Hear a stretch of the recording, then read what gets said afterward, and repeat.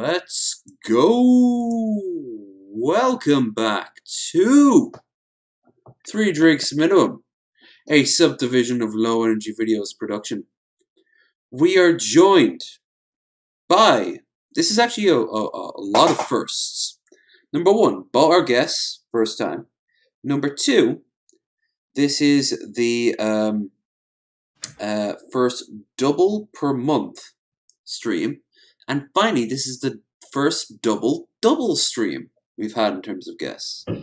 So we are joined by Drunken Crow, who definitely belongs here, and John Morgan. Hi, people. And I just realized I didn't actually capture your camera there, John. Kind of stupid if you're going to have that. I've got your icon there as like a base in the corner, but no. Oh, that's Rio's that's like little red Hawk. Yeah. The like lupus hawk. You look Angar. I approve. Anyway, there you go. There you go, big balls. You have yourself your light little spot right there. So yeah, thanks for showing up there, guys, and thank you everyone in the chat. If you can shill this, be a big help. If you check the links in the description, be a big help. And if you could also consider at any point during the night to throw some currency units my way towards that stream goal up there. We have a pretty damn good start there at 105. If we make a little bit more tonight, I won't mind. I really won't, believe it or not. There's only 4 people watching. Well, yeah, it takes a while for us to kick in. The power of the analytics is quite horrific. Well, it's odd because you have more subscribers than I. This is something I notice. A lot of people have more subscribers than me. But usually I have around like 20 people watching at a time. So I seem to do you get better very good view counts. Yeah.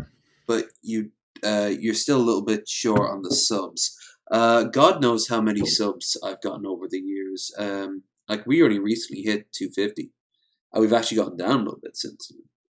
So life is life, but no, you get the crowds. You do get the crowds way more than I do. There's several reasons for that, none of which I'm 100% sure. By the way, guys, I have been drinking prior. I know, shocking. Me drinking. I'm afraid for the first time in my life I've ever relapsed. But if you can remind me in about 10 minutes to go and check in, I've got food cooking, and I don't want to hear beep, beep, beep, beep, beep, beep, beep. Probably won't need your guys' reminder. That goes doubly for the chat. I'll probably be incredibly paranoid, and I've got the clock up here in the corner. So, but no, yeah, we're super duper tiny here. You always have been, probably always will be to some degree. But I seem to have more of an effect, and Bearded Rambling seems to have more of an effect overall than our tiny amount of subs would indicate. But that's just the way of it. I mean, people want to change those numbers, they can unsub or sub, respectively, you know. Yeah, well, I lost a sub on my main channel. I was at 180, and it went down to 179. I hate those giant numbers that then go up and down a little bit. Yeah. But more people need to subscribe to my secondary channel.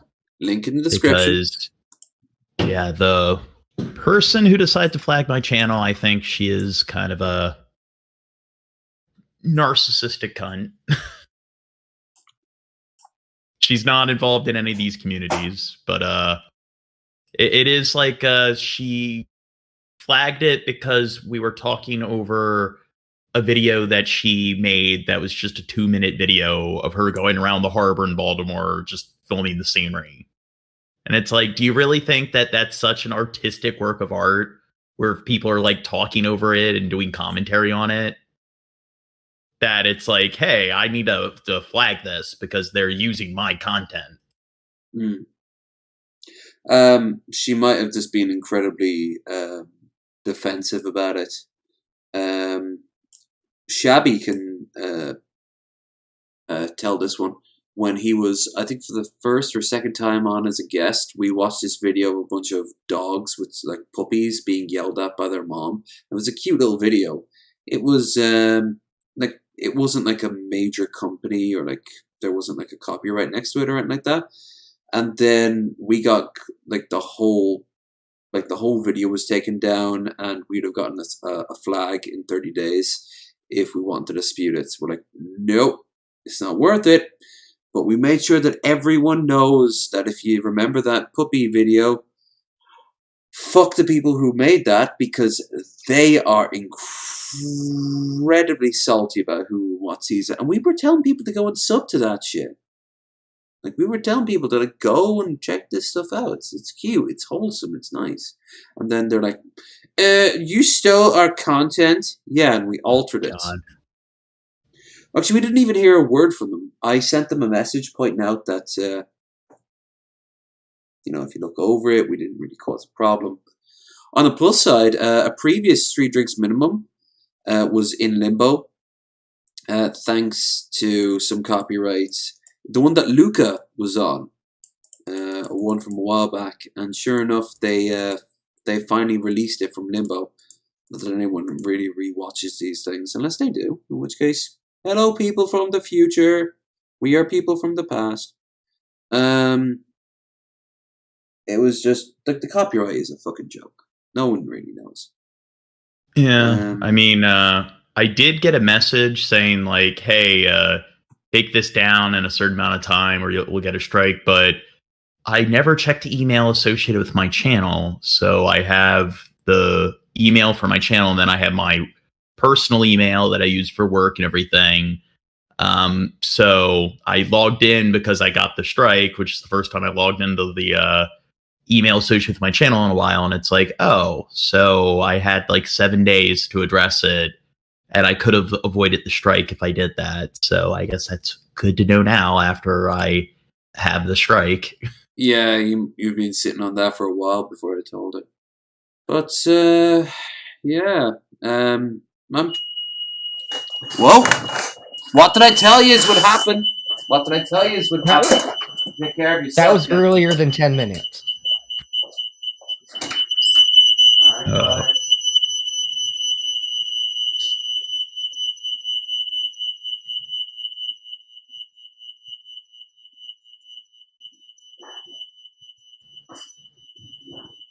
What's going on here?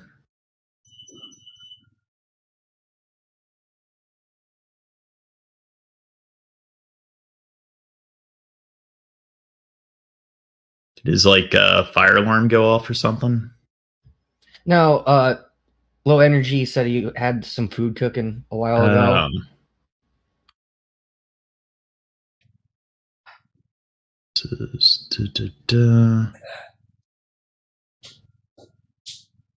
Oh, so the takedown notice. World-class chef right here.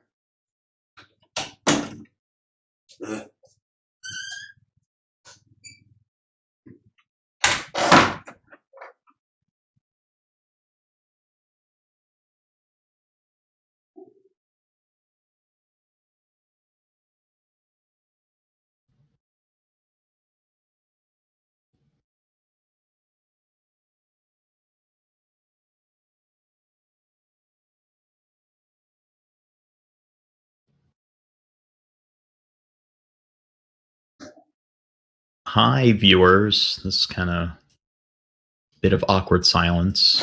How are you doing, Crow? Nothing's burning, at least. In fact, they look perfect.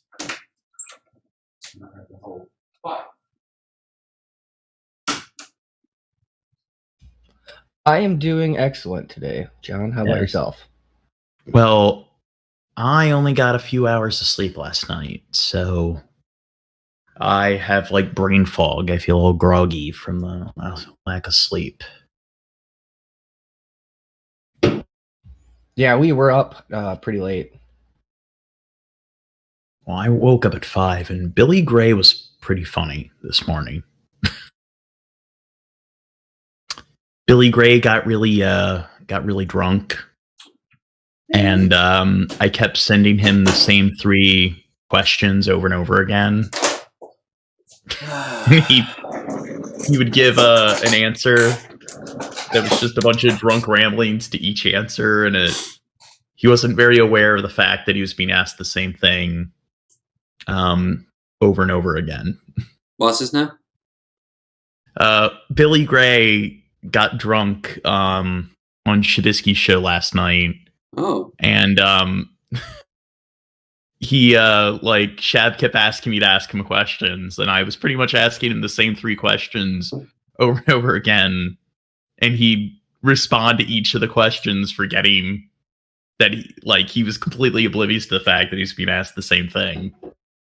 So he'd give like a drunken response to like a question that was asked to him like 2 times in a row or something like that. It was pretty funny. Yeah. I couldn't think of a better way to start it, except to ask how would it be on the stoner stream? The stoner stream. Fortnite with Missy Ann, greatest stoner battle royale. Is that the one you're talking about? Because the other one's a day ago. Does Fortnite stuck? Trying Fortnite season 7. They say me dumb. Oh yeah, it's I think it's the Jackbox games. No, okay. Where so he 9 hours ago.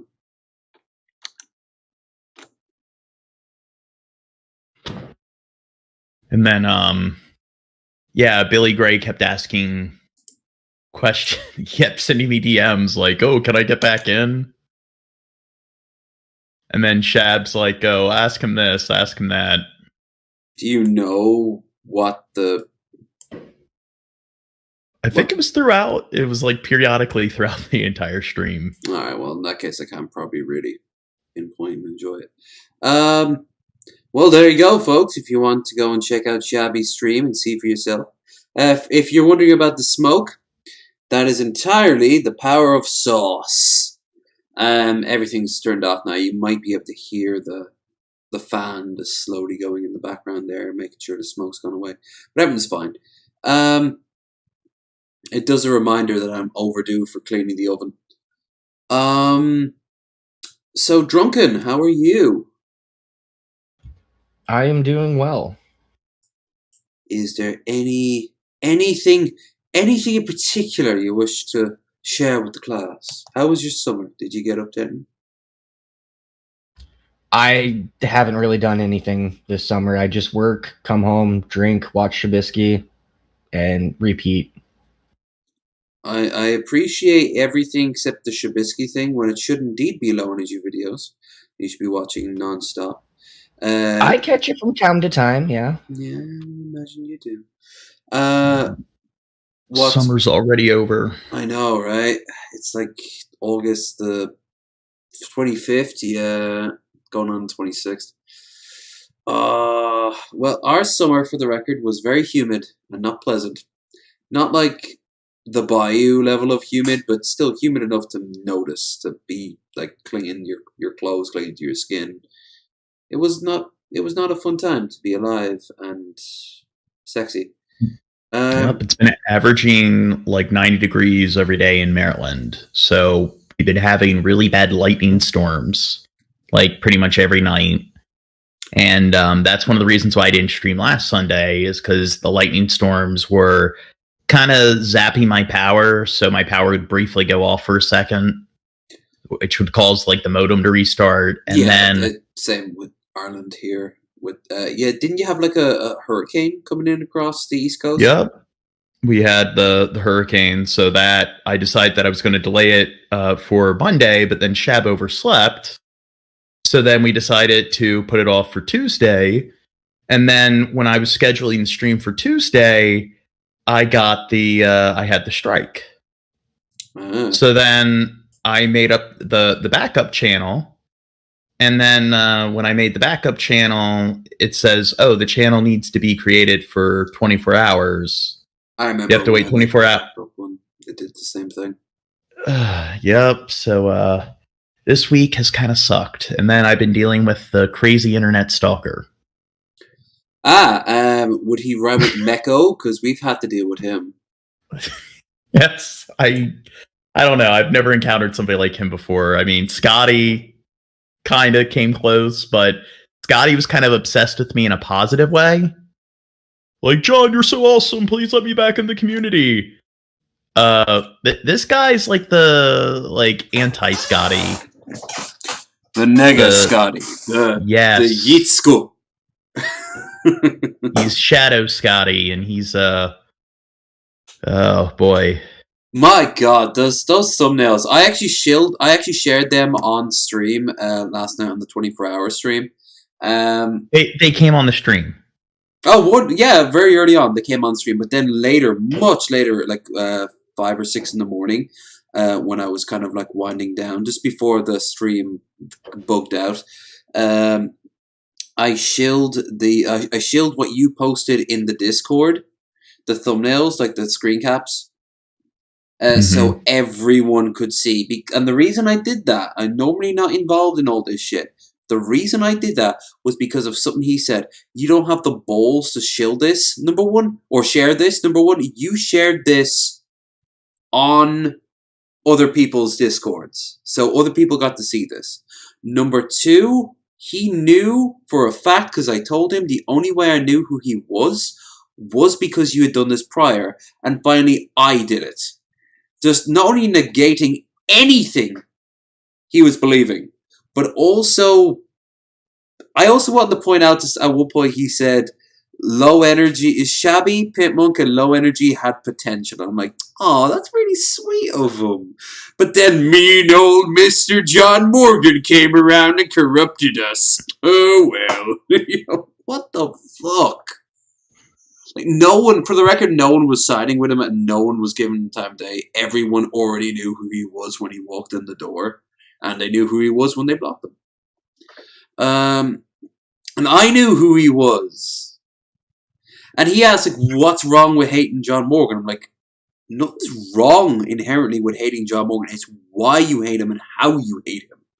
Because we've all seen the screen caps, and I don't think he realized that you were shielding that shit. He does now. He does now. He's going to have to fucking think for the first time in his life, apparently. But that's drama. That drama shit is not something I'm normally big into. I mean, I was involved in it, so I'm like, oh, fuck it. Fair game. Well, when I first started like coming on people's streams, especially Shab's stream like a year and a half ago, there was a bunch of people that are like, oh, John Morgan, he thinks he's smart, he uses big words and everything. And they'd come on the stream to like talk shit to me, and they'd claim that like, yeah, John Morgan's probably like an incel. And then when I would start like using logic to argue them into a corner, and I'd start roasting them, then they would cry and complain. And it's like, if I ever meet John Morgan in real life, I'd kick his ass. Yeah, the internet tough guy shit. That part there is fantastic. Like, the internet tough guy shit is just a pure giant flag. Bitmo Girder today was talking about, let's call him Megs. And, oh wait, no, what mistake? His name is Negs, and he's a piece of shit. But he was going on about Pimp, and I know you and Pimp have your own problems. But I mean, that's the thing, it's a multi-layered level of drama that I don't want any part of beyond them, like, bringing me into it. I'm like, only to tell them all they're pieces of shit and walk on with my day. Which is the healthy option, for the record. But yep. Here's the thing. Like, Pimp was saying he was, like, giving Negs tons of chances to back off. But they kept on going. And then they were like, oh, all these tough guys, you want to fight. No, they don't. Like, you don't want that shit. And I mean, whether it be physically or mentally, you don't want that shit. Negs, Rotfeast, Shani, Chantel, G-Man, Echo, Scotty. Like, there's so many motherfuckers here. Also, someone cut out their stream. Then the stream, their shit. They stopped watching the stream. I need you guys to keep watching it so it doesn't. Was it me? It was me. No, we can't have that.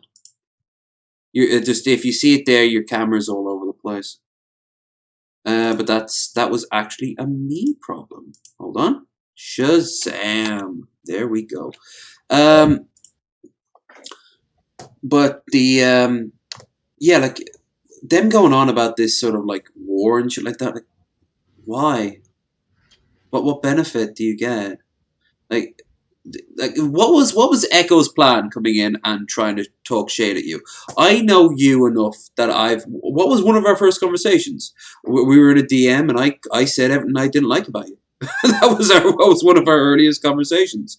And here you are as a guest on my show. You've been on my show before, and I'll be on your show in the future, and I've been on your show in the future, and you'll be on my show in the future, unless you do something that pisses me off. Because you've done the way you talk. Yeah, all right, I can see the mild irritation. I do not see the vitriol that's thrown your way. Like I was thinking, like they're pushing you as an 8 or a 9. In level of hate, when I see you at most like a 1 or a 2, you know, like, they kind of have taken it to an extreme, and I don't see the connection there. If it's there, it'll happen naturally, and then I'll throw you under the fucking bus because you'd have earned it in my eyes. That's just nature.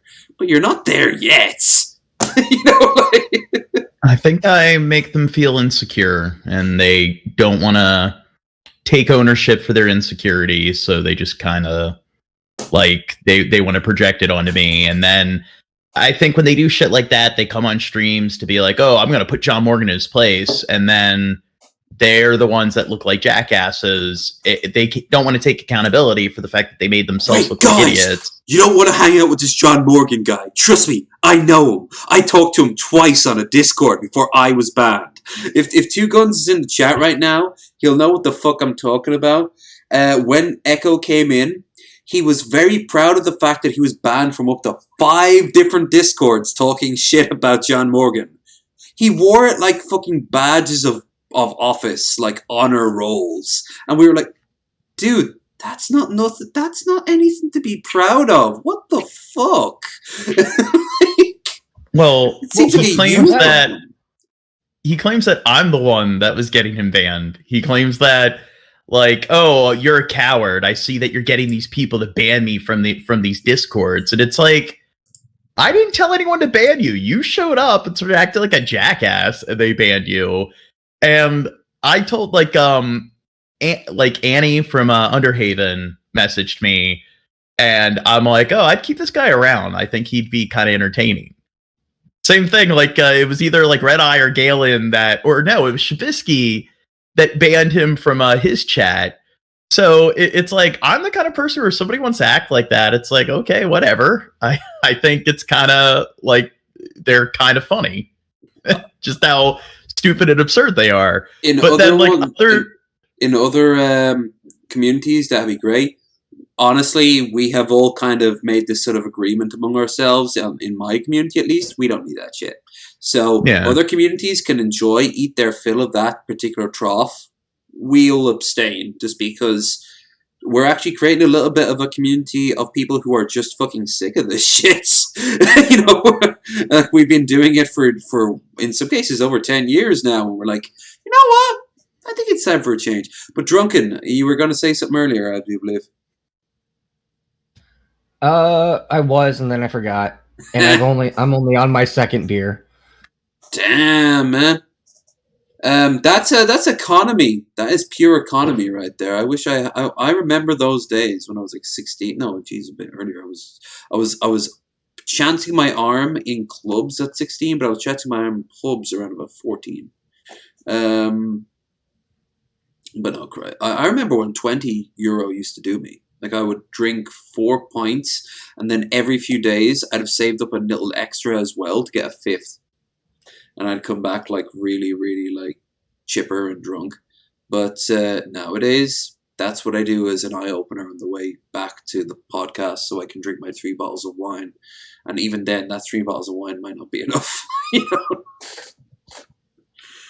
So you find you find your way to keep your tolerance, believe it or not, low for your wallet's sake, if nothing else. Although in America, you Yeah, that's guys, your booze is super that's cheap. the good way to go. Mm. I'm drinking shit beer. I'm drinking Bud Light. I have to drink Oh, 12 wow. pints to get fucking shit faced. That's what I drank last night. I'd say 8 to 10 if I'm not eating it or drank beer in a while. Because as you know, beer hits different than wine, and beer hits different than spirits. Um, I think the most dangerous is cocktails, because if they flood it with sugars and other flavors, you don't know what the hell you're knocking back. And then eventually you're like on your fourth or fifth crazy ass motherfucking cocktail, but you're drunk off your fucking arse because you downed like nearly a bottle and a half of vodka, Yeah. As a bartender, whenever I get someone that orders a Long Island, they're just trash people. They want to get drunk. Yeah, could you imagine as ever fast wanting as to they can. order a Long Island iced tea? Sorry, it's my go-to cocktail because of that very reason. It is a no-nonsense Yeah. cocktail. I know what I'm. All right, maybe actually I'm going to lean in on it. I know it's a trash cocktail. It is indeed a trash cocktail, but it's my trash cocktail. Like it's not. I don't know anything about alcohol.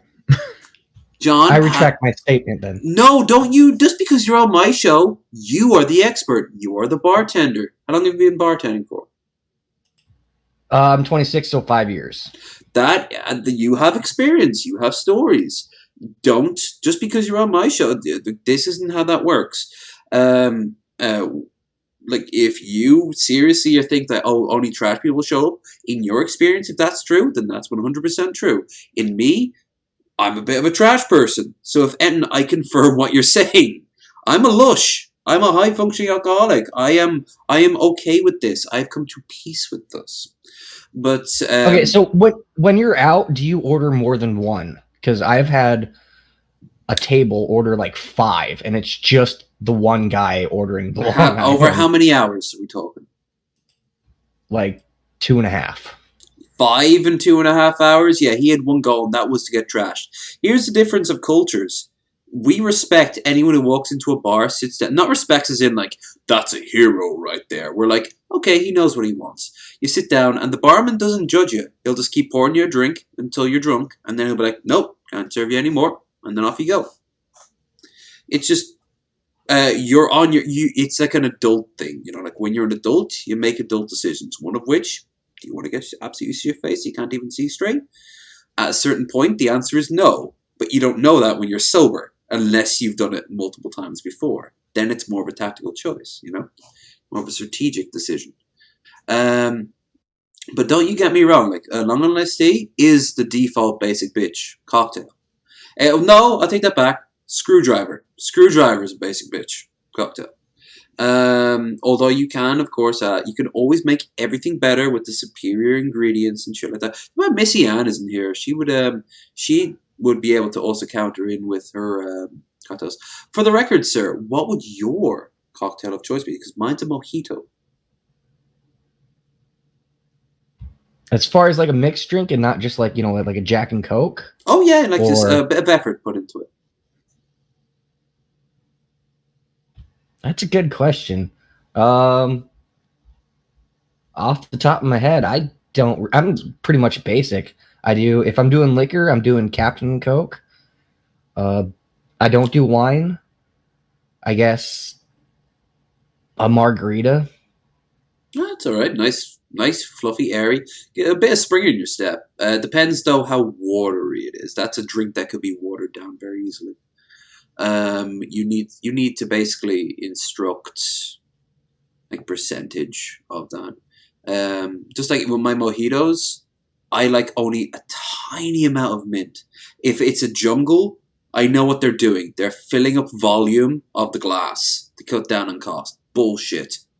Like get a little bit of sprig of mint just for the flavor. Hell, if they want to take the extra step, get themselves some mint extract and pour that shit in there. Just cut the middleman out if they really want to do that. So long as the rest of the ingredients are good, I'm alright. John, I would ask you about a cocktail, but as you said, you don't know a damn thing about drinking. Do you drink at all? I don't know if I asked you this before. Not really. Like, I'm not supposed to be drinking, and I kind of don't like alcohol or like weed and stuff. I don't know if you've noticed this, but I'm usually pretty chill, and downers don't really benefit me that much. They just make me feel sedated.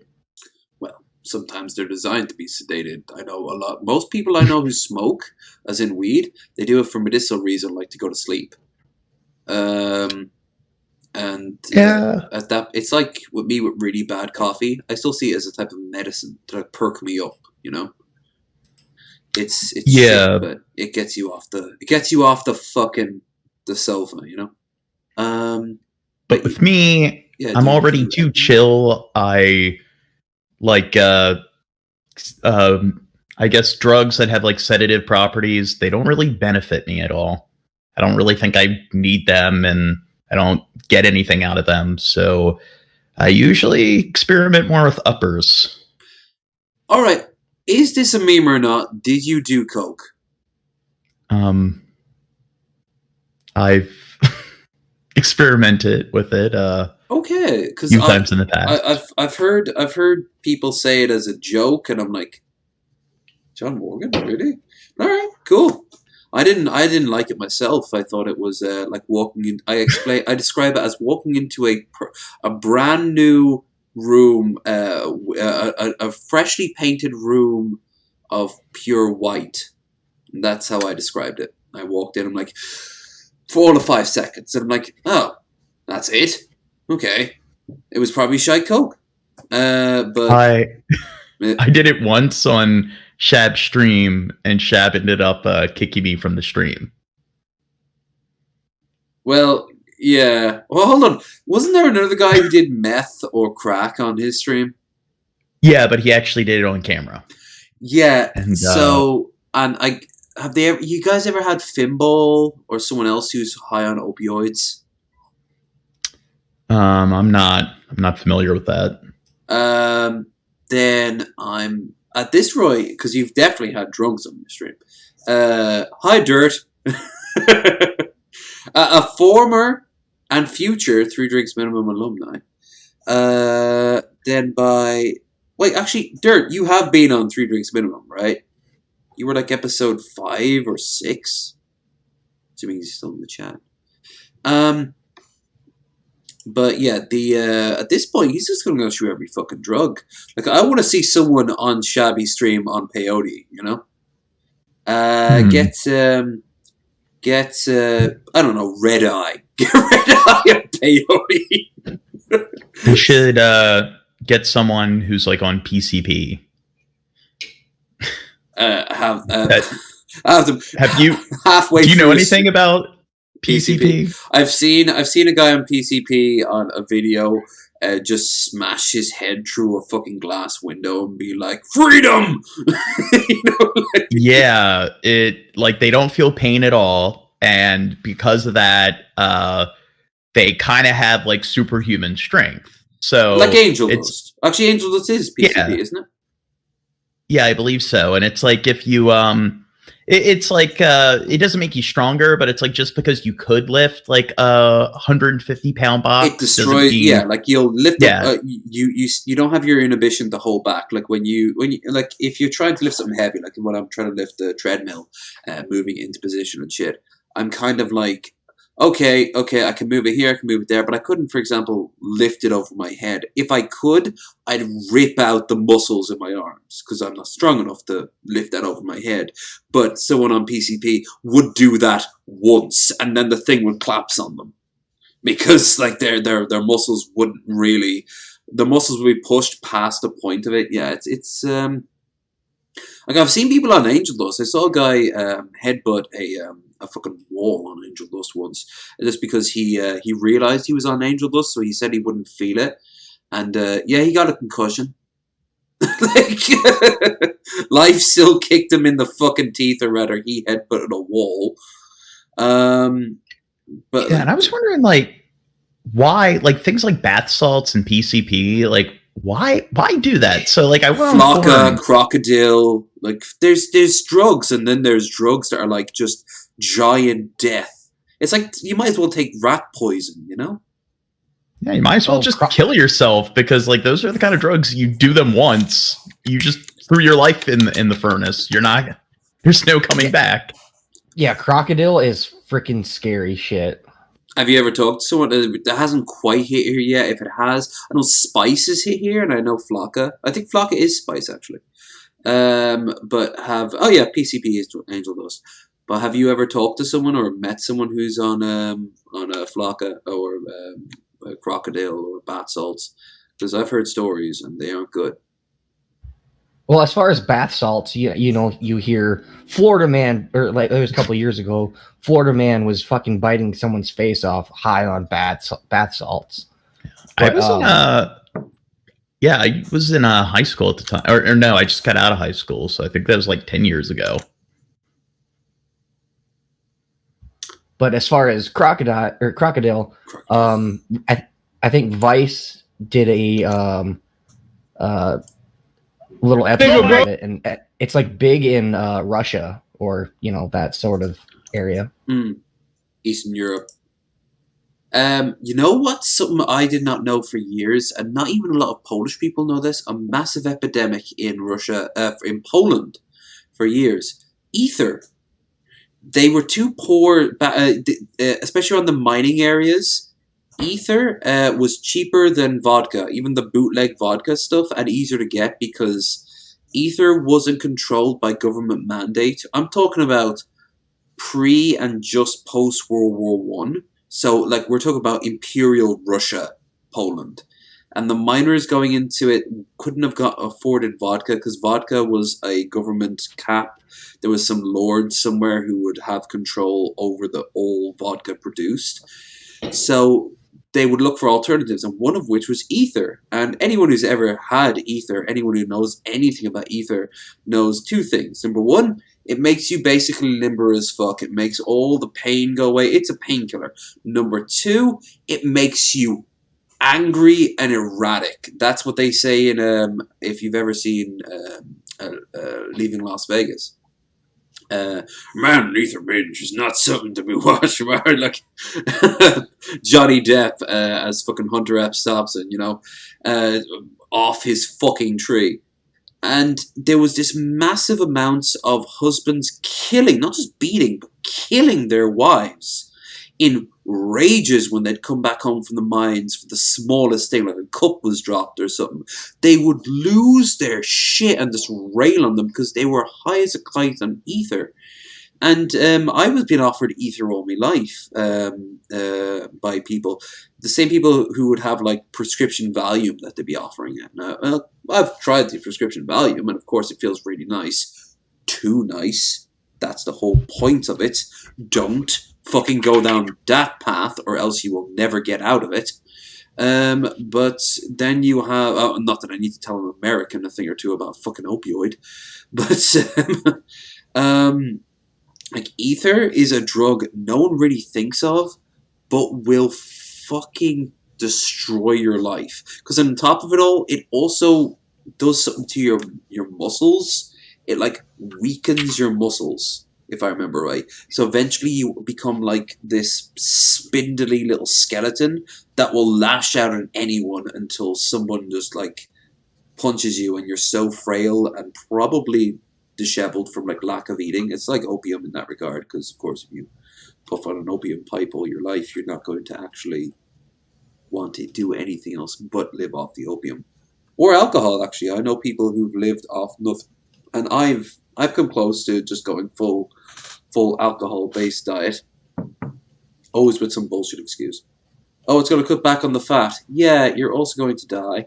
So don't. Maybe eat a burger. It won't hurt you.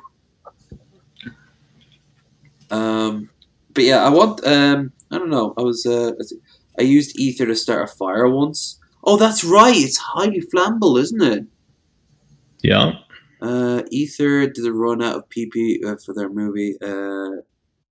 Well, they tried a lot of things in that one.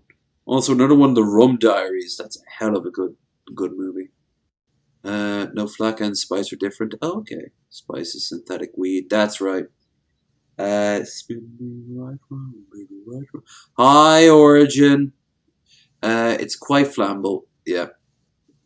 There's so much shit out there that's just absolutely crazy. There's some positives. I mean, I always praise shrooms. You just be sure that you have a strong liver or kidneys going in, because magic mushrooms can fucking destroy your kidneys if you're not careful. Ooh, what about lion's mane? Have you ever tried that? I've heard of it. I've met people who tried it back in college, and they said it was a once in a lifetime experience, mostly because it was so hard to find, so it was the only time they were going to try it. Which, you know, if you're going to try it in college, it's the time to fucking experiment, right? Gives you like hyper focus. It's kind of like an Adderall shroom. Well, the ones we get over here come in a few different strains, but the one you get from like Chinese pharmacies online, we all call truffles, and they're little tiny black ones you get in little tiny paper bags, and they're absolutely tiny. So you're down about maybe 8 of them. It takes a long time to kick in. 4 hours later. The thing is, they're not crazily strong. That's your gateway drug in. And I really mean that as a positive, because shrooms is actually, so long as you are physically able to handle this shit, like I said, the kidney stuff, and that you're not going to have some crazy ass trip with it, it's actually a really fun, it's one of my better times with drugs, period. I much preferred it to acid. I cannot stand acid. The same way with Coke. I found it very underwhelming. Only difference is acid kind of took over my world. It was like that VR game that Girl Does Rant was playing a few days ago. It was like this weird-ass neon vaporwave sort of music thing that she was playing. That was me on acid. Which, again, going back to what you were saying there, Drunken Crow, about your drinking, like a value. I suppose I'm a very cheap date when it comes to acid. I don't know anything about drugs, but as far as drinking, yeah. Yeah, like hey, more power to you. It also probably means that you don't overindulge all that much, which is pretty damn good. No, I just get shit faced. Absolutely, when you're in for a penny, in for a pound. You tried Dopa Macuna? I've never even heard of what the hell that is. Okay, so that herb, I don't think it's got like the same properties as steroids, but it does boost all the hormones that are very useful, like when it comes to exercise. So it boosts testosterone, and because it does that, it's used for like hair growth. And it also kind of makes you feel this like weird kind of rage. Like it does make you feel this hype and this vigor. So if you're into weightlifting, I'd say Dopa Macuna is a good herb to experiment with. Don't juice up. That's what I'd say if you're into lifting. Well, you can do that shit naturally. Is completely legal. That might be very well true, but I mean, what you just described sounded like that could lead to some horrible situations. If you were juiced to the fucking eyeballs and you hit the town to celebrate the fact that you could now bench press a fucking fridge and you get in a fight with the fucking bouncer, yeah, no, that's going to end badly for everyone. And when I was taking Dopa Macuna, I noticed like I had to shave constantly because of just how much it boosts like the hair growth hormones and everything. Oh, do you think maybe we should send that off to some trans men? They're desperate to get that beard out there. Big props to my fucking brothers. That shit is not an easy path to walk. But I mean, good on them for fucking trying. But that doesn't change the fact that they all want this beard. Go on. It also caused really bad acne because of the hormones, and I'd get erections that wouldn't go down. Well, that John, you just type in Pornhub on Google, then it'll go down eventually.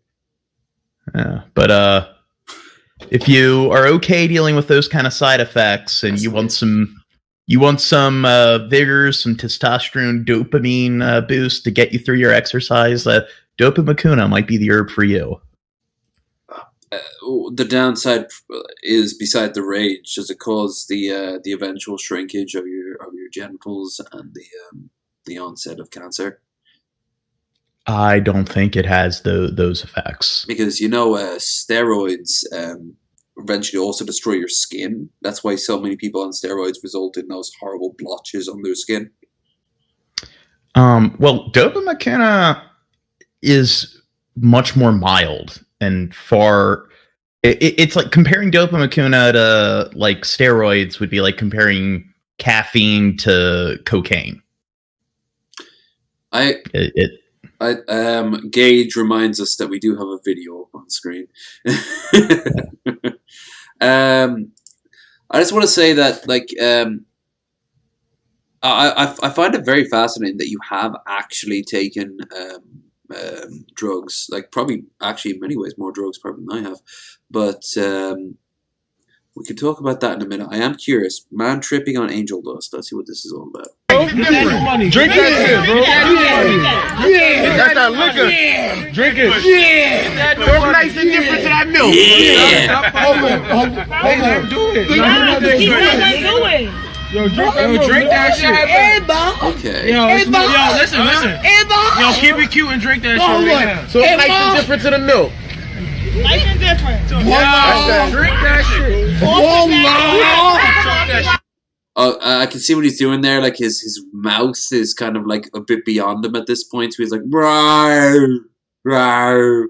Oh, Patrician TV's playing. That's some fucking awesome shit. I like his takes on a lot of Elder Scrolls shit. What? No, but he be in the spot. I assisted you. But he be in the spot with them. Drink that. Hold on. Juicy J, you drink that. Wait, is his name Juicy J? Dude, if you're going to be known as the guy who takes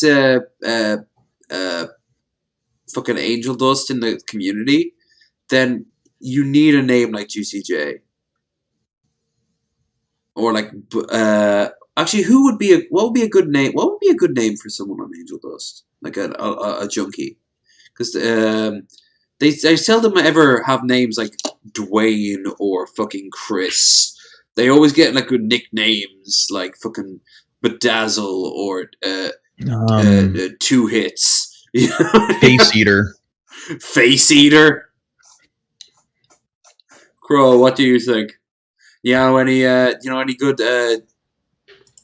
like, is there any junkies around where you live that are like yeah, there is always junkies, but my favorite name comes from Breaking Bad, Skinny Pete. The fat guy? No, he was the skinny guy. The fat guy was Beaver or something like that. But yeah. I mean, yeah, it's a fucking cool name. You're a fucking drug addict. I don't give Skinny a shit Pete, what you call yourself. we had a guy who was opium heroin was a major problem in Ireland in the 90s. The whole Veronica Guerin thing was world famous, and one of the guys out of it that I knew growing up was a guy called Janky, and he was a heroin addict, and he was post heroin. And everyone around him said he hasn't touched it in ages, but the damage was done to his nervous endings. And he'd go around. Everyone called him Jank. And he would walk around like, if you've ever seen Manos, the Hands of Fate, Torgo, from it, he'd kind of be like that was the nickname everyone gave him. But apparently back in the day it was Jank because he would go off with anyone at a moment's notice if he thought he could get like a fix, and he'd do anything. They'd say, get shagged up the arse, stick cigarette butts in his fucking arm. I mean, like he was a junkie. I mean, like at the end of the day, like I want to see like the insanity of the level of highness from this guy. If this guy is like a real like junkie, Juicy J, then I hope he's well wherever he is right now, because addiction sucks. And it will a good name for a female junkie, Sharon Needles. I see what you did there. Well, that seems like that would start more fights among junkies. Hey, I fucking smoke meth, alright? That's different. I don't use that shit. Wait, a funny video is there was a news story a few years ago. Like there were a bunch of vending machines. I think it was like in Florida, and they were disguised to like look like they were selling pens. But you opened the pen up, and there were like crack pipes inside. Oh, crack pipes! That was going to be like, hypodermic needles, and I'm like, oh, fuck's sake. But I was like, okay, crap. That's actually impressive. That's actually very impressive. Like, this is the logistic side of it. Say it again. I just assisted you. So I just attended a gender destitute cell. I love always turning the annotations on because you never know exactly what YouTube's going to pull up. Off the glass like Michael Jordan. Off the glass. Off the glass like Michael Jordan. Wait, you might start going into that. The comments. Before the internet, this is how kids in the inner city used to have fun. They would find junkies and they would get them to recreate famous scenes for like pennies. Before you say that was a dick move, it was our childhood. We were heroes among our community. America's pastime. Baseball? Oh, you some fucking middle class motherfucker out in the fucking suburbs. No, we're talking about inner city, you know? No, the comments, nigga, drink that, dude. Drink that milk. He keeps looking at that shit like I'm Yo, bro. You gonna make me waste my money? That's new What the money. hell is that? It's like a chocolate milk or something he's trying to drink. Nesquik? Oh, it's Nesquik. He's trying to drink chocolate milk. Yeah, that's new money. Drink all that shit, you gotta get it. Cause I ain't waste my money. That shit, drink Is this that like shit, putting bro. Kool-Aid on your fucking lips in prison? Like, is this like a power... I think this is, to a degree, a power play from the people recording. Or did they actually ask him for it? Kool-Aid on your lips from prison? Is that what you said? Alright. So I remember watching this back in the day with Ryby, of all people, on her old Rabbit channel. And we used to watch these sort of like, you know those kids scared straight shows where like the kids would go to a prison and be like, if you keep this up, you're going to end up here, man. And they're like, I don't care. You know, like, I skipped school 3 times. Yeah, well, I got raped today. Oh, okay. I guess I'll go back and study. You know, like, it was that sort of extreme thing. But apparently, what they do is, like, he made one kid get like the packet of Kool-Aid and like put it on his lips. Like, you, do a kiss, there. You know what that makes you? That makes you my bitch. Other people know not to touch that. And like the kid was like fucking like freaking you could tell he was terrified, which is the whole point of it.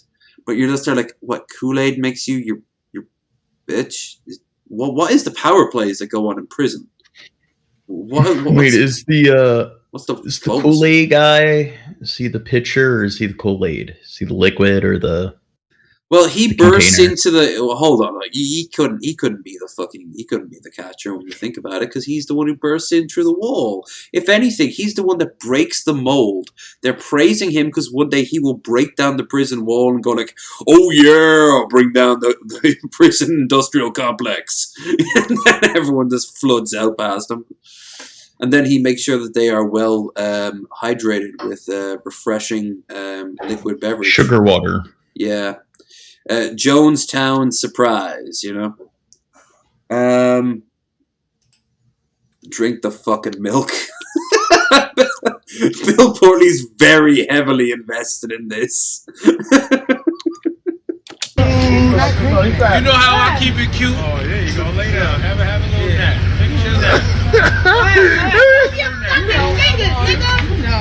Damn, I wish my chocolate milk did that to me. No, drink that. Don't estimate the power of controlling food in prison. 100% 100% true. Hell, they do that in Orange is the New Black. Who's one of the major characters? The woman who played Janeway in Voyager. Red. I think her name was Red. I don't think that was her name, but I think everyone called her Red. And I watched a couple episodes for Orange is the New Black. It's in my cup of tea. I liked a lot of the dynamics going back and forth. Some of the characters were very stock. There were some pretty cool ones, but mostly, like the idea is that, guys will like it because girls will be getting laid with each other all the time. But I was like, yeah, that's all well and good, but I've got Pornhub for that. How about you give me a little bit of character development? And they actually did, which was all right. I didn't go into the full detail. Like, I remember Elf King constantly DMing me every 5 seconds with the season finale, like the last ever episode, and it was like, okay, great. The next one, I'm like, okay, great. And then, fantastic. Oh, all right, I get it. You like the show. I'll probably one day sit down and watch every episode of Orange is the New Black from start to finish and be like, yeah, it was all right. I mean, I know probably isn't as good as Breaking Bad, and probably is on par with The Wire.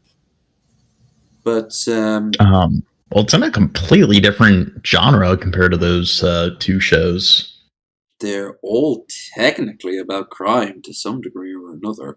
Yeah, but isn't like Orange is the New Black? It's more of kind of like a comedic prison sitcom. There's comedy in it, but there's a whole lot of darkness. Hell, I remember an episode early on where you see the entire story of this girl who she became like this sort of running joke junkie, but then she ended up becoming like the snitch that the guards would use, and also occasionally rape. Well, I mean, she would have sex with them, but I mean, it was more or less kind of coerced. And then she eventually hangs herself. The one with the really pixie hair, and she was kind of like super pale. She was from like New York or something. Like, it got bleak, to say the least. But there is comedy in it. There's a whole lot of comedy, but I mean, like, there's a whole thing about a chicken. There's a whole thing about I threw my pie for you. I remember all that shit. I mean, like, The Wire and like Breaking Bad had tons of comedy. Breaking Bad had tons of comedy. The pizza up on the roof. I mean, like, all shows are going to have their like elements of comedy and drama. But I'm saying, like, those kind of crime shows, it's more about like the criminal enterprise evading the authorities. Orange is the New Black. It's more of that contained prison kind of environment. And well, they're kind of not going to be able to. Well, they're still evading the authorities. What they can get away with, they make hooch. They make schemes up. They go on a fucking strike at one point. I remember that. Like, there are politics as power plays. Plus, it shows like outside of the prison too. I don't know. It's like the best way to describe it is just the HBO type of show. Crow, do you know what I'm talking about? The sort of like I've watched both Breaking Bad and Orange is the New Black. I've never watched The Wire, but as far as like quality terms, if you've caught, Orange is the New Black, an episode here and there, and you're like, oh, this is interesting. Yeah, it's one of those series where go ahead, start to finish, watch it, but at the end, you're just like, okay. But, I mean, I would definitely rewatch Breaking Bad again. I've never heard anyone say otherwise. And I've heard other people say they would do The Wire if it wasn't so fucking huge. Like, it's like a real sit down. Which is the same with The Sopranos. I think every 10 years you should sit down and rewatch The Sopranos. But it's a chunk of change. It's not like Rome or Deadwood, which I love those shows, but they only had 2-3 seasons rather. With Deadwood having that short mini series a few years ago, which is pretty good. I wouldn't say it was great, but I thought it was pretty good as well. They actually made a movie as well. Yeah, that's what I'm saying. But it was broken up into 2 episodes or something. The movie itself was like, yeah, it was alright. It felt like a natural progression. There was one scene I didn't like. I won't spoil it, and it would open up too many cans of worms. But it just didn't seem like it made a lot of sense for the character historically or in the show. But other people, yeah, it worked. It was interesting seeing a lot of these characters come back, especially because the guy who played the news agents guy, the principal from Ferris Bueller's Day Off, he got into a lot of hot water years ago over like some sort of rape allegations. So he was basically cancelled just before cancel culture really took off. So I'm surprised they brought him back, but they did, and he was good in it. He didn't have much of a role, but he was there. What do you think of the Crown? I know my ma watches tons of it, and she says she can't stand it because she was there for a lot of this historical stuff that was like heavily modified. But I'm like, you were there for House of Cards, the English and American versions, and you like those. So I'm guessing it's just the subject matter kind of put her off a bit. I don't blame her in that regard. Yeah, I'd say I'm more of a Downton Abbey man myself. Yeah, Downton Abbey, The Crown, like War and Peace, Gone with the Wind, Game of Thrones. Oh, I remember Rome. War and Peace. That wasn't great, but it wasn't terrible either. I've got something after this show. If you've seen Downton Abbey, does that mean, have you seen Upstairs, Downstairs? No. But here's a funny story about Downton Abbey. I went to see the movie in theaters, and my one friend's girlfriend, who is not that bright, and she's one of those people who is contrarian, so she always likes to have like an opposing opinion or likes to add stuff to any sort of statement you make because she's not good at recognizing her own ignorance. And I was talking about like similar I guess like franchises or IPs to Downton Abbey. So like all the ones I mentioned, like Game of Thrones, Rome, War and Peace, which are like aristocratic, like epic dramas. And then she brings up Harry Potter. I'm like, Harry Potter does. I mean, there is a sort of idea of like dynastic, like who's going to control the wizarding world. So I mean, I guess. But I mean, they're not like epics like those series where they're like no, these it's an grand epic. tales. It's a different type of epic. It's like a young adult epic. It's probably the young adult epic. I mean, Hunger Games is an epic. Well, I mean, Harry Potter, the books are like, aren't they all less than like 300 pages? They're really small. Not the last two. I've read them all. You have read them all, right? No. They were popular, so I didn't like them because all the other kids liked them. Oh, you fucking poser. I'm sorry, but I mean, you do realize that popular things can be really good too, right? I am well aware of that, but I'm not the kind of person who was against like things like Halo is really popular. I liked Halo. The Marvel movies are popular. I enjoy them. Mm-hmm. But the thing, and I mean, like Breaking Bad's popular. That's like my favorite show. The thing that really irritated me about Harry Potter was not the source material itself. It's the fact that there are a lot of kids that you could tell they didn't really read. They don't know why reading is beneficial or why you're told that you're supposed to read. They just know that you are. So you had a bunch of kids that would read like Harry Potter, Twilight, and the Hunger Games. And you could tell that their only goal was to get to the end of the book just so they could pat themselves on the back and say, yeah, I read something. And those kids were always just really annoying and very grating. And yeah. I hate to say this to you there, John, but as a former Nazi, I've read Mein Kampf, and one of the earliest things he says in the book is that he hates those who think they're intelligent because they've read books. You kind of sounded that. You kind of sound the exact same way, right? Well, I read. I think people should read, but there are people who just read or they think that they're smart just because they do read. So you're saying those people don't exist? Oh, They do, but I mean, come on, man. Like you have those like hipsters where they'll listen to audiobooks. I and listen then to audiobooks by the truckload. I know most Yeah, people but I I'm know do that. saying they'll listen to an audiobook now and then and they act like, oh, because I do this, like I will call myself a reader. That's something else entirely. Like what you're describing is kind of like the idea of like what's a true gamer. You know, like that's the same logic you're kind of putting out right there right now.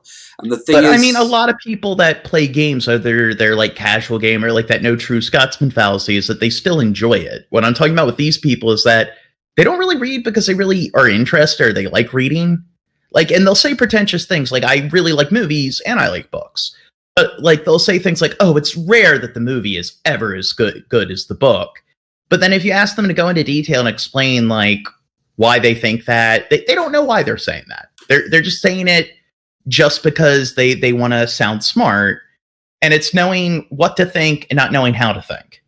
And I have more and that's the problem. It's the fact that they don't really read. You can't really have a conversation with them about a lot of books. Like I like Stephen King, and they'll claim that they like Stephen King's books. Good, because I have a question to ask. Yes. What is the case? Because I've got one in my head right now. What's the case where the movie was better than the book? Gerald's Game. The Mist or the Fog or whatever it was. I like the book better than the movie with the Mist. Shawshank Redemption. I like the movie better than the book. The book was like a novella, so it was pretty short. That's one. I actually didn't think of that one. The one I'm thinking of is Carrie. I honestly think the movie, because the book got creepy. Like what is up with Stephen King fucking obsessing over underage girls' tits? Well, that was his first book, so I don't know how. Doesn't he do it like more than once though? What are the people who Crop?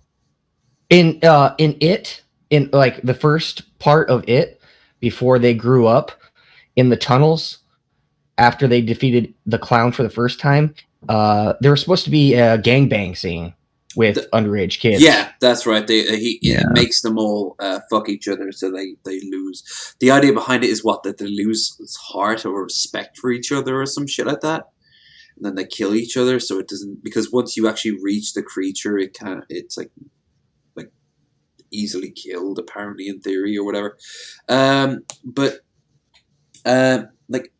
Stephen King, don't get me wrong, Stephen King is beyond a fucking genius. And it's crazy that we're living in the same age as him.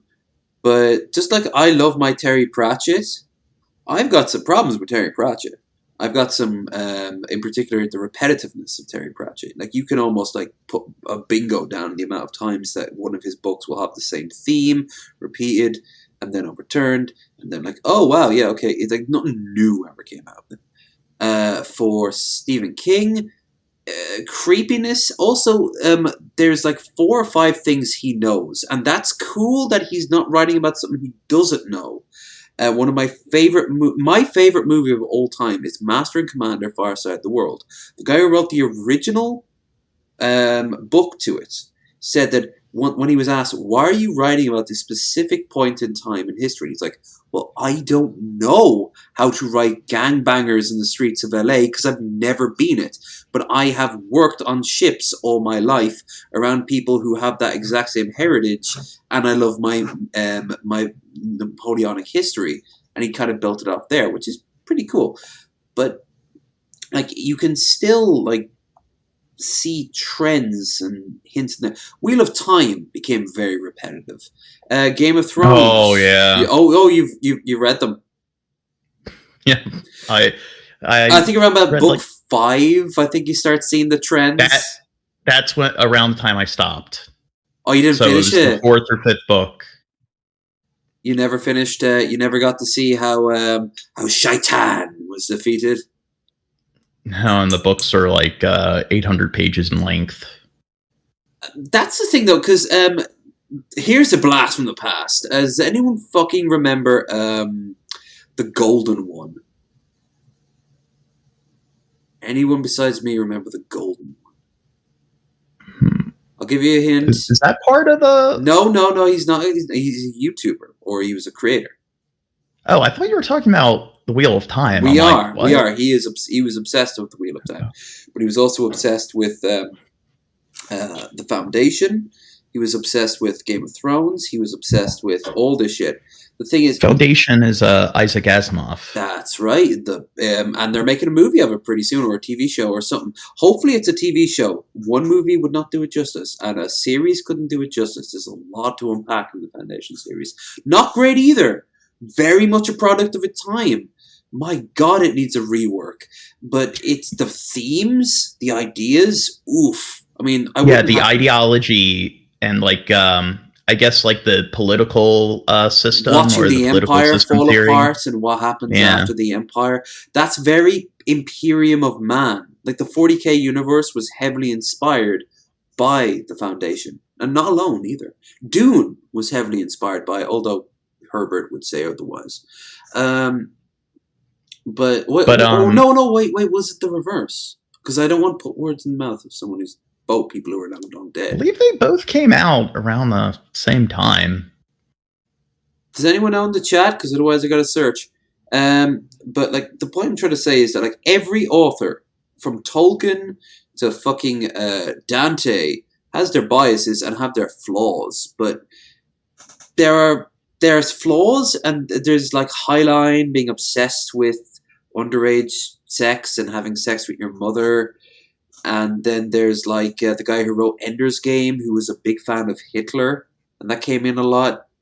I never watched that, or I never. You see you see right there. You went straight to watch. You knew there was a movie, but you forgot that there was the book as well.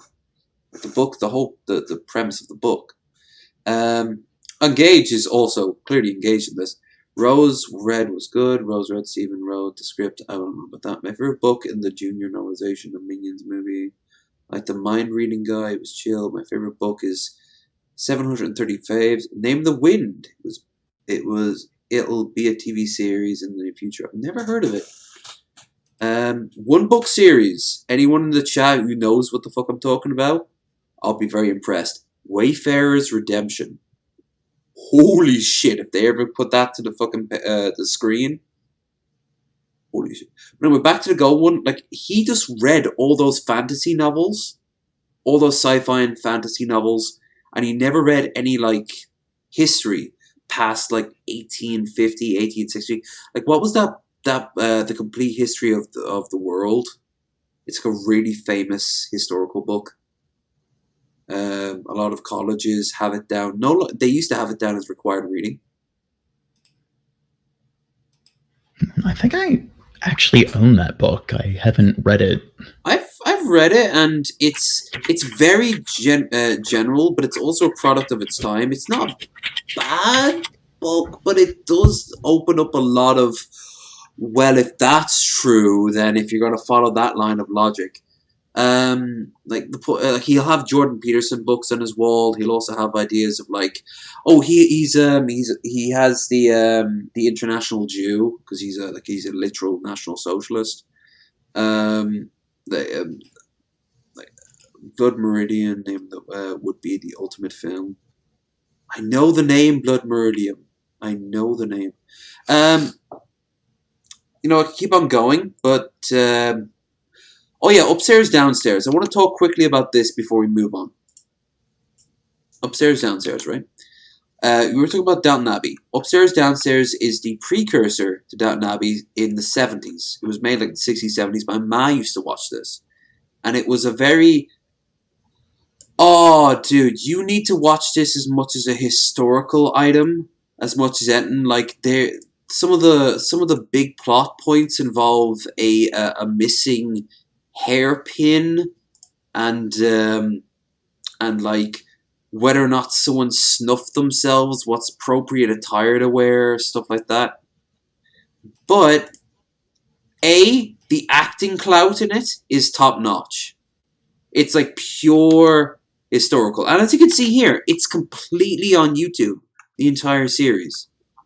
But also, they get dark. I mean, it's set in just before the... Ooh, my lord, you can see her corset. Ooh.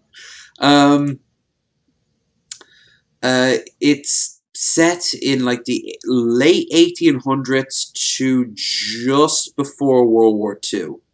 They remade it in the 2010s, and it was bad, to say the least. It didn't have the budget, it didn't have the backing. But it's also interesting to watch because this is how TV shows used to be made. Like, what they're doing is they're literally on set right now, which, you know, obviously, we've all watched sitcoms back in the day. But, like, sometimes they'll bang their hand off against a wall that's meant to be solid stone, and you can see it move, you know? Oh, that's like in Star Wars when the stormtrooper hits his head on the side of the door or the end of the door. Yep. Or how the banthas out in the waste were they were elephants, and every few scenes the elephants would throw the bantha outfit off because they hated it. And they had two types of two types of R2-D2. They had what was the name of the little guy in R2-D2's outfit? Does anyone remember? Was it Kevin Warwick? I don't think it was Warwick Davis. No, it wasn't Warwick Davis. But I think the guy who worked with him also worked with Warwick Davis. But because he was a Ewok in Return of Jedi, and he also makes a cameo in. All right, great Warwick Davis story. Warwick Davis appeared as an Ewok as a child. On top of that, in a scene. Years later, when they did episode 1, he appears in Jabba's palace during the pod race scene. He points and laughs. However, Warwick came to George and said that he needed to be represented to show that, like, people of small stature were getting represented, and he threatened dwarf, midget. I actually don't know the term, but no, you're supposed to call them little people. You're meant to call them walking coasters, okay? That's what you're meant to do. That's a fucking joke, by the way, folks. I'm triggered. Cancel low energy. I'm just going to have a bunch of fucking leprechauns at my front door in the morning holding signs up. Get the hose out and just blow them all.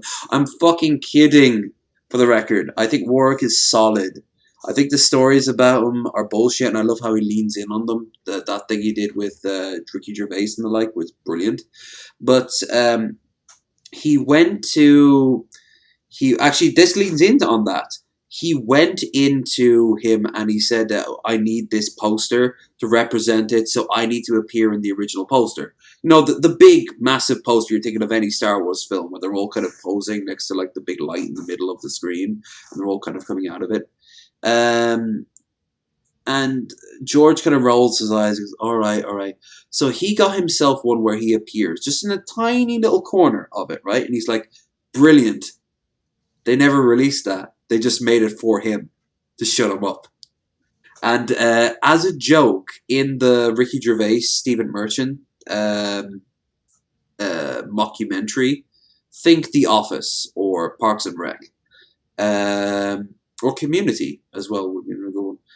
He is in his office playing himself, and he's pointing out, "Here's me in Willow."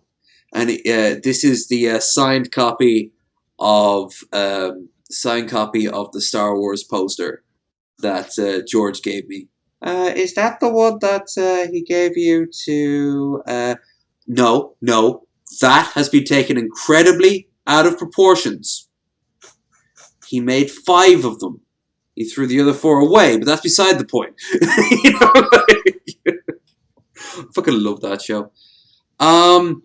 Let's have a look anyway at the...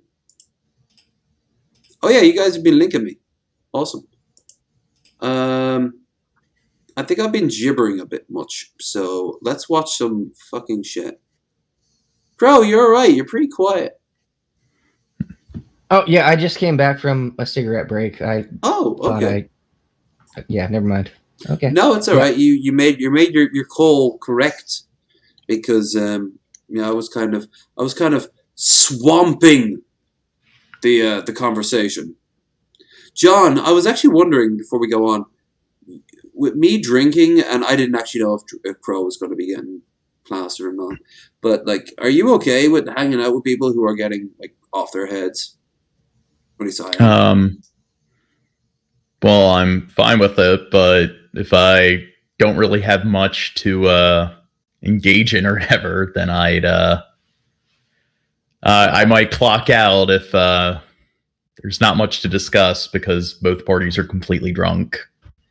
Well, John, you've hung out with me enough. I mean, I might get. But there are other sober people there to talk to. Hanging out with drunk people when you're sober is fun. If it's like with Billy Gray or you, when you can kind of you have other sober people around, and you can kind of like use their drunkenness as like a source of comedy.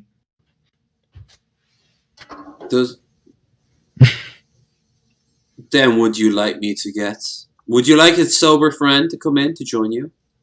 Yes, we need to get another sober person in here. All right. Call out to the chat. Who wants to be poor John Morgan's sober wingman? I think we should get Dirt in here. Dirt's been drinking. I don't even need to know. He's been drinking. Huff some cleaner, chug some brewskis there, Gene. Yeah, I mean, I was actually thinking, like, I've said this before to all my guests. They don't need to drink. They don't need to smoke. They don't need to do anything. But they have to ask themselves, do they have a fun time around people who do want to do those things? And if you're not having a fun time, then, like, too bad I'm drunk. Dirt, come in anyway. Let's fucking dogpile him. Let's fucking dogpile him. No, I'm only messing. Like, I seriously want to have a good time, but if like we're rubbing you the wrong way, more importantly, I'm rubbing you the wrong way because Drunken Crow is barely getting his words in. No, I like to enjoy, people talking, and the more you guys talk, the more I drink because I'm silent. Eventually, there will come a point then that drink will demand that you speak, correct? Yes, and I'm waiting for that point. And consumption is a function of disjunction. I had a good yesterday. I had a good day before. I don't know if they're watching, but I've been in conversation with someone as of late who's been very cool.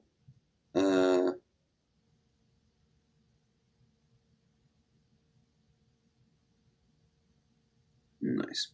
Some awkward silence. No, I got a message there. But point is, I've been in conversation with God. Point is, I've actually been in a pretty good mood.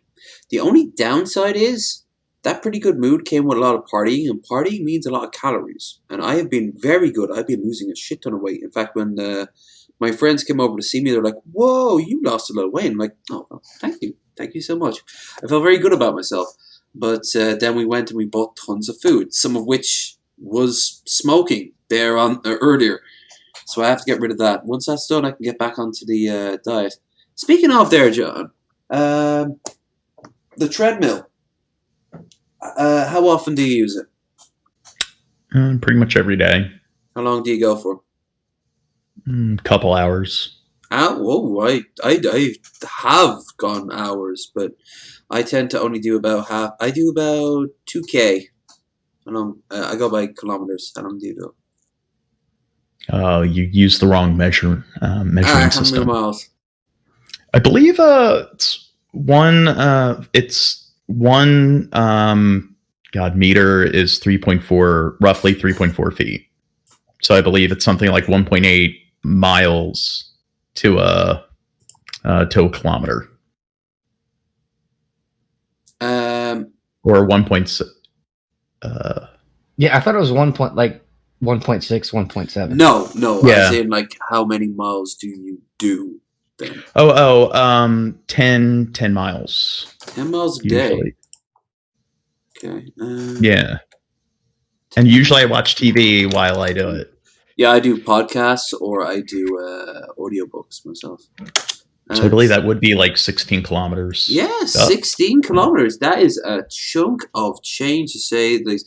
I've done that at my best, but then I always let go. And then I imagine when you started doing this, you couldn't do 16 kilometers.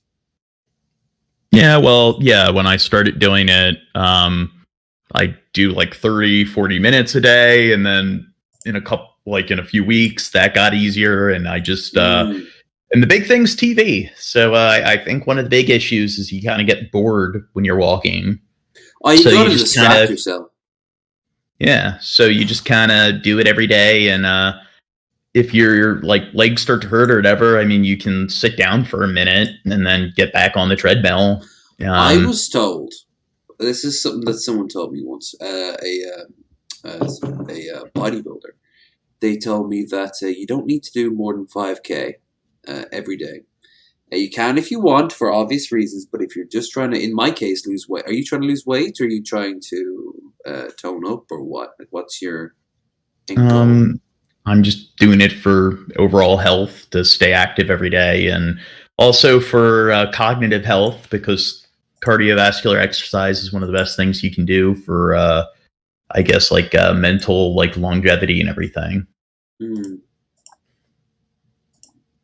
I'm just opening up the links you guys sent me. As you can tell, we didn't really have it in plan. Sometimes we have stuff planned, other times we don't. But as long as we have something to walk to. We never did watch... Hold on. Before we watch this shit, we have to watch the rest of this fucking guy tripping on fucking shit, you know? Just for the sake of it, if nothing else. Just for the sake of it.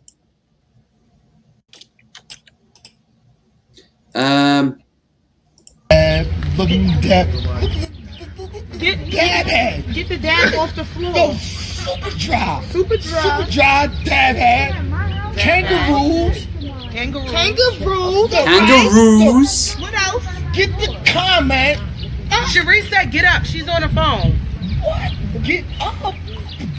What? Get up. Get up. I'm sending this to your sister. Fire. That shit fire. Can I just say that is today is too hot for what he's wearing. Yeah. Like, he's wearing something that would go well in the winter, but I can just tell that's a scorcher of a day. Look at the shine off the cars, you know? You know, I'm gonna get that couple of years. I'm buying that. That shit fire. Seems everyone else seems to be dressed in a similar manner. Mine not gonna be a rental. Help me get this nigga. Help me get this nigga off the floor. Hold on, hold him up. Come on. I'm gonna get him up. That nigga might piss on you. I heard if somebody's high on angel dust, you're supposed to pee on them to make the effects of the drug go away. It's like a jellyfish thing. Just like a jellyfish. Yeah. But, like, where's the logic in that? Like, it pees on them, like, on their clothes? Do you have to pee in their mouth? Like, where does the urine have to go? I don't know. Like, that seems like... It's like, alright, so you get stung by a jellyfish, right? Okay, so where were you stung? That's not true, that... Yeah, the idea behind it is that it's like in the UK and in Australia, you sometimes find little things of vinegar for the exact same reason the jellyfish thing. The idea is that it sterilizes it. Thing is, vinegar does sterilize it, but the problem isn't that it's a wound. It's that it's a puncture for a poison that's now in your body. What you need is the equivalent of when you get bit by a snake, someone goes, "I'll take care of it," and then they suck the venom out. Like, that's what you need. So I don't know why they think like vinegar would fix it or why pee would fix it, but why that connects to angel. And look at his legs. He has Sonic legs. He's got to go fast. He has Sonic's Sonic's legs, aren't they tan instead of blue, or are they tan or No. blue? I thought that was his gloves or his hands or whatever. No, I thought his limbs.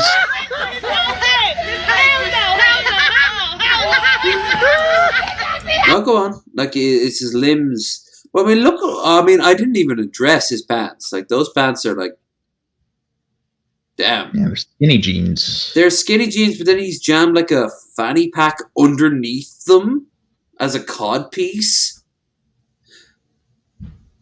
We call them fanny packs in Ireland. Yeah, we call them fanny packs. I thought they were called bum bags. That's the UK. Okay. We do have differences there. We are not. What about Northern Ireland? Oh, for fuck's sake! They're probably just going there. No, but what? No, but I don't understand. No, but no, but oh, you don't like them. Hey, okay. What do you like? Nothing. Oh, you don't like anything. Okay, that would be the answer up north. As a rule, they don't like anything up north. They're very grumpy people. Or they have the Geordie accents where you can't even like understand them.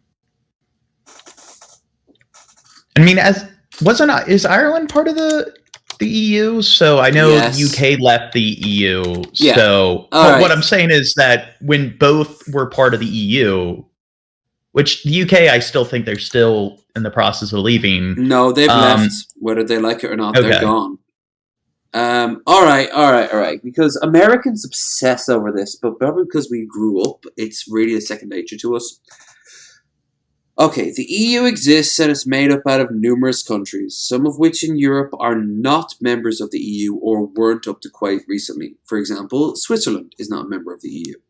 Hell, it wasn't a part of the UN for the longest time. 2000, I think they joined. Russia is not a member of the EU. No, however, No. a lot of its puppet states are, and they don't like that because they No. want them to base their economy off the ruble so they can improve the value of the ruble so the ruble can have some sort of power on the market, which it doesn't due to UN sanctions. But that's a conversation on the other hand. Russia is not What is it? Romania and like Bulgaria, I believe most of the Balkans are not part of the EU. No, And one of the Nordic, is it Norway? Sweden. Sweden. Okay, because it's their fishing industry. That's what I read about. Because the policies in the EU would interfere their like economy when it comes to like their fishing market.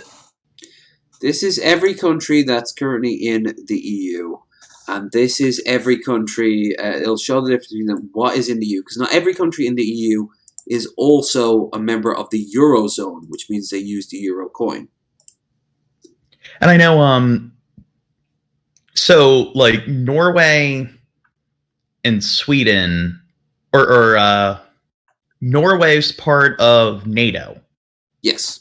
But that's a separate thing altogether. Yeah, I know. But I'm saying Finland and Sweden are part of the EU, but they're not part of NATO. But and if Sweden, I'm right, they're not a part of the Eurozone.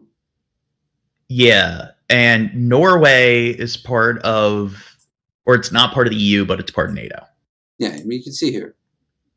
It's EU is the state. You can see here the UK has seceded. The best way to describe it is it's seceded from it. Americans should know a few things about that. But Ireland is not. For the record, see where the E is? I'm living around about there. I'm right on the border.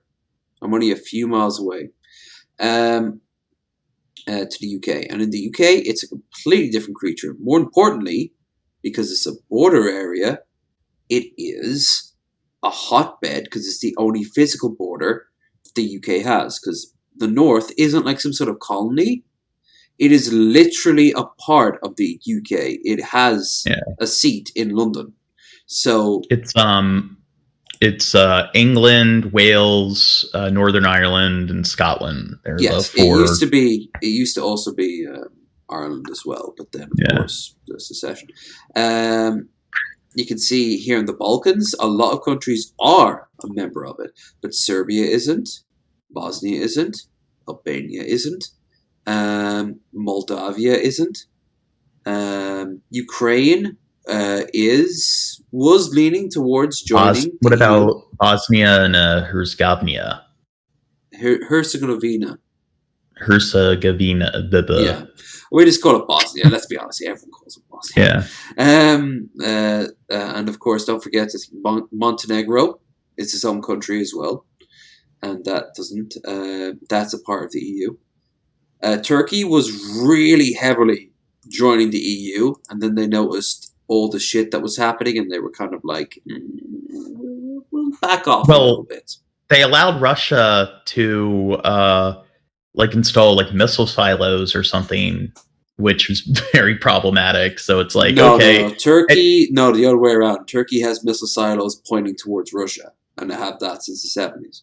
That's what resulted in the Cuban Missile Crisis, because Turkey had missiles pointing at Moscow. Moscow was like, oh shit, well, we have this new puppet government out of Cuba, so let's go and put missiles there.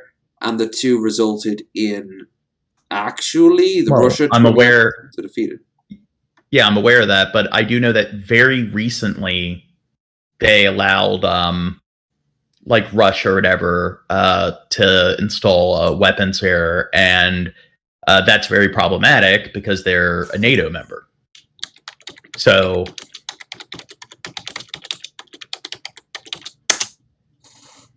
Turkey go ahead with Russian weapons purchase. With sanctions over purchase of Russians. So they're just buying Russian stuff. Yeah, that's very scary, but it's not literally putting missiles there. I don't know where you got that idea from. Maybe they did not missiles, but no, they are. Because missile bases require crews. You know, there are Americans now currently working in Turkey with missile silos pointing at Moscow and Omsk and Vladivostok and all those other places in case of a mutually insured destruction thing going on. The EU is not all that complicated. What is complicated is the relationship between UK and Ireland and all this. As everyone knows, at one point, Ireland was controlled by the UK, or at least originally by England. Then the Act of Union happened. We all became one giant country. It didn't work out. The famine, the Civil War, World War I tied into that. And then eventually we had our own independence, had a little bit of a civil war. We became something called the Irish Free State. After that, we then proceeded to go and in the 60s become the republic that we are today. But the North is predominantly, because it was based along religious lines, is predominantly Protestant. While the South is predominantly Catholic. Now, in all fairness, fuck the Catholic Church. If the English could have done anything, they could have gotten rid of all the priests. If they had done one positive thing in this world. But they didn't. As all the pedophile stuff comes out, proves. However, Ireland is not a member of the Commonwealth. It is not a member of NATO. And it is a member of the EU, where now Britain is not due to Brexit. But it is still our biggest trading partner. It is a country that most of us have traveled to numerous times. It is a country where we actively interact with on a daily basis, whether we like to or not. It is not this... Most of us don't see it as the black and tans coming over the hill to shoot up our farms, you know? Most of us are like, yeah, I lived 5 years in Birmingham. I lived 10 years in Well, my thing with them leaving the EU is you'd think that because with the EU, it's like they have very like these open border policies. So it'd be very easy if you live in Northern Ireland and Ireland major to just issue. Mm-hmm. Yeah, to just kind of cross over. And now that they're leaving the EU, it's like that kind of open border policy is kind of, I guess, dissolved. Look, the very first thing up is customs, impact, VAT, Yeah. Like we had an ad on TV explaining to business owners what's going to happen when Brexit leaves, and it was just sort of like Britain made a terrible decision. That was their failing and not our problem. We'll sort this out on our own. No one trusts the Irish government because the Irish government is very inefficient. Most of the Dáil is never in session. That's our parliament. It's never in session. They're always coming in haphazardly to point fingers at each other and going like, "You took money from such and such," and then they said, "Well, you took money from such and such." Never gets done in this country, except on this cultural level. We're the ones that passed legal abortion. We're the ones that passed same-sex marriage, and only a decade prior, the Catholic Church had a tremendous say on this country. And in both cases, it was pretty much a landslide. So culturally, we're changing, but we still need our biggest trading partner. Look! They have an entire thing on Brexit. This affects so many people. I have a travel pass that allows me to travel anywhere in Ireland.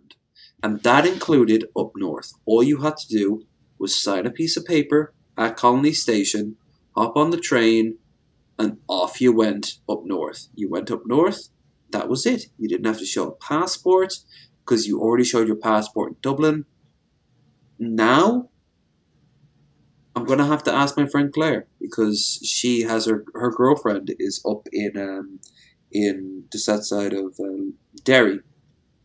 And they're gonna have to ask. I'm gonna have to ask her when I finally go up to visit them all. Like, what the fuck? What the fuck do I do? Like, do I have to? Because I also on top of it all, the vaccine. You need the vax passport now. On top of other things, it's no one has real answers, but I'll tell you one thing everyone has been jumping for. And this is something that they won't tell you. Every border county, including my own, everyone is happy for this. Because the birth of smuggling comes back. Because during the Troubles, everyone smuggled to some degree or another. Everyone smuggled. Now, there wasn't a need because there was open borders. But during the Troubles, every 5 seconds, every truck was stopped and searched.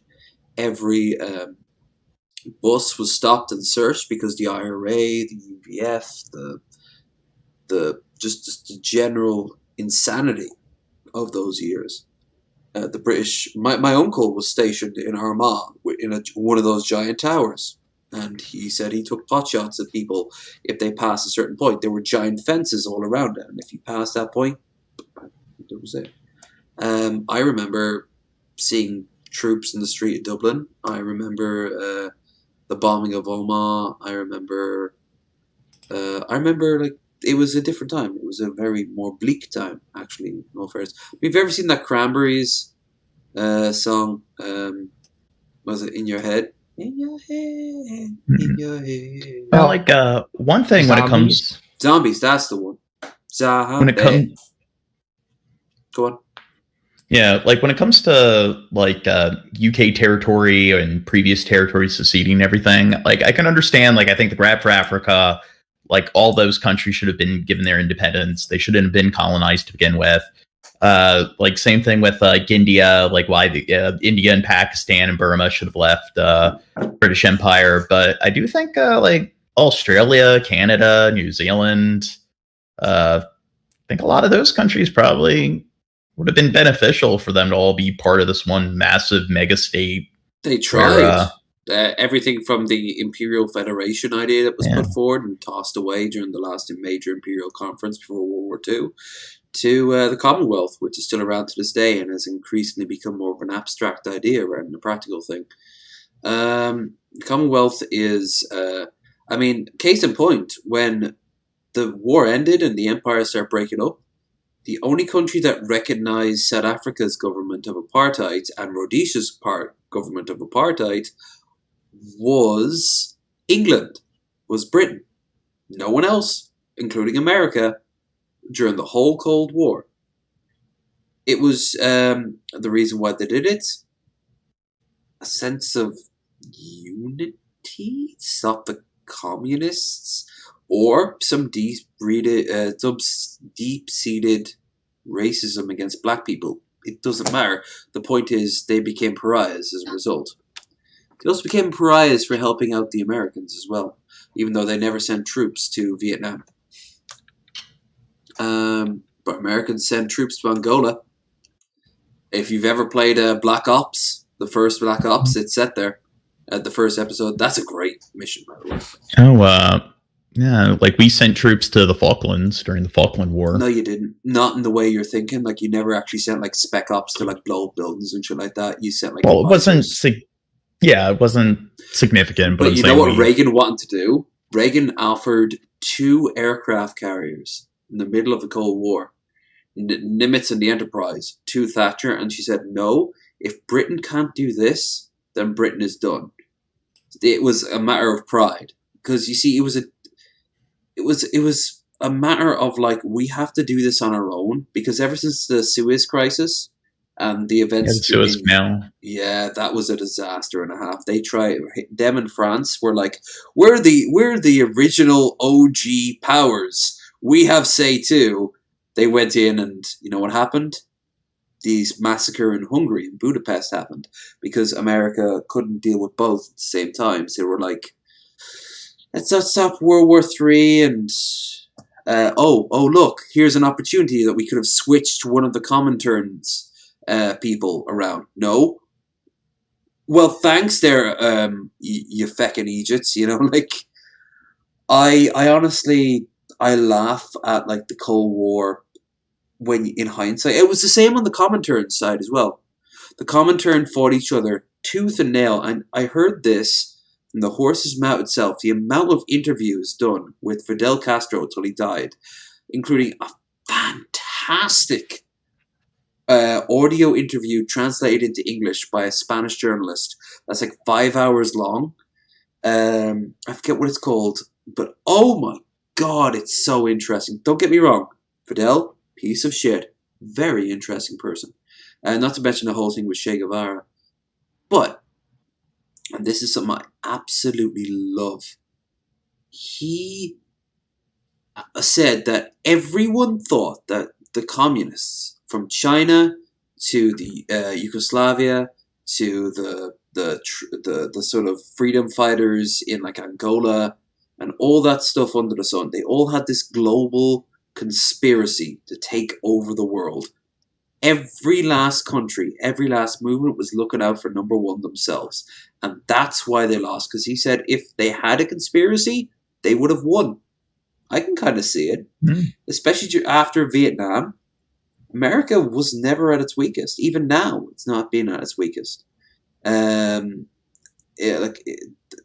much as you want to say about Black Lives Matter, like, you can at least guarantee that there's not going to be a huge chunk of America that's going to secede. Oh, I take that back.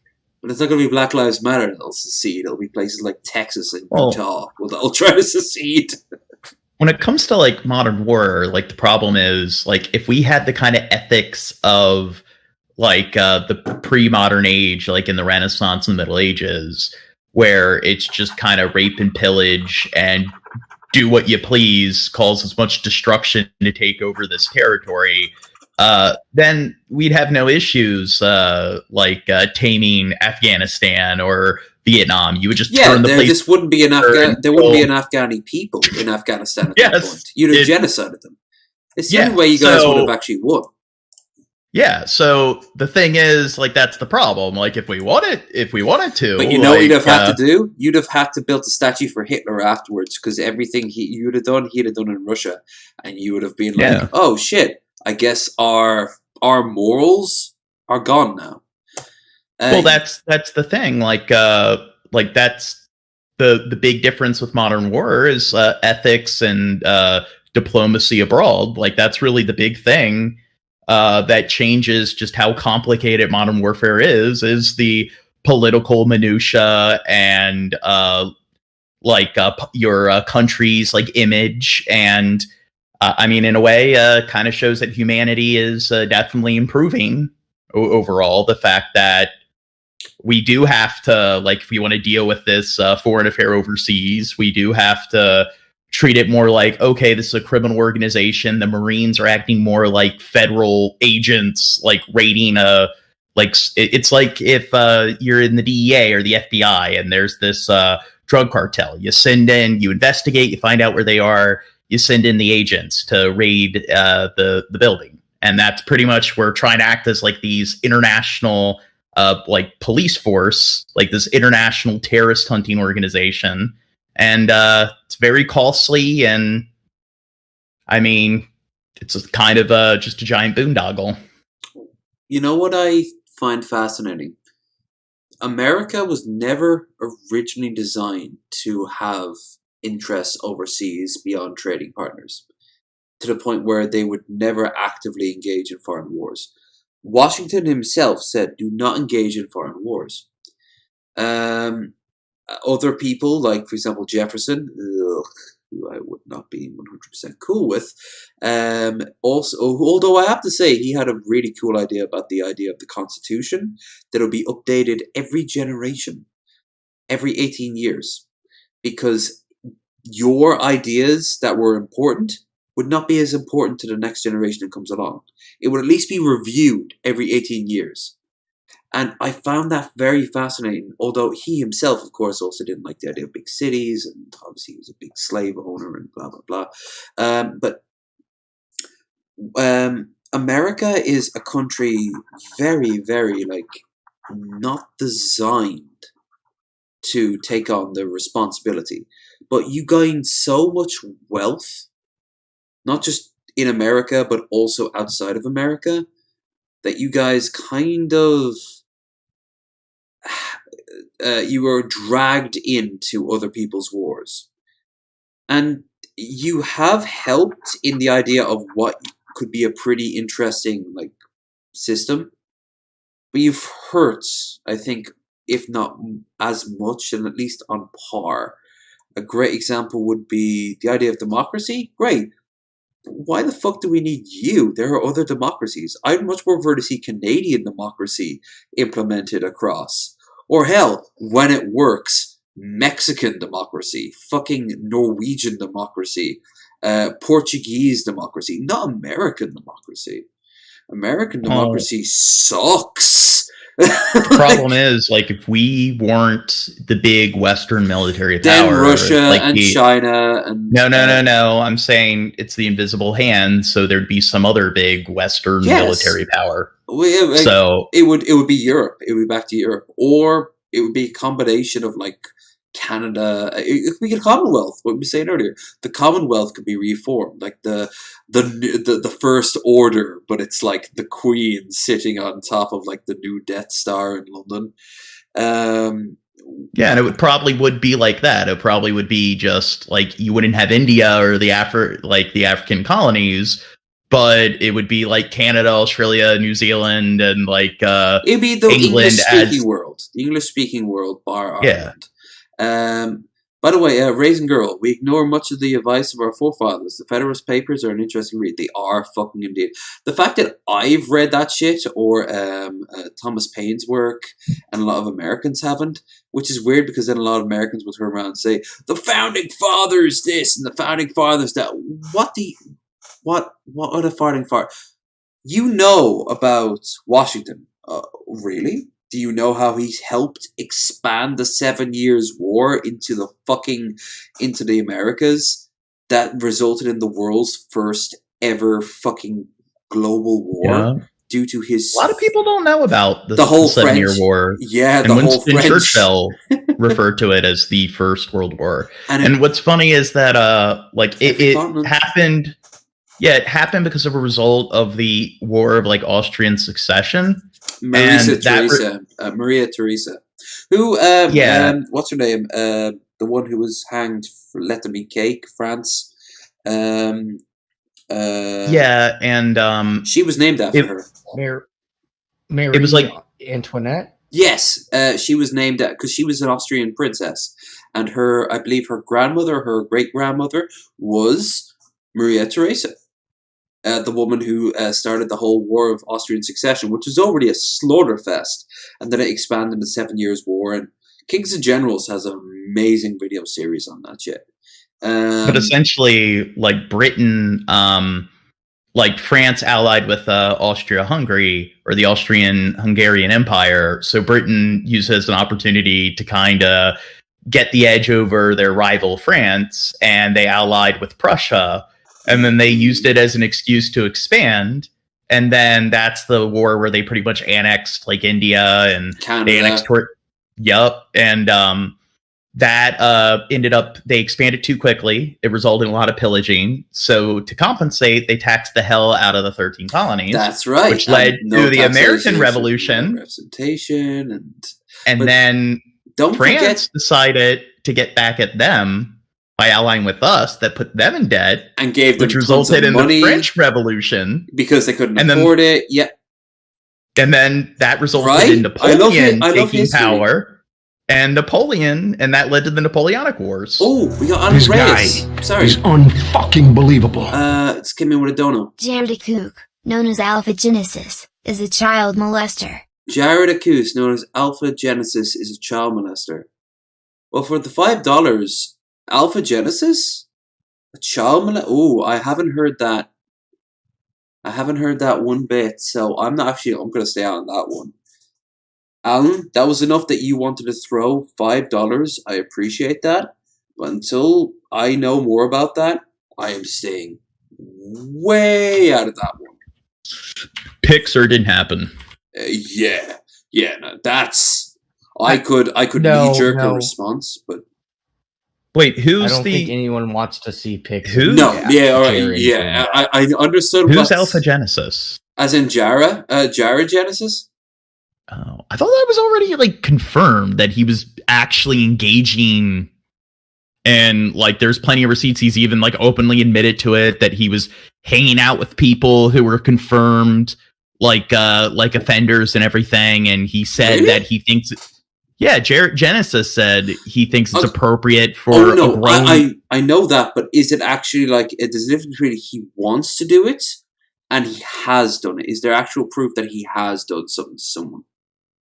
Or he tried to do something? From what I know, there's no evidence of him doing it to, like, sexually abusing a kid. Alan's cleared up. He isn't... No, actually, I think you might be onto something there, Alan. It's just that was a joke that I couldn't immediately lean in and give a good chuckle to, because that has some fucking weight to it.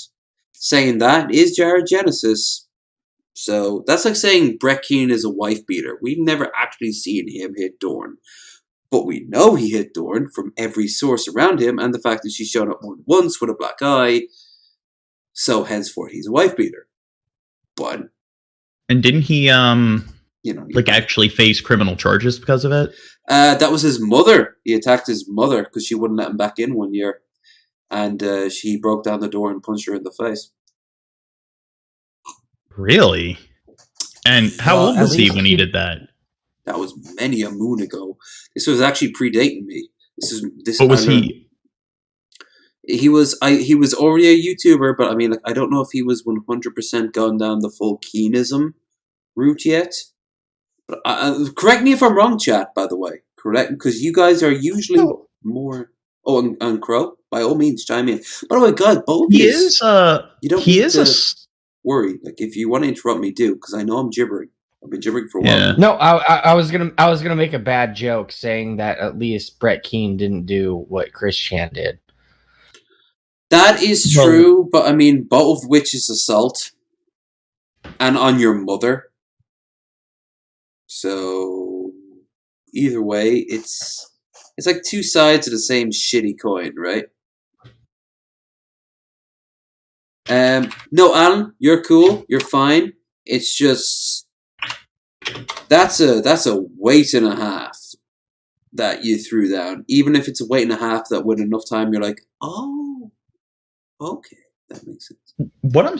What I think's weird is like Brett Keane. I remember he would make a big deal about what like TJ's dad did, and it's like, okay, so you're trying to like defame TJ by it's like, hey, you're related to somebody who committed a crime, so that's the same thing as you committing the crime.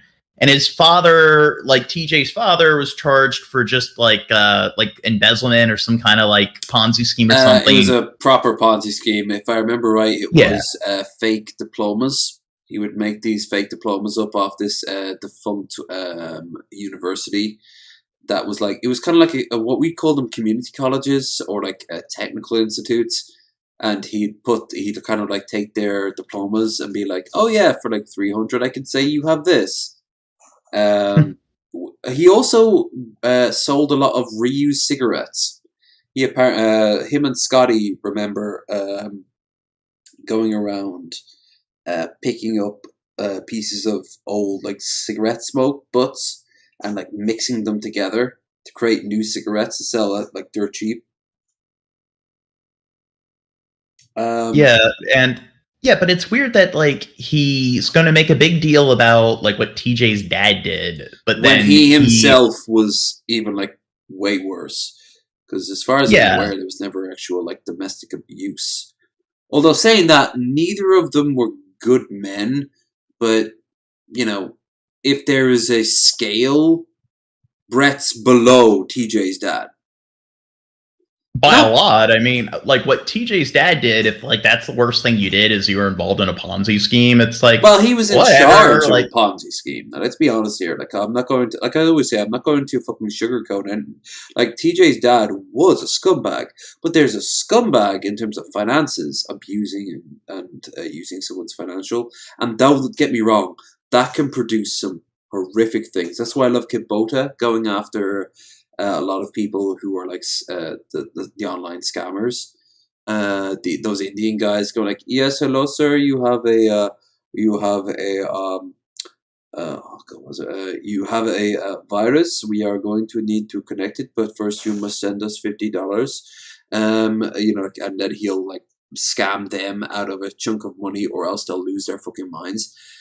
There's a huge difference between that and your mom, after you were abusive, wouldn't let you back in. You broke down the door and punched her. Like, those aren't the same thing, right? I don't know. With me, it's kind of hard to, like most crimes, it's like, okay, I don't feel sorry for you if you go to prison. I don't like how our prison system's structured, so I don't think you deserve to be raped or tortured. But at the core, you support the idea of the principle of prison. The idea that at the core of it, there are people who need to be isolated from the wider community, and they should be done so in a way that reminds them that they've, in some fundamental way, made a massive mistake. They fucked up. Correct? Yeah, but it's like with me, like when people engage in like those kind of like crimes, like Ponzi schemes and stuff, it's like okay, I don't feel sorry for you if you get arrested, but if you served your time in prison, it's like whatever. I don't think you're really a terrible person because of that. I don't know if TJ's dad did other things, but I think like just like being verbally abusive, like to me, it's like I think being an emotionally and verbally abusive person is worse than like robbing a bank. I mean, like what I don't get is like why context. Like most things in life, I think context is key. If you're like your local bank, or what about a credit union where it's like far more personal one-to-one? But I think that like if you verbally and emotionally abuse like your children, even if it's not physical, I think you are just far more of a disgusting and deplorable human being than somebody who robs a bank or somebody who engages in like a Ponzi scheme or shit like that. So I do think that it's kind of weird that there's certain like unethical and immoral behavior that we don't really seem to care about at all in society, where people don't deserve to be punished at all, but then will dehumanize somebody because they robbed a store like 20 years ago. And it's just I don't know. Listen, no matter how minute it is, there's a good chance that all three of us here tonight Oh, hi, Gail. Um, there's a good chance that all three of us tonight have committed, no matter how minuscule the amount of a crime. By the laws of our land, and if not, then the laws of some other land, right? Does that make them a bad person? Probably not. For example, if I was in Afghanistan today, I couldn't drink alcohol. Now, they'd be absolutely very respectful of my beard, but you know what? They would still tell me that my beard was too long, because men who are not wise, as in aka like religious people, should not have beards this long. But they'd still be happy I have beard. But the idea of me being an atheist, bang. Me drinking, probably a stoning or a kicking or maybe a loss of my hand. Point is, like, different cultures have different like ideas, but I don't know many cultures that would praise TJ's dad for abusing other people's lack of foresight as he did. And I can't imagine many cultures praising. Actually, I don't know any culture. Unfortunately, some cultures do support the idea of beating your wife, but no culture supports the idea of beating a parent. So him hitting Dawn, that's like, no one really is like. There would be some people going like, well, she is the wife, so she has to accept that because that's the moral thing to do. And then you've got him hitting his mother, and he's like, so like, there's no real angle where Brett comes out on top of that. But I mean, these day and age, Brett's doing like 10 things worse than he ever did back when the Brett Kuhn individual segment situation, like back on DP. He's like, he was on, what was it, D-Live, BitChute, something like that, for the longest time before he got himself booted, because all he did was just spam pictures of black guys at BLM protests going like, I hope these N-words die. Like, God. Oh yeah, no, we watched it. Missy was on BR and we watched it. We caught up on him, and she's like, I remember the name, and we checked in on him, and it's just like, hello, ladies and gentlemen, my name is Brett Green from Guard TV Radio, the standard stuff, the opening. He's like, wow, now look at this monkey right here. Wouldn't it be great if someone came up and blew out the back of his skull? And you're like, oh my fucking Christ, is this what he's become? And the answer is, yeah. Yeah, this commentary on like all the time on like DP, and I mean, he just seemed like a loser, but it's like they've shown it. I've watched one of the more modern episodes, and he did pop up, and he was like that. Like, he spams the N-word. You know why? Because he thinks he can get in good with the right wingers. The thing is, the right wingers also don't like him, except for people like G-Man who gave him the shot. I need to pee. Hold down the fort. Didn't G-Man say he was annoyed with him? Chat. I see you're busy. I like that. I like the engagement. Yeah, I don't think you're sharing your screen anymore.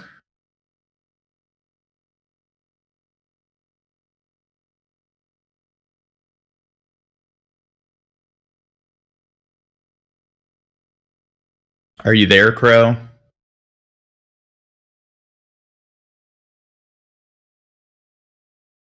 Yeah, all I see is the profile pic of Low Energy, so I don't see him sharing his screen, and I don't see him on video. And then the YouTube stream is delayed, so hi chat. I sort this out. I've got the fan still running. Making sure of that. So strong.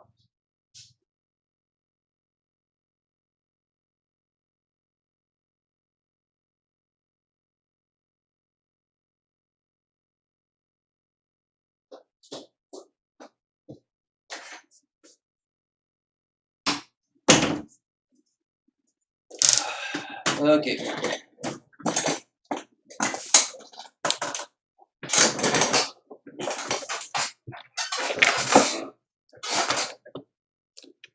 A crow went outside for a smoke, and I don't know if he's back yet. Now, on my end, you're not sharing your screen, and I don't see you on video. You don't see me on video. No, you can't see me on video because I only have one way of streaming for the rest of people. So that's not happening. Instead, as for the sharing of the screen, that's just, I guess that just mutes out after a while because we haven't really updated it in a while. So let's fix that momentarily.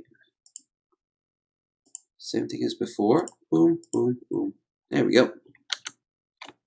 Should fix that. You can see the. Yep, here we go. Yeah, as you can still see me. I mean, you couldn't see me from on screen from day one. That's just the way of it. When I get my new computer, which is actually coming up in the next few weeks now, by this rate, I'm gonna have 2 screens, and I'm gonna have. This is gonna be so much more resolved. Anyway, let's see. Chat. I don't know just who I am. Backup commentary when it comes to serious topics. He went out for a saw. Chris being aggressive to you. Challenge you. So here. Counter more productive. John here, and he gets more defensive. All right. Okay. I'm now reading. I'm now reading. I think it's kind of weird that people call me defensive because I find like what I do is I ask questions because I want to know more about. Like I do that, I think, with like everything. It's like whether it's criticism or somebody's just talking about like, oh, I went on vacation. It's like, oh, tell me more. What was it like? Like I think that overlaps the people who think that you're full of yourself. You do kind of come across as an authoritarian, but it could also be just literally you being like kind of bunching up and being like, well, actually, let me tell you something about myself, you know? I'm authoritarian? I don't get why people think I'm authoritarian. You do kind of come across like you are a know-it-all. I've never lied this about you. Make sure it's just nice and even. There you go. No, I've never lied this about you, so I've got no problem saying it to you now, especially not on camera. Jesus Christ! But no, like you do rub people the wrong way. There's no way around it. It's just this is nothing in comparison to what I've seen other people, and yet they don't get anywhere near as much vitriol as you do.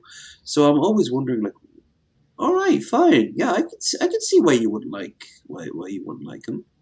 But I mean, if you think otherwise, well, obviously, like we've had this conversation before. Like you don't get that sometimes you come across as somebody who wants to derail a conversation for like half an hour to 3 hours to talk about something that, frankly, you never stop to think what other people like to think about or talk about. And while you do talk about it because you clearly have a passion for it, I mean, like, when we were talking about the EU earlier, like, I've lived in the EU all my life, and I've been a massive fan of history all my life. That doesn't make me an expert, but it does mean that I can spot when you talk about something and I'm like, okay, I know what he's talking about. He's talking about this, that, and the other, when that's not really relevant.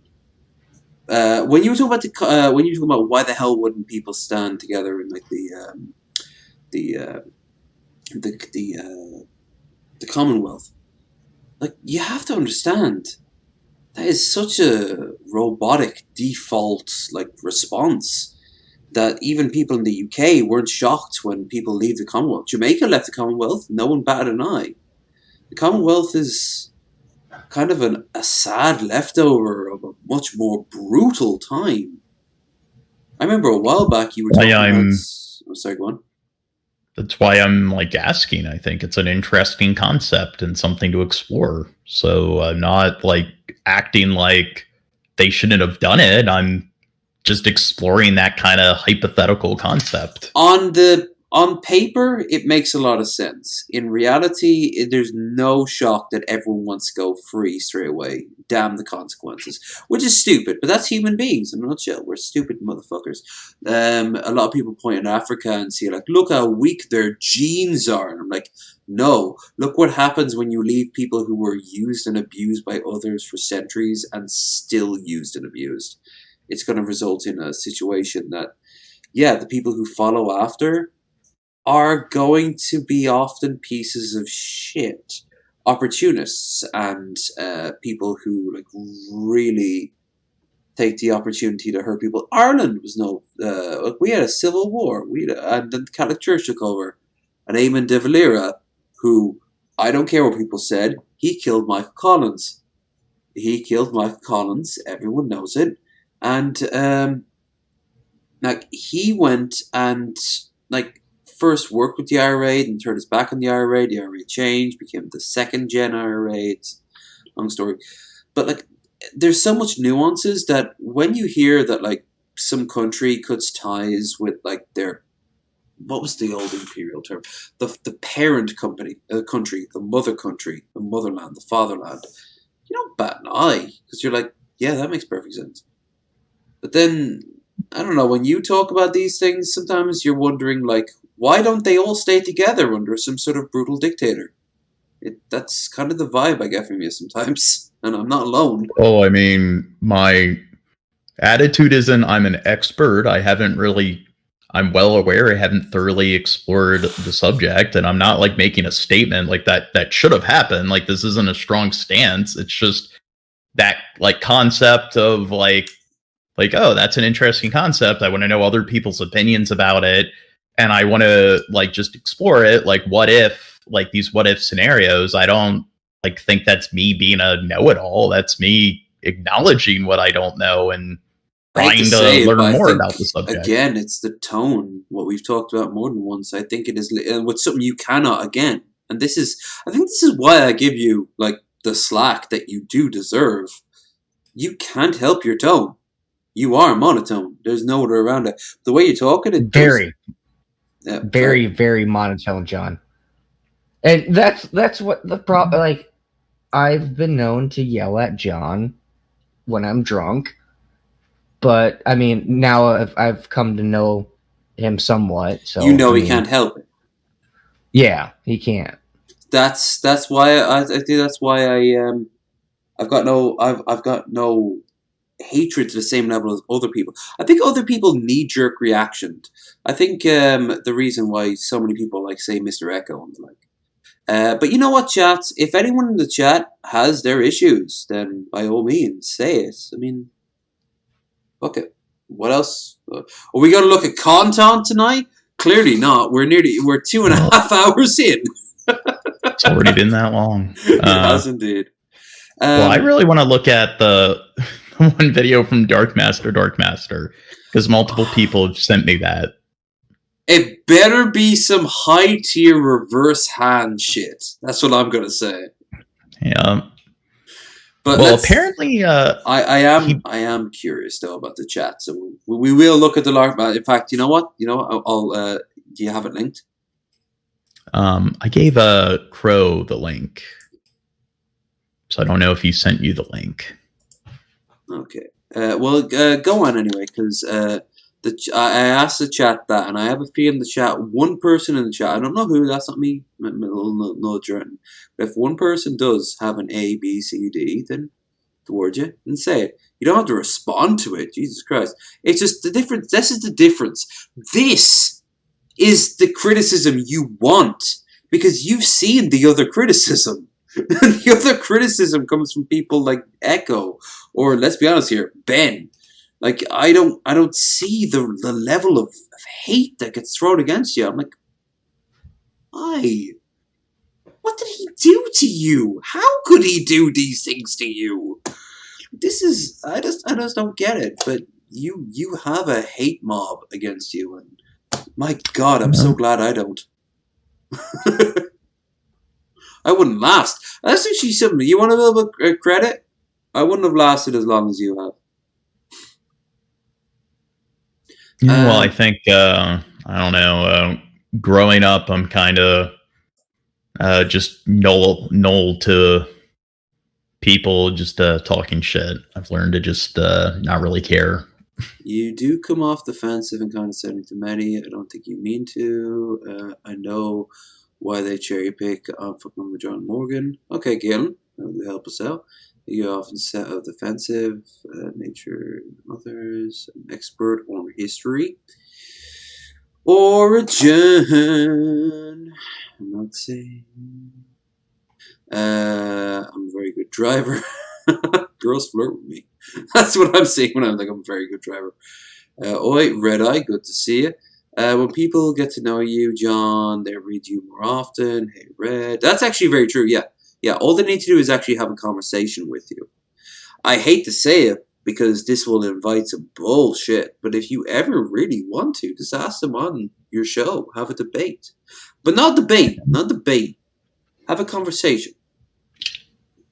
And enough time hopefully will pass with like, oh, okay, you're not... Because some people, I guarantee, Echo thought you were putting on airs. You're not putting on airs. This is you. I spotted that a mile away. But well, he mentioned big words, and that's another thing. I know that was a him thing. That's the difference. You gotta remember when they show their weakness, you just remind them that that's their failing, not your problem. I said the same to him because I use big words too, nowhere near as much as you. And my God, for the past 10 years or so, I have been swearing like the sailor I've always known I am. But Echo is just low tier, really low tier. I think I put him down on the 24-hour stream down as a 2 or 3 out of 10. But he is a good example to show to others of like, this is how you don't work with John Morgan. This is how you also don't work with people who know John Morgan, who actually hang out with John Morgan, who talk to John Morgan. And in some cases, I wouldn't count myself in this, but I know others definitely would. People like Shabby or Missy or Dirt or Two Guns. Two Guns would stand up for you like crazy. Would consider them like your friend. Like compared to a more constructive way of going about it, being like, okay, it's not like you're not without your flaws. I mean, mine, Pitmum calls me out. He thought I was arrogant, and as you know full too well, I gibber. I don't even talk, I ramble. That's why I call them bearded ramblings. I'll shut the fuck up. I hog the time. But, I mean, the great thing is, it's my show, so I can fucking hog all the time I want. I like people, super stalking, dude. Met me a few times, I got over it, leading to arguing in our minds. So I explained stalking, bullying John Morgan, similar to Missy, but different. Boy, Echo's one of the Dark Ninja, but wait, really? Wait, Echo is one of Dark Ninjas? Okay. Heard he a doxer? That's what Red Eye said. Heard he a doxer? And coming from me now. Yeah, I read that. I showed that on stream last night. Red Eye is a part of the problem, a part of this cabal of John Morgan. The day when John stops giving trolls attention, the day I'll eat my shoe. Let them come, Red. Bring the father. Yeah, okay. So, Mr. Echo's kind of a interesting case origin. It's kind of hard not to talk about him because of how he was like messaging 40 different people to the point where like he does stick his nose in places, doesn't he? Like, well, it's like my Discord was crashing or lagging out because I was getting so many DMs from people. Who is this guy? What's going on? And like I'm getting all these notifications because all these Discords I belong to, it's like he's hopping into the Discords. People are like, go the fuck away, Mr. Echo. And it's like, it was just one big fucking roller coaster ride. So, but the rabbit hole that is Mr. Echo is just so absurd that it's interesting. So I don't think I'm really feeding the trolls. No, this is why I'm involved in it. Like, he is so ubiquitous. This is what Rothfeast was smart enough to back off from. If he wanted to fucking try us, like, I would have just added into it. I wouldn't have gone crazier than this. Loki probably would be like rolling his eyes at this point and being like, "Oh, come on, man, no drama." No, I never said no drama. I said drama will come to us, and that motherfucker came to me. Pitmonk, like, this is what I was saying earlier. Pitmonk had the same thing with Negs, and the two are tangentially involved, very, very loosely. And it's just so fucking insane to see these people obsessed. Like, John, I don't want you to take this the wrong way, but how someone could obsess over you to the level that Echo was... Like, I could see, as he was typing... I don't know how to describe this, but I know when I can see frantic typing. I don't know how else to put this. Maybe I'm not alone. But when you see, like, those screenshots you shared, like, that man was frothing at the mouth. His eyes were back in his head, and he was like, he was going fucking crazy over you. And I'm like, over John Morgan.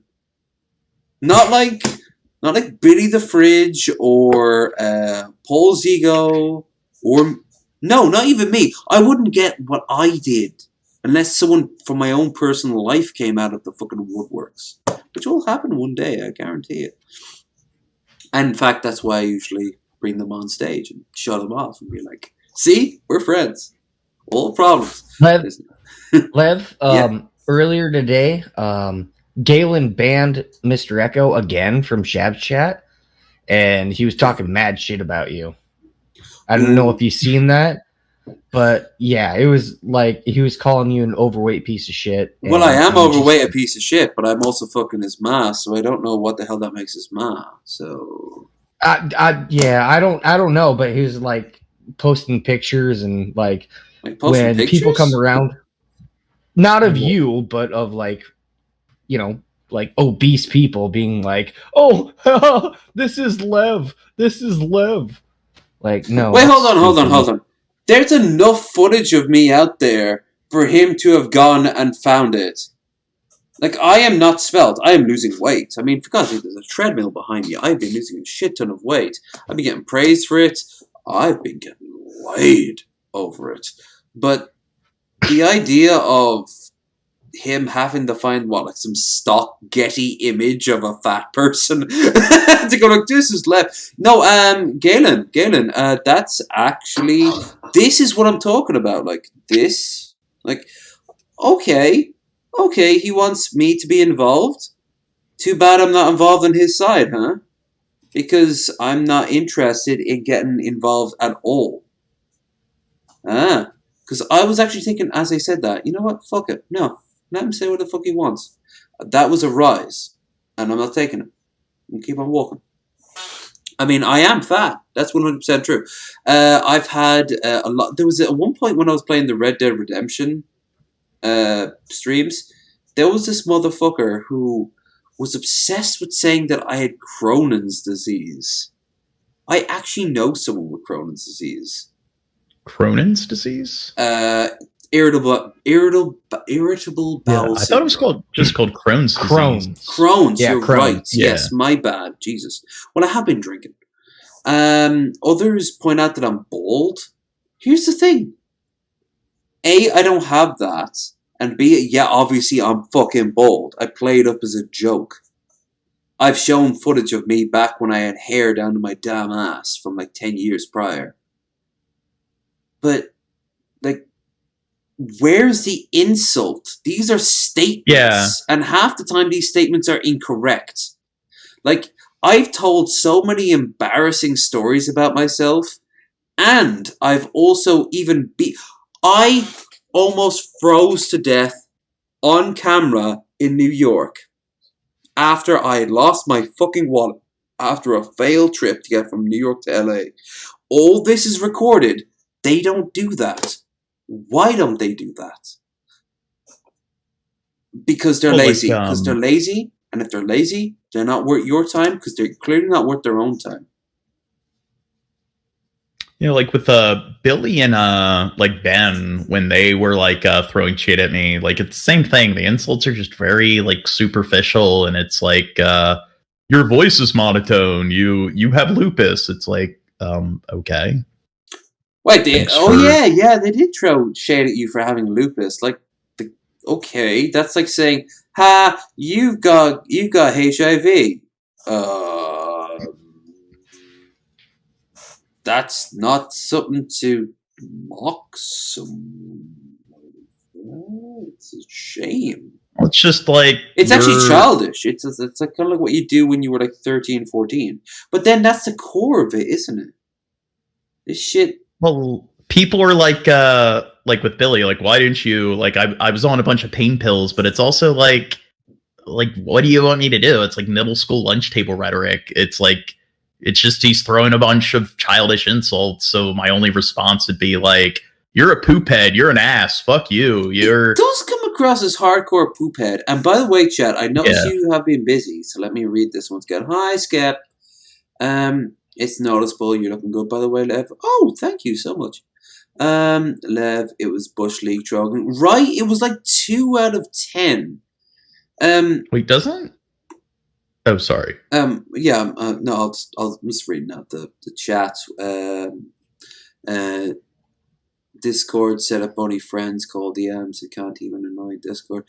Like it was him lashing out. Like I'm not finding that a personal attack because he doesn't know me, and if he thought he knew me. Actually, no. The only way I knew about Mr. Echo was post John Morgan, which was when you posted those screenshots. They were what, like 3-4 days ago. Yeah, I believe so. Then, yeah. The thing is, though, he still praised me. I had potential. Beyond that, I mean, like no fat. Here's a little trick. Here's a little pro trip. Pitmonk, Billy.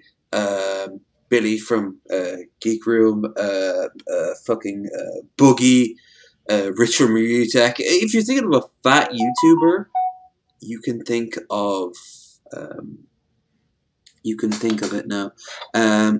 We all know we're fat. We all know we're fat. We don't need you to remind us that we're fat. You're fat. It's like the problem with ad hominems is it's like they're non sequiturs. Like, what does it have to do with the topic of like contention? It's like if you're disagreeing over politics. No. This isn't how they work. They want to hurt you. So they'll say A, B, C, D. That is the logical way forward. What you do it is in a different way. You stop and I learned this from Jake, actual Jake, from the Bible Reloaded. You stop the argument and you go, hold on, let's take that slur and break it down. So you're saying I'm fat. Yeah, I'm fat as fuck. I know I'm fat. I mean, I know it more than you do. Why is that a bad thing if I'm trying to improve myself? I've talked more than once that I'm trying to improve myself, and I am successfully improving myself. Very slowly, admittedly. I could really put my effort into it. But then, wait, hold on. I'm hearing a siren. Yeah, it's in the background. Oh, okay. I thought that was a fucking a bottle rocket being fired off outside. We're almost at the point of Guy Fawkes night. Well, not Guy Fawkes night. Halloween and stuff like that. So it's gonna be. You always get like proto Halloween nights where a few kids fire off fireworks that they picked up for the night, make sure they work. But like you stop them and you break them down. Like, so you calling me fat, was that meant to hurt my feelings? Because it doesn't, because I know what I am, and you just keep breaking them down like that. Because especially if they are immediately in the chat. The thing is, as a streamer, you can be okay with being a tyrant. You can literally just put your foot down and go, you know what, I'm not feeling you today. Gone. You might deal with the consequences of that. For example, if you are say you're fighting with someone and that person is friends with someone who's way bigger than you, they show up and go, "Hey man, I heard you had some problems with such and such. If you'd like, we can DM." You're like, "Fuck off," and you slur at them. Well, it's like That's kind of like- shooting yourself in the foot.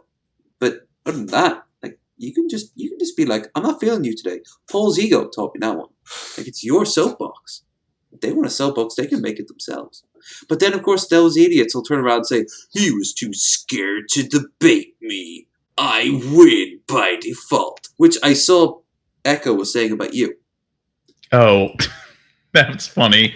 Like, yeah, he was in Underhaven's Discord, like, talking shit, and like Underhaven's like, "Hey, like, can you just move this to the debate? I don't want you like bitching about John Morgan like in the general chat." And then like he went into the general chat. He's like, "Who thinks John Morgan sucks?" And I went out. I'm like, "Yeah, that John Morgan guy sucks. He's the worst. Am I right?" And his response is just, "Fuck you." And then like people are like, "Wow, Attica." He's just in the chat, just trying to drum up support. He's like those anti-vaxxers who thinks that the crowd is on his side because all four of his friends told him that there are millions of people who voted for Trump. And then he goes out and he makes a big scene at like a fucking Dairy Queen. And he's like, "Yeah, fuck masks. It's complete silence. And they're like, "Dude, get out of line if you're not going to get an order." You know, like, yeah, they're shocked that not everyone thinks like them. they don't understand because they've lived in beyond an echo chamber. This thing is like a compressed gravity well. Landon Knowles is needed for this shit. Well, when it comes to like the clinical psychology, like the science, it's like people with lower intelligence are less open to new experience. They tend to have a more rigid and restrictive set of interests. So they're less likely to like broaden their horizon and try new things and try to associate it with a wider like variety of people. So like they live in a more insular kind of community with people who are like them. They are more likely to be bigoted. So, and it's also this egocentrism, which is lacking the ability to separate subjective schema from objective truth. I will say they tend to that's a little bit on the dehumanizing side. These are still people at the end of the day, but I will say that is a good generalization. But do not ever forget that the generalization is just that, a generalization. Everyone, after all, you are talking to a former skinhead. I know I'm fucking baldy now, but I was a neo-Nazi. And none of this alt-right shit either. I'm talking about hardcore National Socialist Sieg Heil Mein Führer level of shit. And I got out of that. I was also a hardcore, I wouldn't say I larked as a fundamentalist Christian, but I mean, Jesus Christ, I wasn't very good at it. Even as I professed it, I was like, "Yeah, but I don't hate gay people though. Like, I don't really believe in the whole afterlife thing." But it's a good generalization because I do find that, in particular, coming in, most conservatives tend to come from societies that are like smaller scale. And with those smaller scales, the idea of what is normal bounces back and forth. If your granddaddy saw everyone the exact same way for like 50, 60 years, and then you, for the first time in your life, meet someone from 5 miles down the road, yeah, you're going to have a different idea. And Galen's in the chat, and Galen is an old hat at this. He knows about this shit. And so does Skep, for that matter, and so does a lot of the people in our chat. Like, they know this shit. I mean, like when it comes to like implicit biases, and this is something that I do have a lot of interest in. So like you have confirmation bias, attribution bias, and like these are just like kind of instinctive, subconscious, like mental, psychological processes. They're knee-jerk. Yeah, and in the end, like you have the false consensus effect, which is another implicit bias where people tend to assume that what they think is more of the status quo, much more popular or much more standard than it actually is. So that's why you find a lot of people who will say things like, "Everyone knows that, everyone." And if you ask them, like, has have you talked to or a single what they person? consider morals are, what considers is right and wrong. Now, obviously, that opens up a whole lot of can of worms, but like there are some people who generally are like, "Oh, come on, you know what is right and what is wrong. Okay, what's right? What my religion says is right, but your religion isn't my religion. What? Like they don't, like their brain doesn't process that, so they default back. Sorry, go on. Yeah, like they don't understand that when they're disagreeing with you, they are the individual disagreeing with you. But what they'll do is they act like they speak for everyone else. So when they come across somebody who thinks differently than them, And that they person's do. automatically They're weird. the avatar of their friends group, 20, 30, Yeah. 40, and perhaps even more. When I say friends, by the way, I mean people who vaguely gesture in their direction. Like we are talking about people. And you know what else? Here's a hard truth. We're doing the exact same thing right now. In the opposite direction. The difference is ours can be kind of backed up by practical, self-evidence, like science. Like we can prove, for example, that, say, the vaccines work, or that the world is round, or that 9/11 happened, which is starting to come up again. Have you noticed that? Oh God! Yeah. Well, it's always been like in America. Like people talk about. Oh no, 9/11 that's what I'm being a saying. conspiracy all the time. It's always been there since day one. And has it been a conspiracy? No. I'm talking about there's been an increase online, which unfortunately means it's going to affect the real world pretty fucking soon, of whether or not 9/11 happened at all. I understand, God. like, the flat earth. Like, it's been around for fucking ever. But, like, oh, yeah, 9/11 didn't happen. That's, like, fucking 20 years. Oh, it didn't happen. Yeah. Yeah. There's so much to unpack with that statement. And you look at the people, you're thinking to find, like, a bunch of 12-year-olds. No. All of them would have been there on the day. They would have, when everyone says, "Where were you when JFK was shot?" From our generation and older, like, where were you when JFK was shot? Obviously, we weren't alive for the JFK assassination. Except for you, there, Drunken. I don't know actually know your age, but something tells me you weren't alive in 1960s. 1 year older than me. Yeah. Then I guess I'm the oldest person here. I was old enough to remember the fall of the Berlin Wall. I'm old enough to remember the First Iraq War. There are people in the chat who remember much more beforehand, or at least a little bit beforehand, blah, blah. The point is, we know these things happened. These motherfuckers are now for the first time saying, see this thing that clearly happened? Never happened. But you were alive. You saw it happen. I saw what they wanted me to see until my eyes were opened. And you're like, what can you do with that? At this point in time, you can give the fact, because up to now in history, all you had to do was give them facts. Like, you would literally be like, hey, 1 + 1 = 2. That's a lot. Oh, wait, no, that actually makes a lot of sense now you're thinking about it. And that's how it grew. But now, 1 + 1 = 2. That's not what the Bible says, according to Jordan Peterson. It's just it's confirmation bias. I don't want this to be true, therefore it isn't true, just because. And then it's begging the questions. So, like, when I disagree with a lot of these people and I call them out, like, you're making an assertion, you're begging the question. It's like, oh, assertion, like that's their response. And it's like, but it's like, just because you say, if you drop an apple, it falls upwards, doesn't mean that statement's true.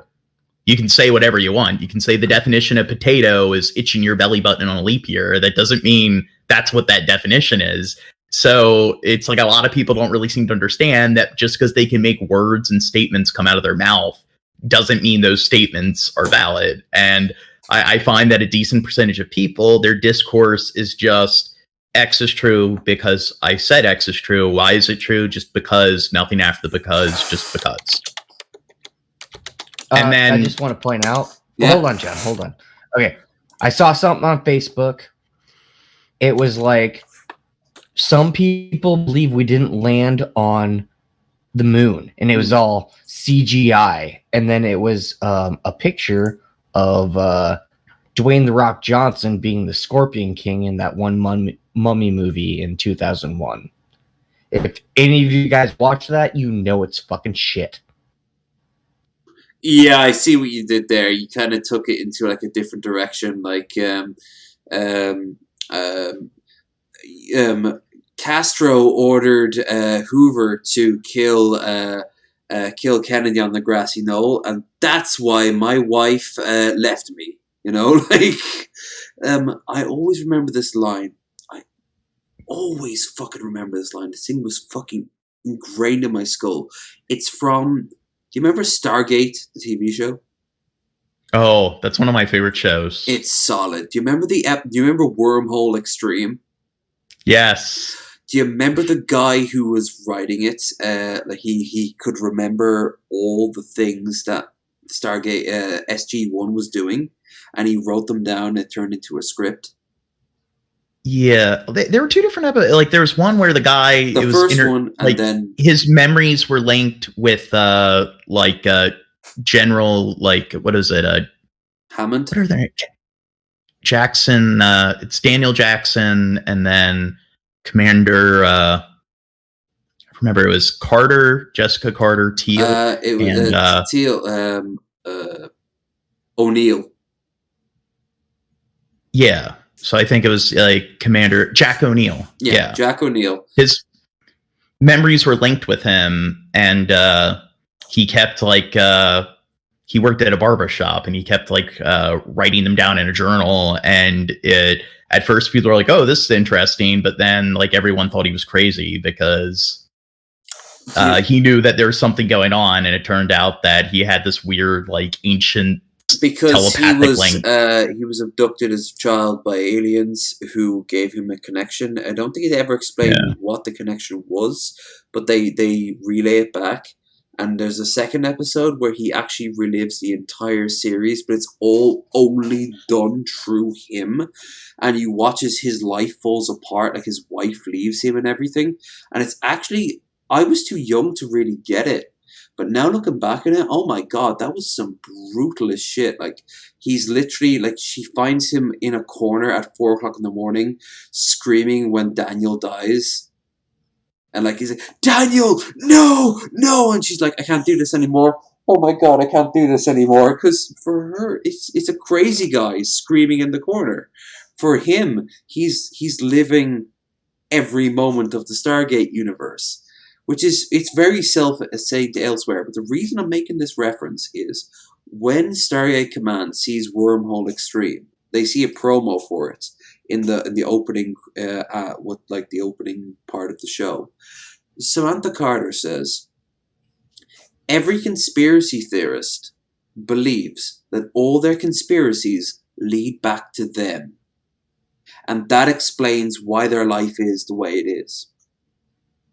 And they have found this connection that justifies it. It is so true.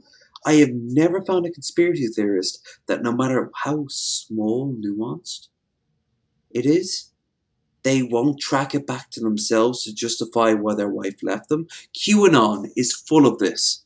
The social, the State Department has taken, not State Department, the Social Services has taken their kid away.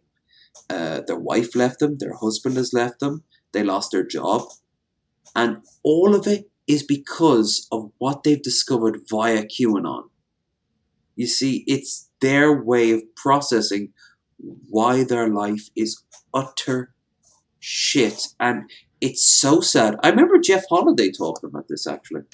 It's this inherent need to justify or put the blame on it as a part of this wider conspiracy to make them feel grand, rather than them acknowledging they done fucked up and they have to deal with it. And maybe that dealing with it will result in some hard soul searching. Maybe it'll require outside help, like, for example, the Psychiatric Institute. But they're like, no. It's because the reptilians are doing this. It's because Hillary and Soros in the bunker with the Fed. Have you noticed what's his name? Alex Jones has thrown Trump under the bus after he said you got to get the vaccine, and you can see that this is the moment where he's lost control of the monster. It's so telling. These poor motherfuckers are so well. It's self-fulfilling prophecy. Your spouse is going to leave you. You lead into that stuff, of course, because that way you don't have to deal with it. You don't have to blame yourself. No, but like when it comes to conspiracies, like how they'll center the conspiracy around themselves, like the myopia. It's kind of like religion, where a lot of creationist faiths, it is just kind of very human centric. That's one thing. Like when you apply skepticism towards these religions and how they're definitely man made, it's like it's the planet that we live on that happens to be the center of the universe. Like stars were put there to help human beings navigate because that's what we used them for in ancient times, like with celestial navigation. Before you had like sextants and compasses and everything. How do you pronounce it? Sextants and compasses. Yeah. I've never tried to pronounce it plural. On the latitudes and longitudes. As a kid, I used to actually know the latitudes. I was taught it. Like I said, I was raised in many ways in a maritime lifestyle. My Uncle Paul did a lot of that, but my dad did too. He used to build catamarans out of France. And when he came up here with Ireland, into Ireland, the UK first, then Ireland, he would still occasionally do things like that. He taught me how to, for example, when you're watching your sextant and you're on a boat, it's like high tides. You always have to, at all times, keep it steady, whether or not your boat is moving. You moving on the boat does not change the fact that you are looking at a flat gradient. And your subject is off there on the far end. But if you watch it long enough, you'll see it cross over the Earth's curvature, which of course flat earthers are obsessed with trying to disprove, and every time they try to disprove it, it either shows that they have no idea what the fuck they're doing, or they've gotten something, or they have gotten something inherently wrong. And it could be easily debunked by people like Steve McRae. That's the one where the guy took a leveler on a plane. I mean, say what you want about Steve, but I mean, like, he does debunk a lot of flat earthers. What? The Earth isn't fucking flat? Oh, okay. That's the angle you were going for. But yeah, no, especially with skeptical Jesus in the chat. Last time I checked, the Earth is not flat. I had to break it to you there, but okay. We're actually on a wall. You know what? One thing I find to be kind of stupid is like I'm watching like these like videos that are like animated, and it's like how stupid Christopher Columbus is. And it's like Christopher Columbus wasn't the one who tried to who thought that he was a genius for coming up with the world being round. That has to do with how they documented it. No, yeah, or, that is you blame that on historians. That's American rewriting history. Yeah. We're not taught that in the UK, in the US. And in the US, that is not how we're taught in the EU. In fact, I went out on a date with this girl in Omaha.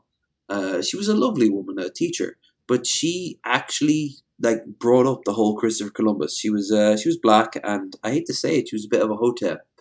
But I still thought she was a fantastic woman. Wherever she is right now, she's doing very well for herself. She had some fucked up views, especially relating to race. But it was still we still got a good rapport going back and forth. But the thing she brought up was she was taught that Christopher Columbus went across the Atlantic to disprove the idea that the world was flat. And they used the excuse of pointing to this famous, very, very well done piece of art of Christopher Columbus, Queen Isabella, and her deacon having this philosophical debate, which really happened. The thing is, that debate was never about was the world was flat. He knew the world was round. The difference was he believed, with his calculations, that the world was a lot smaller at the top. Like, instead of like an orange, it'd be more like a pear. And he believed that the world was this very short route from Portugal, or Spain and Portugal, out towards China, because he had no idea America existed. To the day he died, he believed that if everyone just kept on going west, they would eventually find China. He wasn't wrong. But in the process, there was this little thing called North and South America. He never acknowledged that. But the thing is, the deacon, the old Huffy-Duffy idea of like, puh, new innovation, that's stupid. We have old ancient traditions that haven't changed. He was actually like trying to convince him that the world was more like ours. He was off by like a 0.4% of a mile, because he's going off an old ancient Greek, later refined by the Arabians, who were really, really impressive when it came down to their nautical. But they never went south of the equator because they were terrified that they would literally catch fire. No joke. That's what they believed at the time. That's why their ships never went south of the equator, except on the Zanzibar coast, on south of Somalia. But they never put two and two together. They never just went around the Horn, went up, and stopped the Portuguese from opening up so many doors. This is the type of history I adore. Where like, oh, you support Western history. I support Western history when it's taught right. Christopher Columbus was a motherfucking lucky idiot. Like, and don't forget that the Vikings beat him to it. There's a small chance a group of Irish monks beat him to it. But most importantly of all, there were thousands of people groups in the North American and South American continents predating the problem showing up. This is where like we get into the realm of semantics. Like they're talking about like somebody from the New World discovering or somebody discovering the American continent or supercontinent after like the like nomadic age where people spread out of like the Africa. I do understand that. It's just that it's the way people have always portrayed the idea of like Christopher Columbus discovers the North and South America. Well, for starters, he did sight Florida, but like a very smart man, he never landed in Florida. Even back then, he would have turned into the first Western Florida man.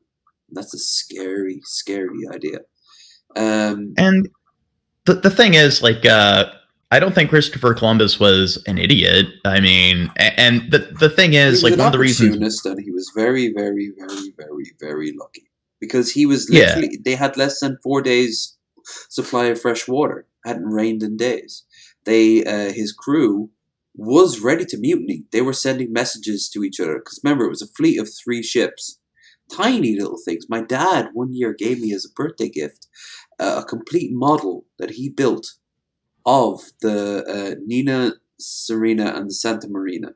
Made out of like matchsticks and put it together. What was it? The Helene? Santa Marina.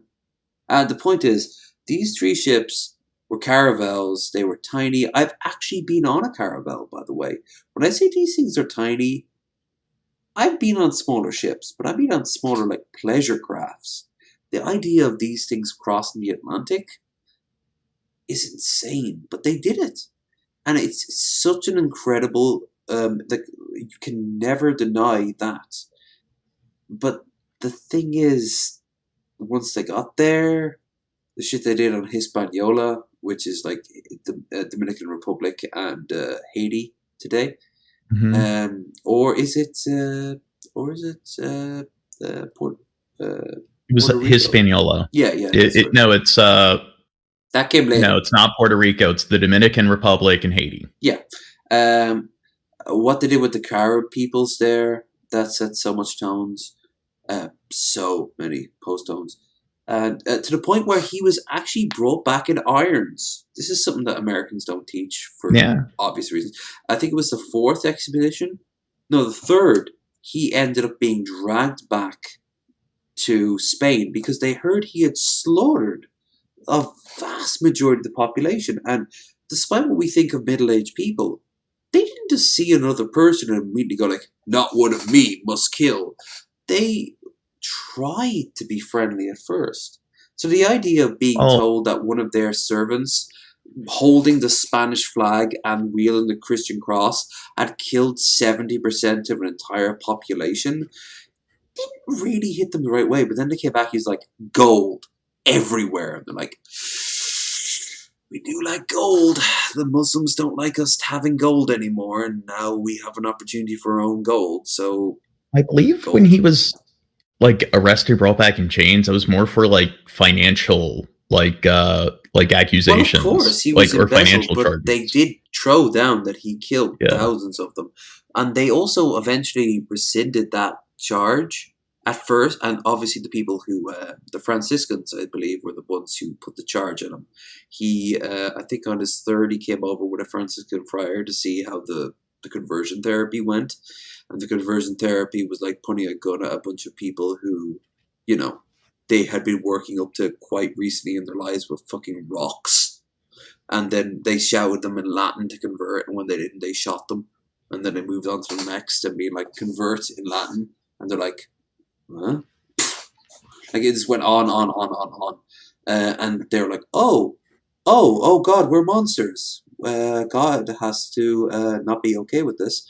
And the Pope wasn't okay with it at first. And then they heard about the riches. And once the riches happened, hell, let's be honest here, the Middle East, at post 9/11, Iraq, Afghanistan, you guys might have hoped that women went to school in Afghanistan and Iraq and, you know, got a chance, gay people got a chance to open up bars and shit like that.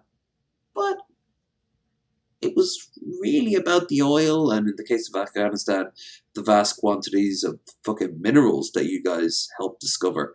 There's what, like $500 billion worth of metal or ore in the hills in Afghanistan.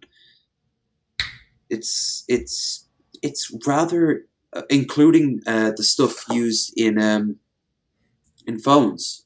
Is it cobalt? What's the one that was it Chile that Elon Musk got in problem with recently? And now that America's left, it's open to two of America's biggest enemies, China and Russia, to go in. And you know, if China borders them, if China wants to, they'll march in. And what did you say? The only way to ensure like a victory as a dictator would be to wipe people off the face of the earth. Yeah, China will do that. There won't be an Afghanistani people if China wants to. Like they'll just wipe them out. And you know how you do that? You isolate them into little communities, and then you start settling the area with your own people. The Irish know this all too well. Yeah, you have to pretty much establish a colony, and you displace the original population. Know it well too. Yeah, and if they hide out in the mountains and everything, it becomes a war of attrition. Well, back when the Soviets invaded, it's like pretty much all the women and children went and fled to Pakistan. So it was pretty much all men. So if they just took over all the major cities and stuff and displaced the original population, they could just be like, okay, just don't go into the mountains. Just set up barriers if they try to come out of the mountains. Just snipe them, shoot them out, and then after 30, 40 years, they'll all be dead. They can't reproduce. The Russians actually noted that at the early days of it, the Mujahideen were fighting really hard against them, but they didn't have the equipment. And then people like Charlie Wilson showed up, and the CIA gave them a shit ton of money. And then, well, fast forward to 9/11, smash. Because Islamic fundamentalist jihadists are not the most stable. And they will betray you and stab you in the back. But here's the thing. The Russians, if they wanted to, they could march in. All they'd have to do is stare the galactic community in the face, the global community in the face, and go, we have gulags all over Afghanistan. There is no more Afghanistan. It is now known as Afghani Oblast #1. You know, that's it. Genocide. That's That's what I'm saying. Like the Chinese are going to move in, and they're going to secure the place, and they're going to have a massive amount of slaughter on their hands. And who's going to stop them? The Russians? The Russians don't care. The Russians even would be a little bit happy about that. The Americans? Are you guys going to do anything about it? Fuck no. You won't stop. If China really wanted to call your bluff, they could take South Korea.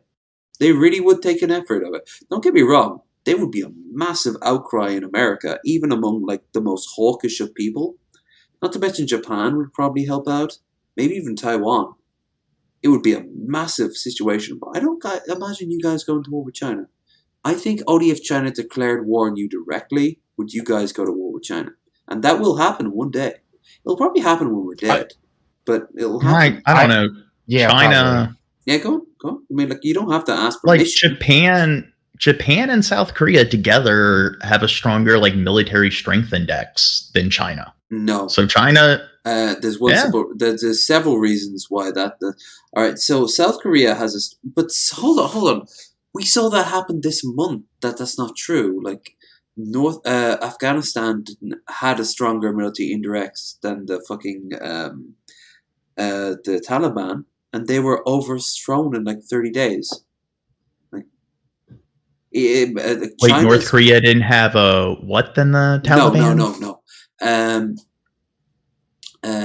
Afghani's army was like at 300,000, and the Taliban was at 80,000, and they overthrew them within like a month, 3 months at most. Well, I mean, like when it comes to military strength, it's not just based on population; it's based on like the weaponry and the equipment. The equipment.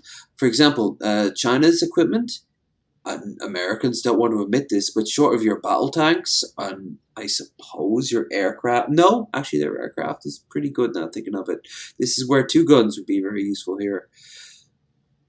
They're at least on par. But here's the thing.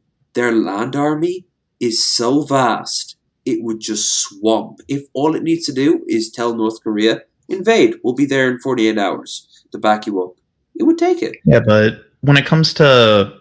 Like, if you have a strong Navy or Air Force... But I'm saying when it comes to, like, a land force, it's like, with modern warfare, it's not really that much of a threat, because it's like, you can have... Like, it's always going to be a threat. Like, don't ever get it wrong. Like, all you need to do is point your gun at someone and go, like, do what the fuck we want or else we'll kill you. That's how it goes. And Red Eye, who Australia... knows this all too well. Australia for decades has been eyeing China very warily. They will use trade. They will sign trade. They will sign treaties, and they also have their embassy open, as they do in Russia. They'll use their death trap model. Yep. Eventually, you know what's going to happen? I could see China backing parties in local elections throughout the countries that they occupy. That's via their massive amounts of land ownership, because in Australia and New Zealand they own massive quantities of land. They will literally command the countries. So when it comes to like modern warfare, like when it comes to military strength, it's like you could have, like when it comes to infantry, you could have like 100 guys, 1,000 guys with an AK-47, but you roll up a tank. But China has the largest amounts of modern tanks in the world, and they don't use AK-47s. They use like a modern. Yeah, and I know what you're saying, but I think you're kind of thinking like it's going to be another first Iraq war, or even second Iraq war, and no, it's going to be. Well, you're kind of not letting me finish. Oh, all right, work away. Yeah, like I'm saying, like with the infantry, you could have 100, 1,000 guys with an AK-47. You pull up a tank, and it's like game over. If you have like a squadron of tanks, you call in an airstrike, it's game over. So the thing is, like, it's not really relevant in modern warfare. I mean, it does play a small part, but I mean, just having a large land force isn't really that much of a threat. If you have superior artillery, you have a superior Air Force and Navy, it's like you could easily just blow them away. No, John. Because the reason why we are in the fucking Middle East is because of the landscape. Is why the Taliban, went to... Also, you guys have the the largest military in the world, and you lost one of your 2 holdings recently. So, to people who have been living in caves and like dirt shacks and bolt holes. Yeah, and the ground. the problem with that is, like I said, with like the way that's more politics, because if we did just completely blow them away with artillery and everything, it would cause like a international outcry. It goes against like the Geneva Convention and everything. So Yeah, that's the international. thing. You try to tell that to Americans that like you set up a bunch of death camps, aka based on the Nazi model, in the middle of Afghanistan, while you've opened up prospects to immigration. Yeah, no, you're literally, at the very least, you're gonna have that president assassinated, and that means, like literally any Obama. Imagine Obama standing up on stage. Imagine FDR saying that he's going to fucking kill off 90% of the Japanese population and open up the rest of the world for the Japanese Empire for colonization. Yeah, he would have been shot. You can't do that. Americans can't do that. The thing is, Russians kind of can, and Chinese, they don't even need to tell you they're doing it. They're just going to say new opportunities have opened up in the West, and people will flock. That's a different issue. That's to do with like political barriers and ideological barriers, as opposed to just pure military strength. So when it comes to, there's no other way around it. They have the advantage and we don't. But I'm saying, like, if it was just a full out ground war or whatever, like if Japan, so it would be between modern countries. So it would be like a World War I, World War II kind of scenario. All right, let's just say South Korea. Let's think of the people who would jump to the defense of. All right, let's just say for whatever reason, North Korea. Maybe Kim Jong-un has a fucking seizure, but he doesn't die. Instead, he just loses his mind and goes like, invade the South, and every plan they've ever put into effect goes into effect. South Korea holds their own at first, as I imagine they would. South Korea's army is in many ways far better equipped and far more eager to defend their home than North Korea's soldiers want to charge and get mowed down. But then he appeals to China, and China goes, fine, we'll help you take them over, and they pour in millions and millions of men really quickly too, because their army and navy and air force is really top notch. Don't get me wrong, it's not American top notch, it's not even German top notch, and I mean like modern German or French or Italian or, I hate to say it, British or Irish for that matter in some respects. And it's definitely not American top notch, but it is top notch in comparison to the region.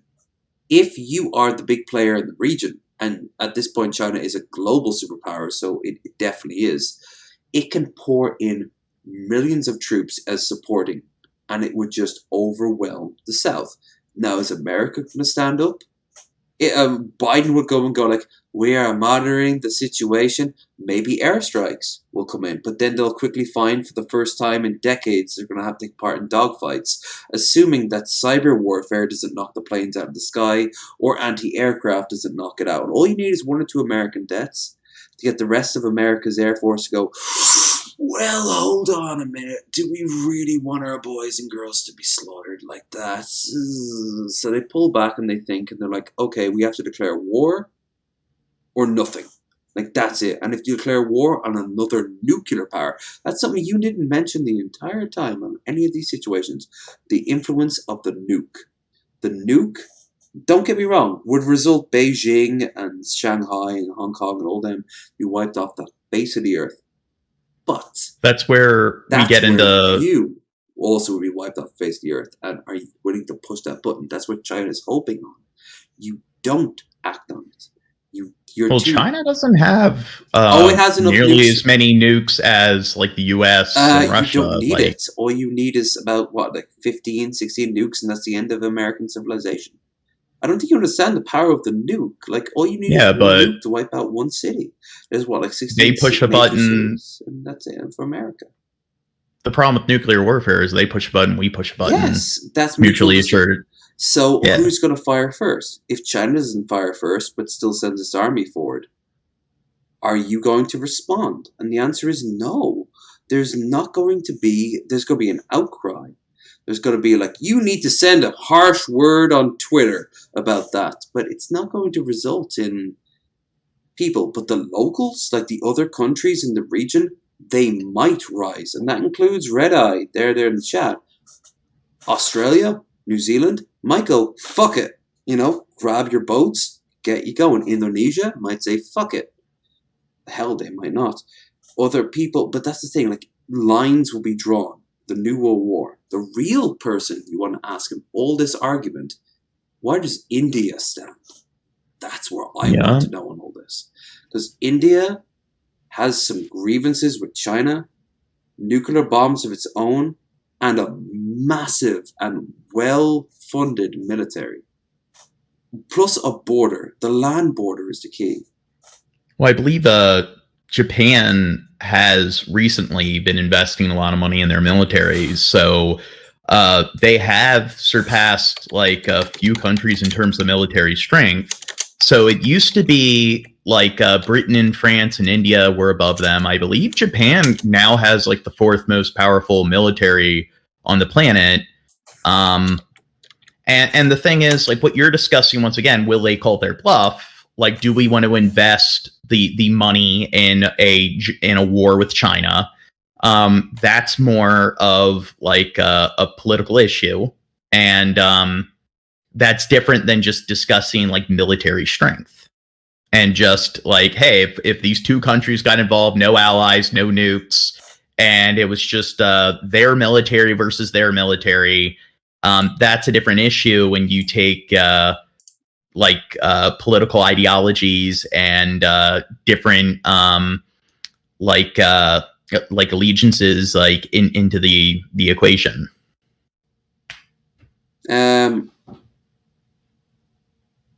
I don't see how that would result in whether or not they have the ability to take land at all. Because you know what's going to happen? You know what a fait accompli is? Well, I mean, like, if Japan no. and the US... Do you know what a fait accompli is? No.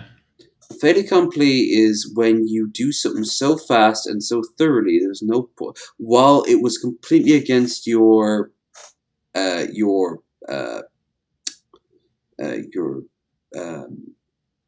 like the Blitzkrieg in World War II. Actually, predates. A good example would be when the Sudetenland was secured. Everyone was like, okay, that was the Munich Agreement. I should know. My family came from there.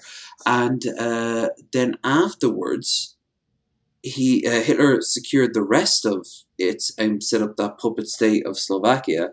Everyone was like, oh, okay. Denmark would be another good example of fait accompli in World War II.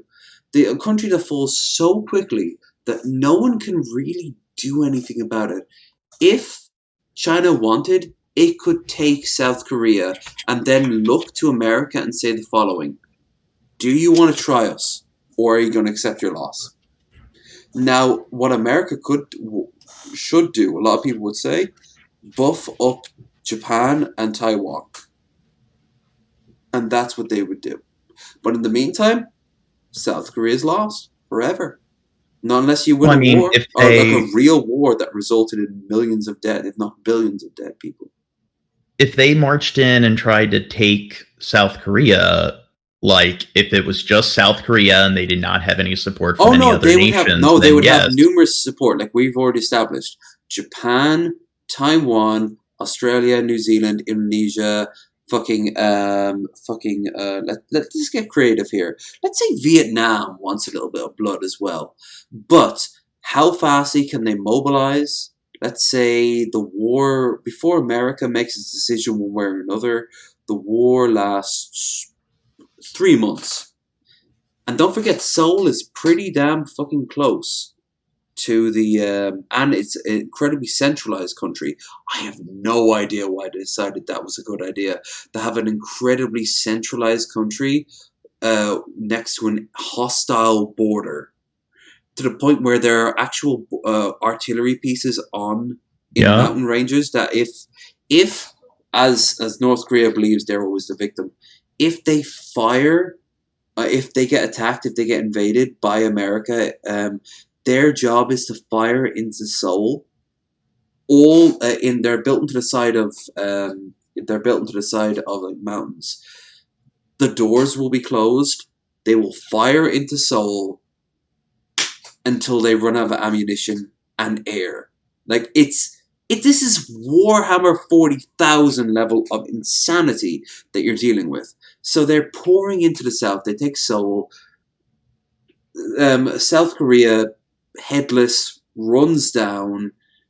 Japan sends air strikes. Everyone sends air strikes. Fucking New Zealand sends air strikes. Special forces. Troops arrive, but they're not there in time. They have to assemble. They assemble in Japan. It's too late. Maybe they that. What's that little island called? Jeju or something like that. Joju. They take that island, secure it to make sure all the refugees pour out of it by the millions. Is America going to launch a D-Day into it? No. Who else is going to do it then? There's no one else. Russia is giggling to itself and eyeing up Poland. South America, what, Brazil? Brazil's not going to get involved in that shit. Africa, no one in Africa gives a shit, and half of Africa is fucking owned by China. Europe, where does Europe land in this?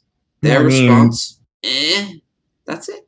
I think what would happen if China attempted to take South Korea is once they start attacking, like the US, Japan, and other NATO allies would pretty much give their support.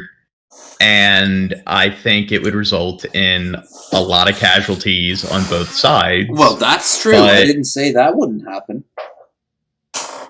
But here's the thing. China has proven time and time again, it doesn't matter.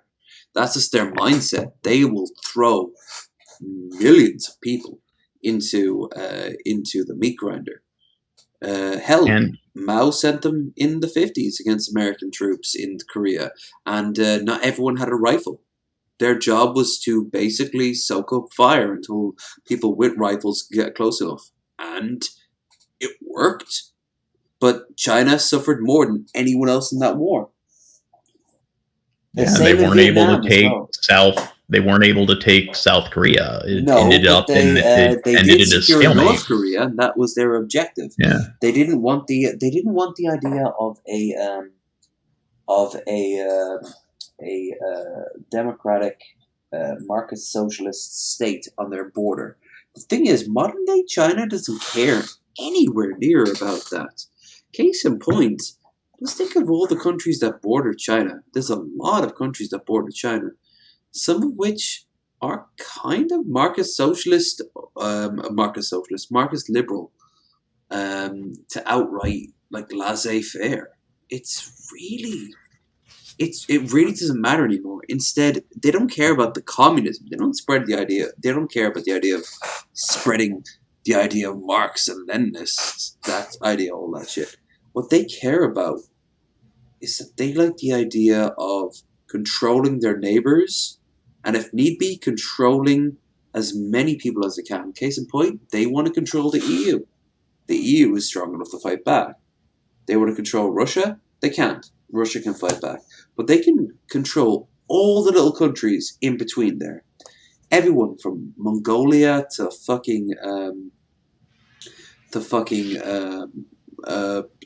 you wouldn't believe this, but fucking Ireland. Ireland has a Chinese influence to it. And I don't mean all the Chinese people coming in off the boats. That's just life. None of them have government connections as far as I can tell. Of course, there's probably is a few spies sneaking in. I mean, that's life. But here's the thing. They have an influence over it. Because the whole Silk Road. As Red Eye was saying there, they want to control it via trade. And America has no equivalent to this. They're not upgrading like the roads and the rail and giving electricity and shit like that. The only thing I can think of that will be brilliant against China about this is that there's no guarantee short of an invasion for China to have, for the locals to just turn around and go, oh, thanks for the modern day infrastructure, so fuck off. I think that's what a lot of these like tin pot dictators and like presidents who have extended their terms, or outright presidents who have been elected, when they receive Chinese money, they go, okay, thanks for that money. I'll be sure to build a hospital. Now, could you please move my country within 12 hours, or else we'll open fire on you? You know, like they still are local. Now, I'm not a big fan of nationalism. That's the closest thing I'm going to get to, like, I'm supporting people standing up for their fucking rights. But don't get me wrong. I want them to say the exact same thing to the Americans, too. And to EU, and to every one of them. Because all of them are going to use and abuse those countries for their own interests. Only difference is, China has proven it will slaughter tens of thousands, and this is what it was all back to, Afghanistan. And I know, once again, this sparked some interest. I'm actually glad. I'm going to say, I know I've been kind of hogging the stream tonight, but Jesus Christ, the chat's been good. The chat's been very good. That's good to see. India's on board with us. Good to see. Although India has its own problems. I'm not exactly thrilled at how they've been treating a lot of people, but at the same time.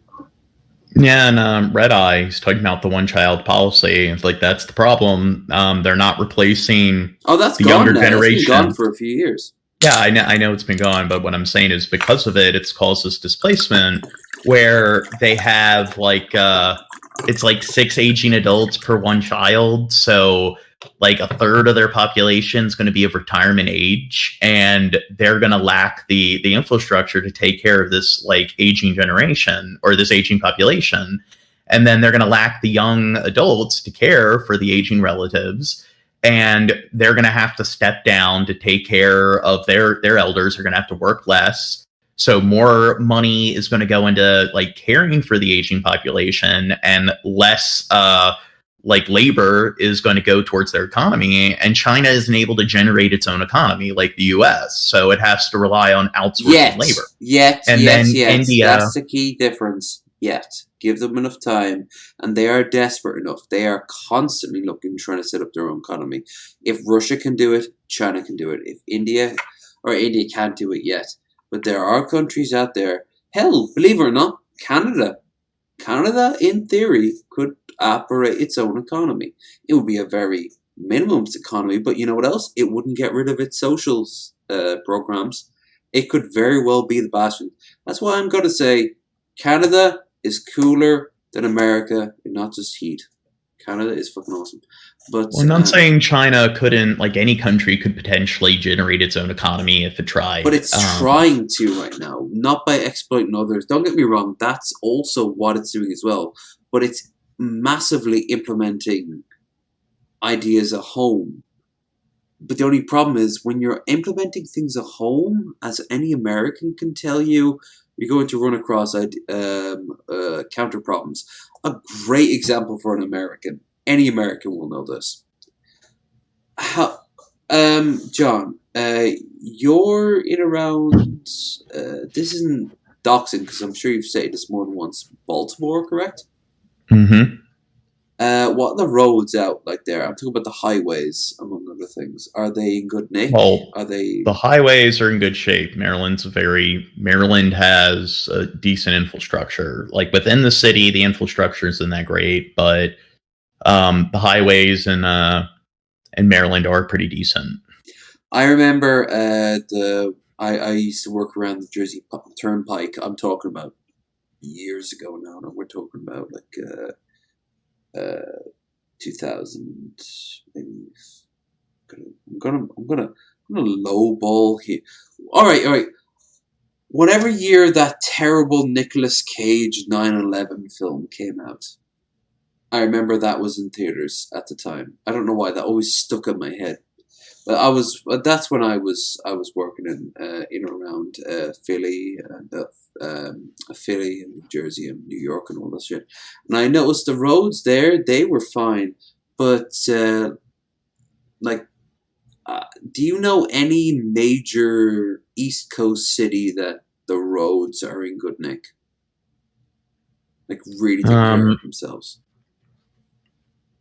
No, not really. That has more to do with American culture, where I'm going like, somewhere with this, by the way. So, well, I mean, throughout the 20th century, pretty much the wealthier classes moved to the suburbs. So, unlike in Europe, in America, it's usually the suburbs that is where the more death of walking culture, except for the West Coast, which has started to reintroduce walking culture. And my God, are they smart? And the cities. Yeah, and the cities usually have much, much poorer infrastructure because they tend to have a poorer population overall, but that's changing because a bunch of younger people are starting to move to the cities, so gentrification is taking place. All right, but I mean, overall, infrastructure isn't the best. It's not the worst. It's because we're a white picket fence society, so it's because of poor social institution. So essentially, if you live in areas where there's a decent economy and overall the average medium income is high, then yeah, like the neighborhood's going to have a decent level of infrastructure. But then when you go to poor areas where people have a difficult time providing. Yeah, I've been to the ghetto and I've been to the millionaire mansion rows. Yeah, I've seen the difference. Although I have to say in Cleveland, yeah, that's pure class. I mean, that's true anywhere, but I have to say in Cleveland, at the very least, the roads were still as beat up as anyone else, but they were surrounded by like mansions in the millions. And I asked where many of these inherited, and he said surprisingly very few. Most of these are new people coming in. I'm like, but the roads are shit. And he's like, yeah, well, they always get onto the city about it and nothing is done. But if the millionaires can't get onto the city, not Baltimore, Cleveland, of Cleveland, like if they can't get onto Cleveland and say that shit, like what the fuck? What the fuck? But the reason I brought that up is countries can build up like massive amounts of infrastructure, but it's kind of like how to put this? It's kind of like putting on a facade. Like if you've been through Pyongyang, I've not, but I've seen plenty of footage of it, and I've actually met someone who went to Pyongyang. They did indeed have to hold the flowers down while getting filmed at the foot of the giant statue and everything. Irishman doing that. That's the great thing about Europeans. We can always be the neutral party. And Irish people, we actually are allowed everywhere. That's why the Irish passport is heavily used by criminals and terrorists. To the point where if you ever see an Irish passport lying around, hate to say it, snag it up. That shit's worth a fortune. I'm talking about 10, 15,000 to hand that shit over to someone who knows how to do it. If you ever come for mine, though, yeah, don't come for mine unless you're fucking packing. In which case, yes, sir. The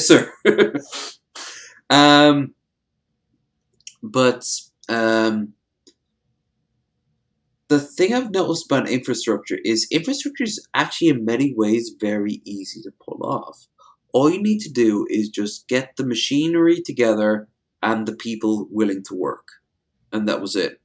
It's very straightforward. It just requires a lot of political clout.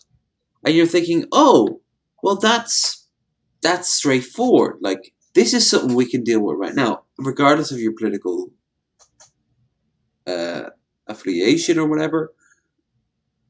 It's all going to be very, very straightforward. Like, everyone wants better roads. Inner city, outer cities, highways, rural, whatever. Here's the thing. Motherfucker, you hear libertarians say this shit, and you might as well be talking about, like, the fucking end times. Because who's gonna pay it? Ooh. Taxes? You mean theft? Like, Americans created the idea of the modern libertarian movement, and obviously so did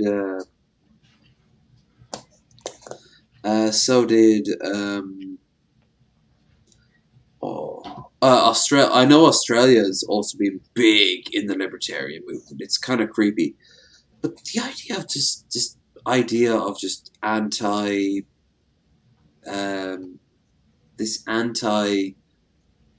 like roads to the point where it's a meme now is like a fucking joke, and that's what I was trying to like.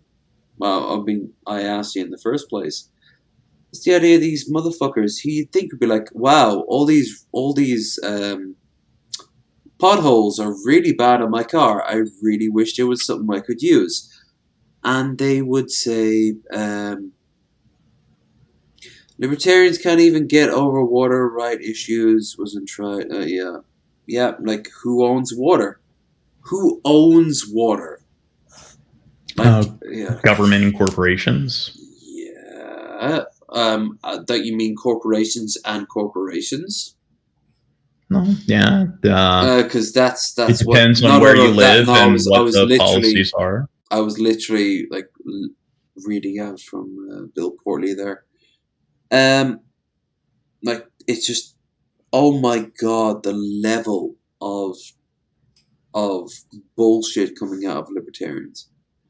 And when I say libertarians, like, I've met libertarians who say that, like, I remember when libertarianism wasn't so crazy, where we knew that taxes had their role, a very important role, to make shit work. Things like hospitals, and roads, and libraries. Like, no one ever talks about libraries anymore, but the amount of people I've met who, I know this might be a generational thing, but would say that, yeah, I learned a lot in the local library. I was educated. Your schools come from taxes. No, you should have an educational board funded by 6 or 7 different companies run your education. Well, I mean, that is a problem, like in the United States, where you have certain communities where everyone sends their kid to private school. So, like, pretty much only that's pure bouginess. Yeah, and it's pretty much only like the bottom rung of people who send their kids to public schools. So the funding is very poor, the test scores are low, and pretty much you have to send your kid to private school. Not to mention the fact how many black kids go to private school. So henceforth, that skewers in the amount of racists who point out that blacks always score. That's what they call them. Black people call score lower on the the SATs? Isn't that what it's called? Because we don't have that. Well, we've got something else. The SATs you take when you're in high school, and it's not like it's optional, so you don't have to take your SATs. It's a test you take. It helps with like college applications and everything. But you have standardized tests, so different states have their own standardized tests, and usually it's based on the grade level and everything. So in Maryland, there's the HSAs, and one thing that's unique to Maryland compared to other states is that if you don't pass the HSA, you don't pass the class. So we had, when I was a kid, they had HSAs in biology, algebra, government, and what was the fourth one? But anyway, like, if you didn't pass the HSAs, you didn't pass the tests, or you didn't pass the class, and you had to repeat the class. And it's something like 20% of kids would like fail these tests. And I don't want to sound arrogant, but it's like pretty much a middle school test. So it's almost like even if you didn't take the class, it's almost like common knowledge. Like the algebra HSA is just order. It's like order of operations. It's like PEMDAS. So it's like there's something wrong if a kid is in high school algebra and they don't understand, if they can't pass that test. So it's like, are they even being educated? So that's one thing I find astonishing is like the kids that fail these tests, like the school I went to, because I lived in a wealthier area, pretty much all the kids passed it. Like it's like something that it's just a middle school test, but it's kids in like these poor schools, like in the inner city. And these schools are just anarchy. They pretty much don't learn. They just clock in. The teachers don't teach. The kids kind of just like meander about in the classrooms. And I mean, it's kind of like those schools in the inner city are just kind of like these 6-7 hour long prisons that the kids just kind of hang in until they go home at the end of the day. And there pretty much is no education. And they kind of just like move the kids along. And these kids like probably have like an elementary school level of education, but yet they're in high school classes. And that's just poor infrastructure, and just it's also a form of neglect. But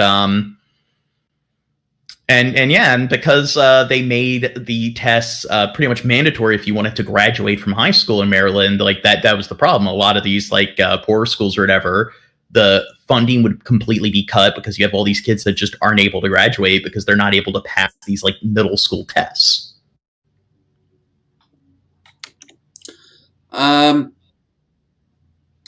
I honestly, like, I've got no equivalent, obviously, because I'm European. Like I grew up in Ireland. I have more in common with. Actually, I don't even know how the Irish system worked too well, because I got my junior cert. I never finished my leaver cert. Went straight on to college. It's a long story, but the gist of it was like my junior cert. We prepped the entire 1.5 years prior to my junior cert, and then afterwards you do the same again, and your leaving cert. The difference with your leaving cert is your second to last year, you can, if you took a trade, leave to join a guild. I was actually saying this to Kai, who was obsessed with this because I said the word guild, and I'm not even kidding, a genuine guild. It was left open. If you, for example, you were a carpenter, you could join the Carpenters Guild. And if you're thinking of a guild as in like some sort of like a group, a journeyman and all that stuff, it kind of is, including the clubhouse, the big building back from like the Middle Ages where they gather once a year, but only like the masters gather. And I think you need 20 or 30 years to be a master carpenter in Ireland. In the UK, it's different, but again, it's the same thing. I think in France too, they have it. But the point is, the gap year was open for that. The thing is, anyone could take a gap year if they had a job. I knew a kid who went off that year to become a mechanic. His dad ran a car shop, and by the time he came back, he was a basic mechanic, because believe it or not, if I'm right, there is something akin to, if not a guild, then some sort of like association of mechanics in Ireland. So he was ecstatic about that. But I don't know what it like the education in America is like, but I know it's not well designed for the world that they live in, due to redlining, due to the wage gap, the poverty gap, and due to the subjects you guys are taught. Like, everyone says you don't know algebra, you know? Yeah, when I was in high school, it essentially was the page numbers on the board. There's your homework assignment written down. This is your classwork. Open up the book, get to work. That's what it was like when I was in high school. So, and a lot of the teachers didn't teach. That's where I kind of have some animosity towards educators, because they like to play, and I have a lot of relatives who are educators, they like to play the woe is me game. Like, oh, you get paid so little, and it's the hardest job out there. We're the only people that have a job that's difficult, that's stressful. But then these teachers are just sitting at their desk and they don't teach. Who's saying that we're the only people who have the worst? Well, I've never heard Paul or Jake say that. They were both educators. I'm not saying all educators, but I'm saying through my experience, I've come across a lot of educators that try to claim, and I'm being hyperbolic, but I'm saying they will claim that, like, oh, teaching's like one of the most stressful jobs out there, and then they act like they don't get paid anything. I guess it depends, but like the school that I went to, they just kind of sat at the desk as the kids did bookwork the entire time, so they didn't really teach. Well, is that your memory, or is that actually what happened? Like, did you follow them after school to see what the fuck they were doing? Like, how were you being graded? Like, how did they fucking assess you? Don't get me wrong, you might be 100% right, but this almost seems like sort of like biased right here. Well, I do think that, like, if you do your homework, you'll find that, like, the average teacher, like, you look at their salaries, and it's like they are being paid a decent salary, and you look at just how many Americans, like, get paid like minimum wage and stuff, and they're acting like they're getting paid pennies. And it's like, I'm sorry, but if you're making like $60,000 a year, it's like you're not rich, but you're still, and that's like usually like a starting salary in a lot of states. So they're not being paid poorly, and they get. Don't you think that someone who is being like a teacher who spent years preparing for this should be paid a little bit more than someone who's flipping burgers? I'm not saying they should be paid as much, but they're getting paid quite a bit more, and they're acting like that they act like they don't get paid at all. So it's like the shared delusion that teachers like make nothing, and it's like I'm not saying they should be paid less, but when they constantly play this game of like they're not getting paid at all, when like they work for like 9 months, so they don't work summers. Usually they could work summers if they want to, like they do. There's options. They normally take a second job. Have you noticed that they can't tend to afford their own homes without taking a second job, so they only work under things? I mean, hell, you're a fan of Breaking Bad. You weren't shocked to find that Walter White was also a car washer. Yeah, but like the average teacher like makes the same amount of money in 9 months that the average nurse does. So like they have the same salary. Nurses have to double pay. That's why so many nurses went on OnlyFans. Like, I think the bigger problem is, are you being paid enough? And the answer is no. As a wider issue, I think the idea of pay needs to be brought up more. Like, so what should an appropriate salary be? Context is key, and I can't answer that. You have a better idea of it than I do. And but Drunken, I mean, like, Drunken, when you're working, chime in here, because this is also affecting you. I mean, you are a barman. Are you happy with your pay? I'm happy with my pay. I make around $30,000 every year.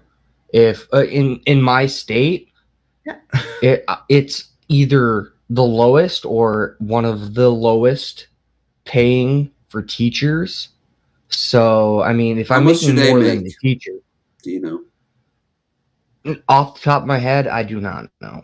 Here, let me average salary for teachers per state.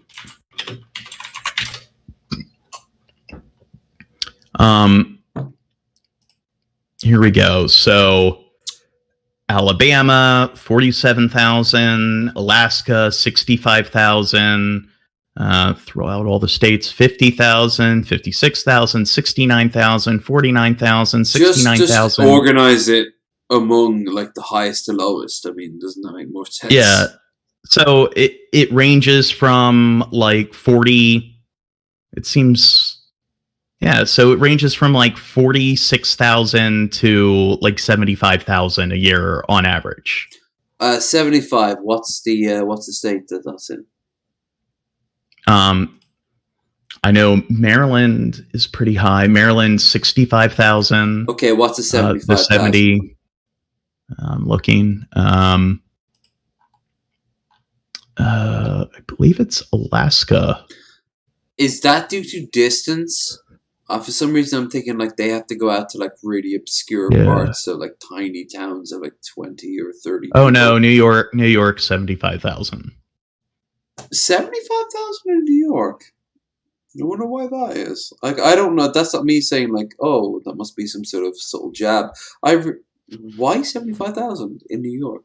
Is it the fact that it's the idea of it could be the people flow. It could be like the sheer amount of. Oh no, it's the Dork Master there. I said the Dork Master.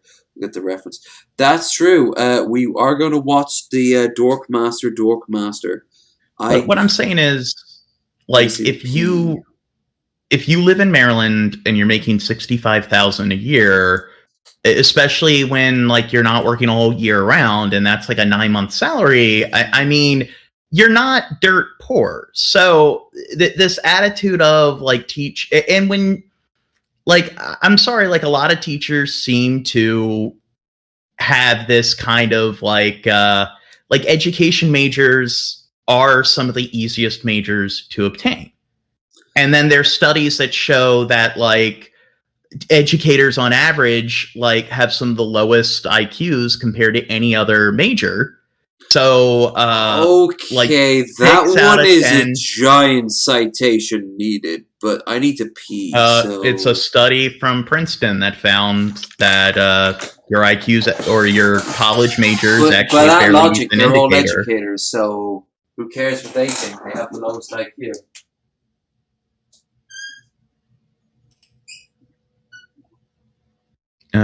What do you think, Crow? I can't really comment. I just know that in my state, it's one of the lowest paying. Like I said, if not the lowest paying, as far as teachers. And there are programs for people that go to college, and they're like, oh yeah, if you stay in the state for if you're a wish we had like an educator in chat. If anyone knows anyone who wants to fucking confirm or deny what John's saying, it doesn't make much of a difference. I mean, we're gonna move on from it anyway because, well, frankly, I've been hooked. Whoa, you're all over the place, audio wise. You talking? Yeah. Well, I mean, yeah, I'm just saying that if anyone wants to come in and fucking dispute this, by all means, send the word out. It's just this doesn't seem right because I remember growing up when I was in I ran across tons of different teachers, but you live in a different country. That's right, but teachers are still underpaid worldwide. Like, that's a global thing. Here's the thing. I remember going to secondary school, and our science teacher, he couldn't afford a house anywhere. This was at the height of the Celtic Tiger as well, and then a little bit after the collapse.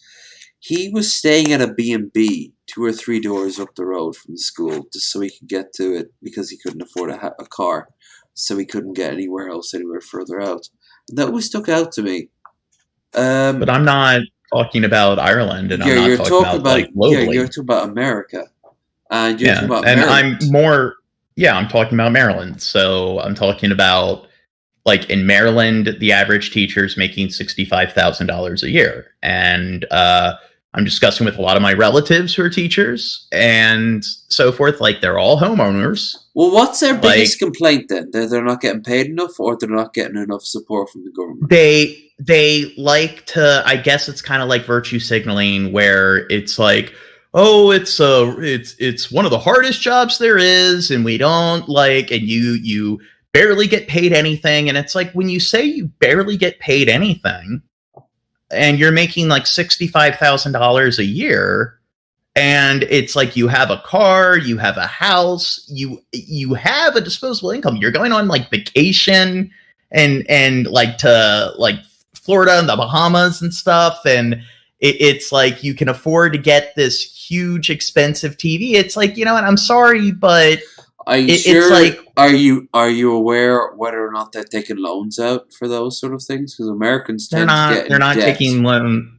These are relatives, and it's like you have two like teachers, both of them are making like 60,000, and that's like starting salary and stuff, so they're making more than that because they've been teachers for a while, and it's like these are 9-month salaries, so it's just like, I'm sorry. And then you also have this kind of issue of like, I understand there are kids that don't want to learn. There are kids raised in households where like they are going to be defiant. And it's like, what do you do about that if like you're trying to teach like 30 kids and the classroom? So I'm not saying their jobs don't have issues. What and did I setbacks, say? Every fifth child is going to cost you more time than the government's willing to pay you money. Like, yeah, I'd say it depends on like what kind of school and what kind of neighborhood you teach in. No. That is not even negative. For example, what if your kid's epileptic? What if they have? What if you are dealing with like older kids and, for example, they hit their period or get pregnant? Or what if one of them gets arrested? Like, there's tons of little nuances about each and every class in each and every year. And it's a case by case basis, but. It's like there are scenarios where teachers are bad teachers. Bad teachers do exist, and it's like with police brutality. Always. It's where forget police brutality. What about just someone on a processing line who's been looking at their phone more than they've been looking at the processing line, and then the thing that they're meant to search for sleeps by, and that's how you end up with those statements. Product may contain nuts. You know, like, yeah. But I'm shit saying can happen. Like a lot of other jobs, like if you talk to a nurse, they're not going to tell you that, they're not going to go out of their way to be like, hey, I was like at a hospital, this one nurse was rude and unprofessional. They're not going to sit there and be like, oh no, that can't happen. They're like, all nurses are perfect. Yes, they employees. Can. I don't know where you got that bullshit from. No, I've run across nurses like that before on both sides of the Atlantic. Yeah, that's what I'm saying. No, what I'm saying is that does happen all the time.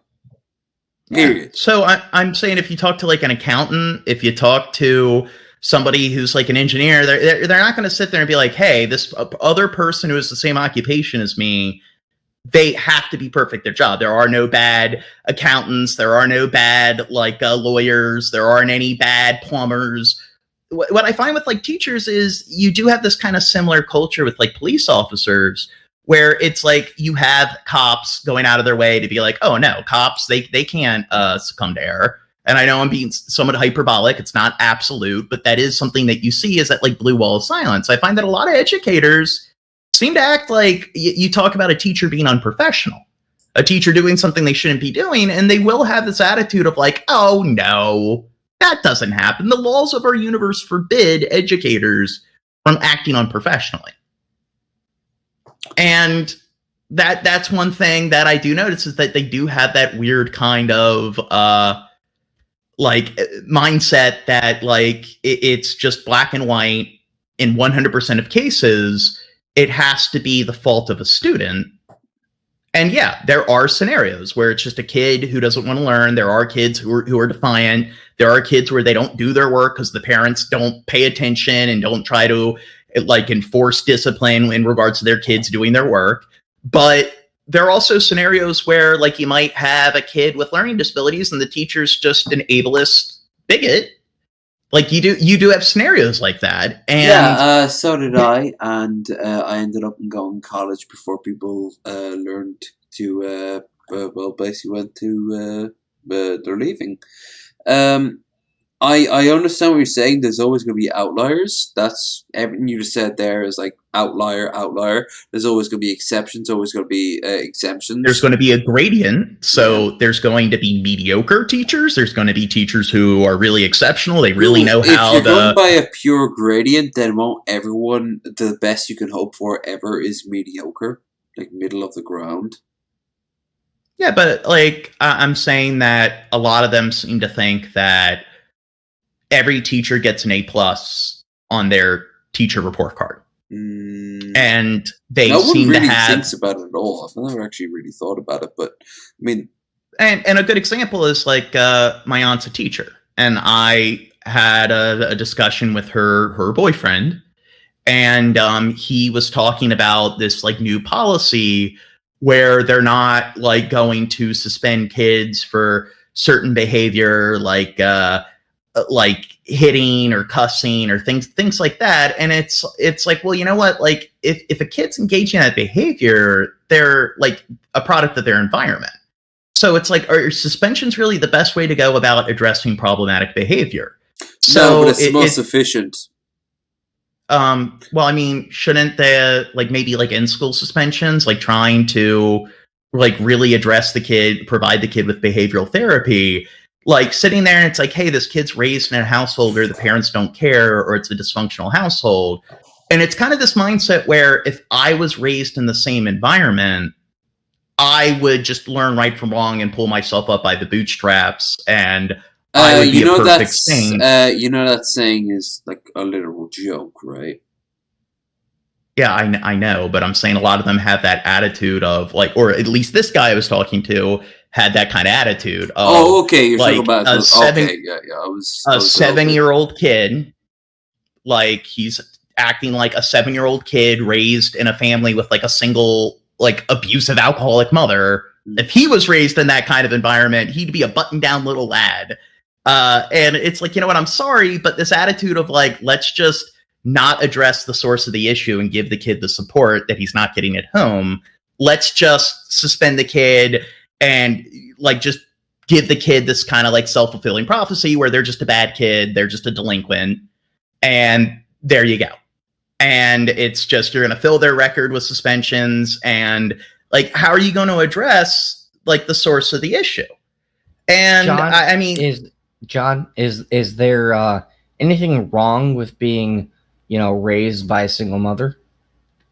I'm not saying a single mother. I'm saying like if a kid's raised by like a single like alcoholic abusive mother, and the thing is, I'm talking about like Baltimore City. That is a problem where you have a lot of young women like straight out of high school, even in high school, having kids outside of marriage. So it's one adult raising multiple kids. And I mean, usually throughout most of human history, like you'd have the entire family that lived on one estate. So you'd have even more than just 2 adults per household, but raising a kid is hard. So when you're just one person raising a kid, and you're raising a kid like as a young adult outside of marriage, like it's not the fault of the kid that they're born into that kind of environment. And I mean, how do you break that cycle? Like, why did that young woman have a kid outside of marriage? And it's just like branding these people as like, hey, it's their fault if I was born in the same environment without any proper support or guidance, I would go down the right path. I think those people give themselves too much credit, and I think that you're just kind of like damning those people. You're kind of like condemning them to failure by just being like, hey, like it's their fault. It's not the fault of the kind of environment that they were born into. And I think that there is a level of narcissism there where genetic and environmental factors don't matter. Regardless of what kind of environment I'm born in, I'd be exactly the same. And the thing is, school, like once again, the social institution aspect, it's like if a kid is not getting the support that they need at home from the family, not all kids come from the same environment. Shouldn't maybe the social institution be there to intervene and provide the support that child is lacking at home? Yeah, I agree there, but I also and I don't like with like young children. Their brains are still developing. John- just John- branding them as John, this is fucking Lev's stream. He was trying to say something. Well, no, that would be Rich for me, saying that he hijacked it after me basically gibbering over both of you for so long. I will say this, that one reason why our viewer count went down was because we turned this into welcome back to the DM stream, where we forgot to give them some visual quality. So, you know what? We're going to watch this. We're going to watch this that you gave us there, and all I can say on this is all I can say is this there, John. You have given me a good question. Are they paid too much in the States? And I've heard C's of no, they're not paid enough. You give me one yes. The thing is, I'm not equipped for this because I don't have the ability or the power to it. But you were thinking of talking to Paul Zigo. If you ever want to talk to Paul Zigo, that man can educate you, or you can educate him. Either way. And I don't think they're paid too much. I'm saying they're not paid too little. Yeah, you're saying you think that they're being paid enough for what they're done. I do not agree, on the simple grounds that if that was the case, then I would not see so many of those motherfuckers being so goddamn poor. But you live in Ireland. No, I'm talking about Americans. I'm talking about American teachers who work about the same level of qualities as a Starbucks barista in terms of pay. But you said Maryland. Okay, that's fair. You're saying Starbucks barista. I don't think those people are making $60,000. They still live the same level of lifestyle. Where's that money going? You're going to have to go through each and every case and find out where that money's going, because something tells me there's nuances that you're missing. But the point is, I'm not going to get mixed up in the reads in this. What I'm going to say is, you are closer to this than I am, but there are people who are closer to this than you are. And if you're going to have a conversation about this, have a conversation with them, not with me. I didn't come here to listen to, frankly, a borderline Jordan Peterson conversation. I want to have some fun. So you give me a link. You think what I'm saying is almost like these guys are come across as some form of like entitled. Yeah, I got that vibe from you. Yeah. So that's a you problem to deal with, and that's why I'm moving on. And that's Crow. That's like, I don't know. Do you want to chime in, or do you want to talk about this, or what? No, well, I have some fun. I mean, I think I sent you the weirdest, most ridiculous like news statements out of every state. And if you want to go through that, yes, thank you. Yeah, some of them are hilarious as shit. I would love that. Yeah, John, fucking love you.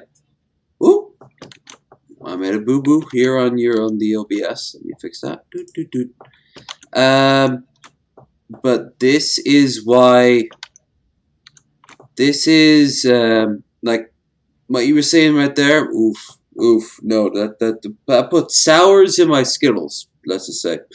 But that's a me issue, and we will overcome it by a new topic. I'm saying what just happened is John. I'm giving you a way out. Come on, take it. Walk on. We're good. We're all good. Yeah. We're all gonna skip out of this. We're all gonna skip out of this. This video is fucking funny. This jacket, I hate it. They make me wear this Wait, shirt what the and fuck tie. is this? I hate Man it. strips at school board On meeting. the way over here, I ran Oh, 3 how stop strip is signs strip. and 4 red lights. I almost killed somebody out there. But by God, it's my roads too. So I have every right to drive as fast as I Some want local to, theater make the turns girl that I being want paid to. I got borderline over here minimum to wage the to do this school job. today, and the parking lot's full, and I decided I was going to park wherever the hell I want to. Alright, I want to say one thing before I continue, right? Look at these guys right here, right? They look like the Jedi Council. Like the fucking prequels, Clone Wars. Am I the only one who's seeing it? Like, I can go full screen.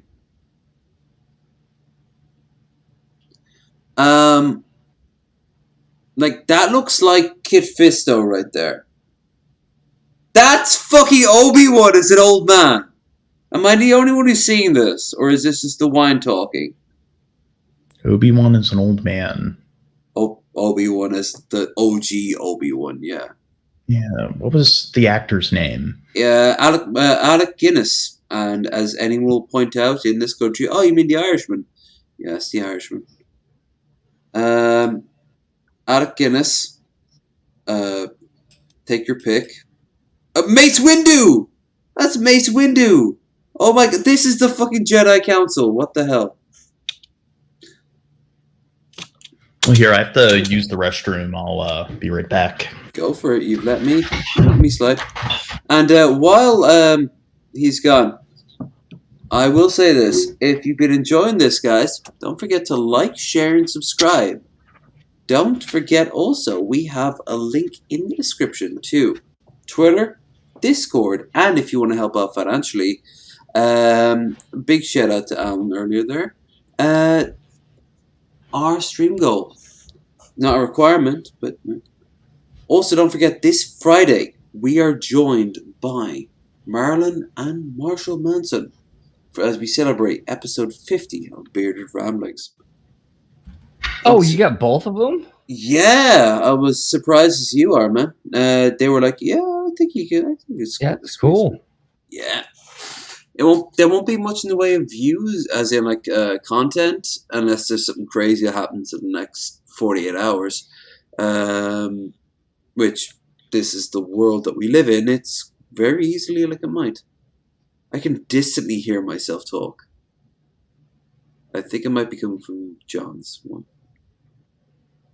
But anyway, Drunk, how are you enjoying the stream so far? Oh, how am I enjoying the stream? Yeah, like, are you having fun? Yeah, I wasn't at first because I wasn't as drunk as I should be, but I mean, now I am. You know, you almost borderline sound like Marty McFly. I'm gonna take that as a compliment. Oh, it was meant to be a compliment. I always liked it. It's very honest voice. Like, oh, geez, Doc. You know, like,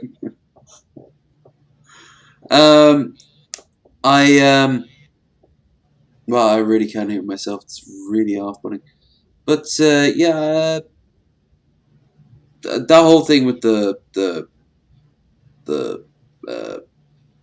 teachers and everything. Yeah. I nothing. thought it was gonna be. Yeah, sorry, go on. I thought it was like with John. I didn't really think it would go like too serious, but I thought it was gonna go serious, but not like too serious. It's the same with we had Kai on time before last, and that got crazy too. But I'm always just saying, like, all right, that's fine. At the end of the day, like, what more can be said and done? Especially because a lot of that was anecdotal. So, like, what the fuck can I say? What the fuck can I do? It's just, I don't know. Like, I've seen too much. I've seen too much arguments in the contrary. So, it just reminded me of too many people saying that, like, these people are spoiled little shits, and I'm like, oh, fuck you. But I mean, I don't think John was going that direction. I just think he was like, hey, yeah, I've talked to other people. But this is the sort of shit that makes me understand why people don't like John. But it's, again, like, why? Why the level of hate? I don't get it. It's just, And it's never over stuff like this, It's never over stuff like this. It's always over stuff like, I don't like the way he talks. I don't like the way he sounds. Like, I remember... John said a big word. I don't like him now. Yeah, that kind of stuff is stupid. Or John sides with someone I don't like. Like, the first time I ever heard of, like, the John hate had to be about the Missy Ann stuff. Like, John likes Missy. I don't like Missy, so I don't like John. I'm like, wow. So you come to me and you're like, what? You shouldn't like him. Why? Because he likes Missy. What does that have to do with... What does that have to do with John? He doesn't like Missy, okay? But what does that have... He likes Missy. Like, what the hell? Like, it's this weird, self-destructive bullshit that just reminds me of, I'm so glad I stayed out of the drama. My channel will be twice as big, 3 times as big, God knows how big. But it would be at the cost of my mental sanity. Like, I would be like, I couldn't do it. I fucking couldn't do it. It's so fucking... You treat yourself so much better if you just ignore shit. Like, negs... all those kind of type of people, they thrive on that. That's their fucking, that's their fuel. You give them attention and they just, keep going. But I'm just too fucking lazy. I'm sure there's been videos here and there. I don't know about, like, I don't know who about me, but like, my money would be on Scotty, Negs, or Rotfeast, all called, had like a list of people who they don't like related to Shabby, and you'd be one of those. Yeah, but I don't go out of my way to be like, oh, I'm gonna watch this and I'm gonna be like pissed off. Like, they said they called me this. Oh, I'm gonna make a fucking video about that. Like, no, I'm too fucking lazy. I don't give a shit. Dude, that's a great thing. Like, I was thinking, like, it might even be an age thing or just a generational thing. Raisin says this. Well, first of all, Bill says this. Beer 12. What are you drinking there, Bill? Like, what's the percentage? If someone is not... Anyway, this is Raisin. If someone's not for you, why not just hang out with them? Why not hang out with them? I don't understand this whole following people around, just yelling like them. I'm actually shocked, but last time I checked, there was no down votes on this stream. Which, if that's the case, then hell, even this got a down vote. Let me just blip blip blip blip. There, screen.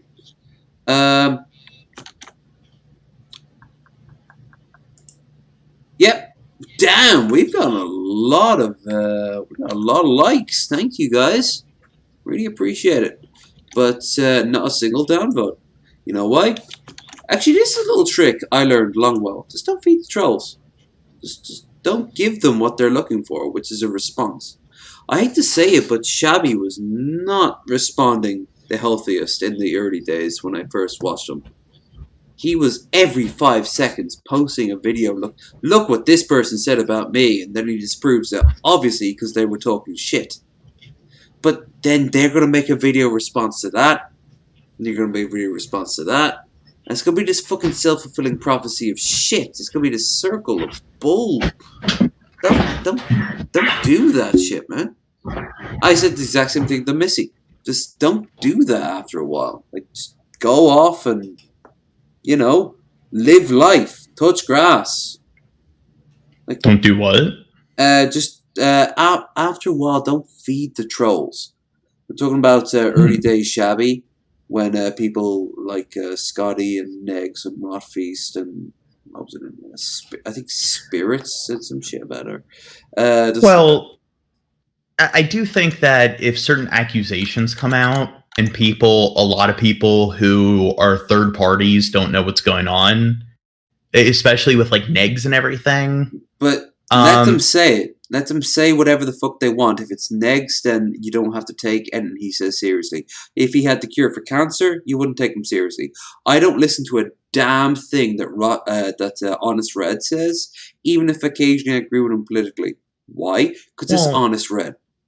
Because he's already established himself as a fucking piece of shit. It's the same logic. Like, you could just let that shit slide. Let it slide right off your back.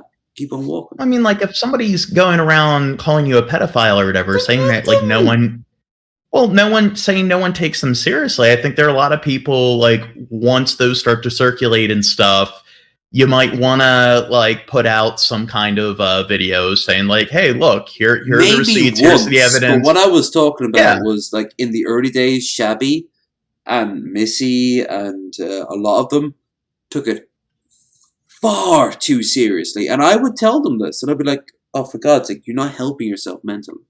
And they would be like, oh, no. And they would give this exact same argument. Like, oh, no, this is a special case because they said this and that. This Echo thing was the first time we got in drama in months, and it will be the last time for drama for months. Hopefully. Anyway. Like, who cares what these losers say about you? They could say that you fucking eat children and rape puppies. They don't have proof. And you know what else? If they did have proof, why are they saying it online? Why aren't they going to the police? Why aren't you getting a knock at the door? Instead, it's third parties who are like, uh-oh, this person's a pedophile. I bet if I watch a live stream of theirs, they're going to talk about having sex with children. And they realize, oh, it's just Shabisky. I guess I was lied to. Like, yeah, but I think you don't need to fuck your mental health up that way. Yeah, but I do think that in some cases, like if somebody's like engaging that kind of slander, and your career is built around viewers and people watching your content. Hold on, no. If anything, it helps your viewership because they're going to come in raged and they're going to come in curious. What you and if they see one video that's like, hey, these are the allegations, and here are the receipts I can show you. Yes. Yeah. Oh, no, 100%. I'm okay with like a one-off video if they get really extreme. I'm talking about if, say, the people you work with literally cut ties with you because of these unfounded allegations. I'm talking about in the early days, Shabby and Missy, and for a long while, long before this, Pimp, and half a dozen other people were fucking dealing with these accusations that were not founded, but they fed into it. This is another form of feeding the troll. Raisin knows what I'm talking about. No one takes him seriously at all. If you want to CYA, state your case, you deal with.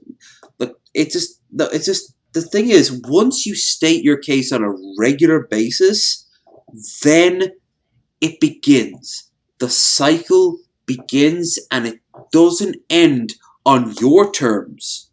It ends on no one's terms because they don't get what they want unless you do something like you fucking you break live on screen, or they SWAT you and the cops shoot you down. The point is, no one gets what they want out of these things. Rather, it resets. Everyone grumbles for a week, and then it starts again. There's no reason to do this shit. Just fucking like don't forget, this isn't real. None of this is real. None of this. It's a fucking camera. Like I'm actually I'm looking forward to tomorrow, spending my day off camera talking to a very, very, very cool lady from the south of Ireland who I've been talking to the last few weeks, and I've been gelling with her like crazy. And I'm going to talk about some of the crazy people I know online. Are you guys going on a date? Or just friends? I think within 2-3 weeks, I think we're going to go on our first. Oh, that's sweet. Yeah, well, I have financial shit to do related to this PC. Again, that was one of the major factors. I started talking to her. I'm like, Can I go out on the town with her when she's halfway across the country and save for this? No. What will I do? Didn't even think for a second. People who are obsessed with this shit would make the PC their world. Me? I'm not making her my world because we could just end up being good friends. But the point is, I want to have that fucking chance to try away from y'all. I am enjoying some good books. I need to get back into movies now that the lockdowns are over. Do something beyond the internet. It's okay. Let them say whatever the fuck they want. If they have proof, then they have proof. If not, then it's just going to be gibbering. But here's the thing. If you respond to that gibbering, the gibbering will increase because it'll feel like it had a level of validity. Back to Pipmunk yesterday. He literally said, like, Neg said something about him. He was called out. Negs said sorry, and then he backpedaled. And it begins again. That's not... Forget anything what these motherfuckers are saying. Because if they are pieces of shit, if all they're saying is lies, but what about your mental health? How the fuck are you going to be able to wake up every morning and be comfortable knowing that someone, for whatever bullshit reason you've justified to yourself, has said that you did something horrific? Pedophilia, murder, fucking embezzlement, racist slurs. Take your pick. It's a wide carpet. It's not worth it. It's not worth it. And it's not worth it, not for them. Let them say whatever they want. Let them stand on their hill of shit and say that they won. No one who matters to you ever will look at these motherfuckers and think they've won at anything. What's more, they're self-destructive. They'll be dead within 1 or 2 years. I mean, in some cases, literally. They will literally have died because they're not well. Others, they'll be gone. Or be thrown under the bus too because they need new targets. If you don't feed them, they'll turn their attention elsewhere. That's what my child, the only reason my child survives is because I don't feed the trolls. So, yeah, no, I stand by what I say about Shabby, about Missy, and about the rest of them. They deserve better. They are owed better than putting up with this shit. Fucking let them slide. Let them say, you gangbang babies at birth. Where's the fucking proof? You either did or you didn't. And if you didn't do it, they look like jackasses. And that's what matters, because the people who will see that will go to you and be like, hey, I saw that shit they were saying about it. Who cares what that loser thinks? Or you feed in them and the cycle starts. The only good thing about it is you get views, you even get donos. Is it worth it? Is it worth it up here? No. There, I said my tirade. I said my tirade to the entire YouTube drama community. Feel free to rip me apart. Come at me, bro. I do think it's kind of like it gets very redundant, very samey with a lot of these channels that are dedicated to like Shanny for Christ commentary and stuff like that. So it's like kind of like a spectacle. Like when you watch people like Brett Keane and stuff, like originally in DP when they did the Crazy Person segment, seeing those kind of people like a few times, it's like, okay, these people are crazy. It's laughable. Like somebody like Gail or Chris Chan, it's like you see them and it's like it's interesting. Gail was my gateway drug into getting out of this, because Gail, I just felt more and more sorry. And you know what else? Tila Tequila on DP. I stopped being funny a long while ago and started feeling really sad. Yeah, so it's just like one time it can be kind of like funny, like, oh, that's weird. After a few times of watching it, it gets kind of it gets kind of depressing. And then it's like somebody like Chris Chan, it's like, yeah, he's like the scenario surrounding him is very absurd and unusual. Chris is unique. Like there's very few people.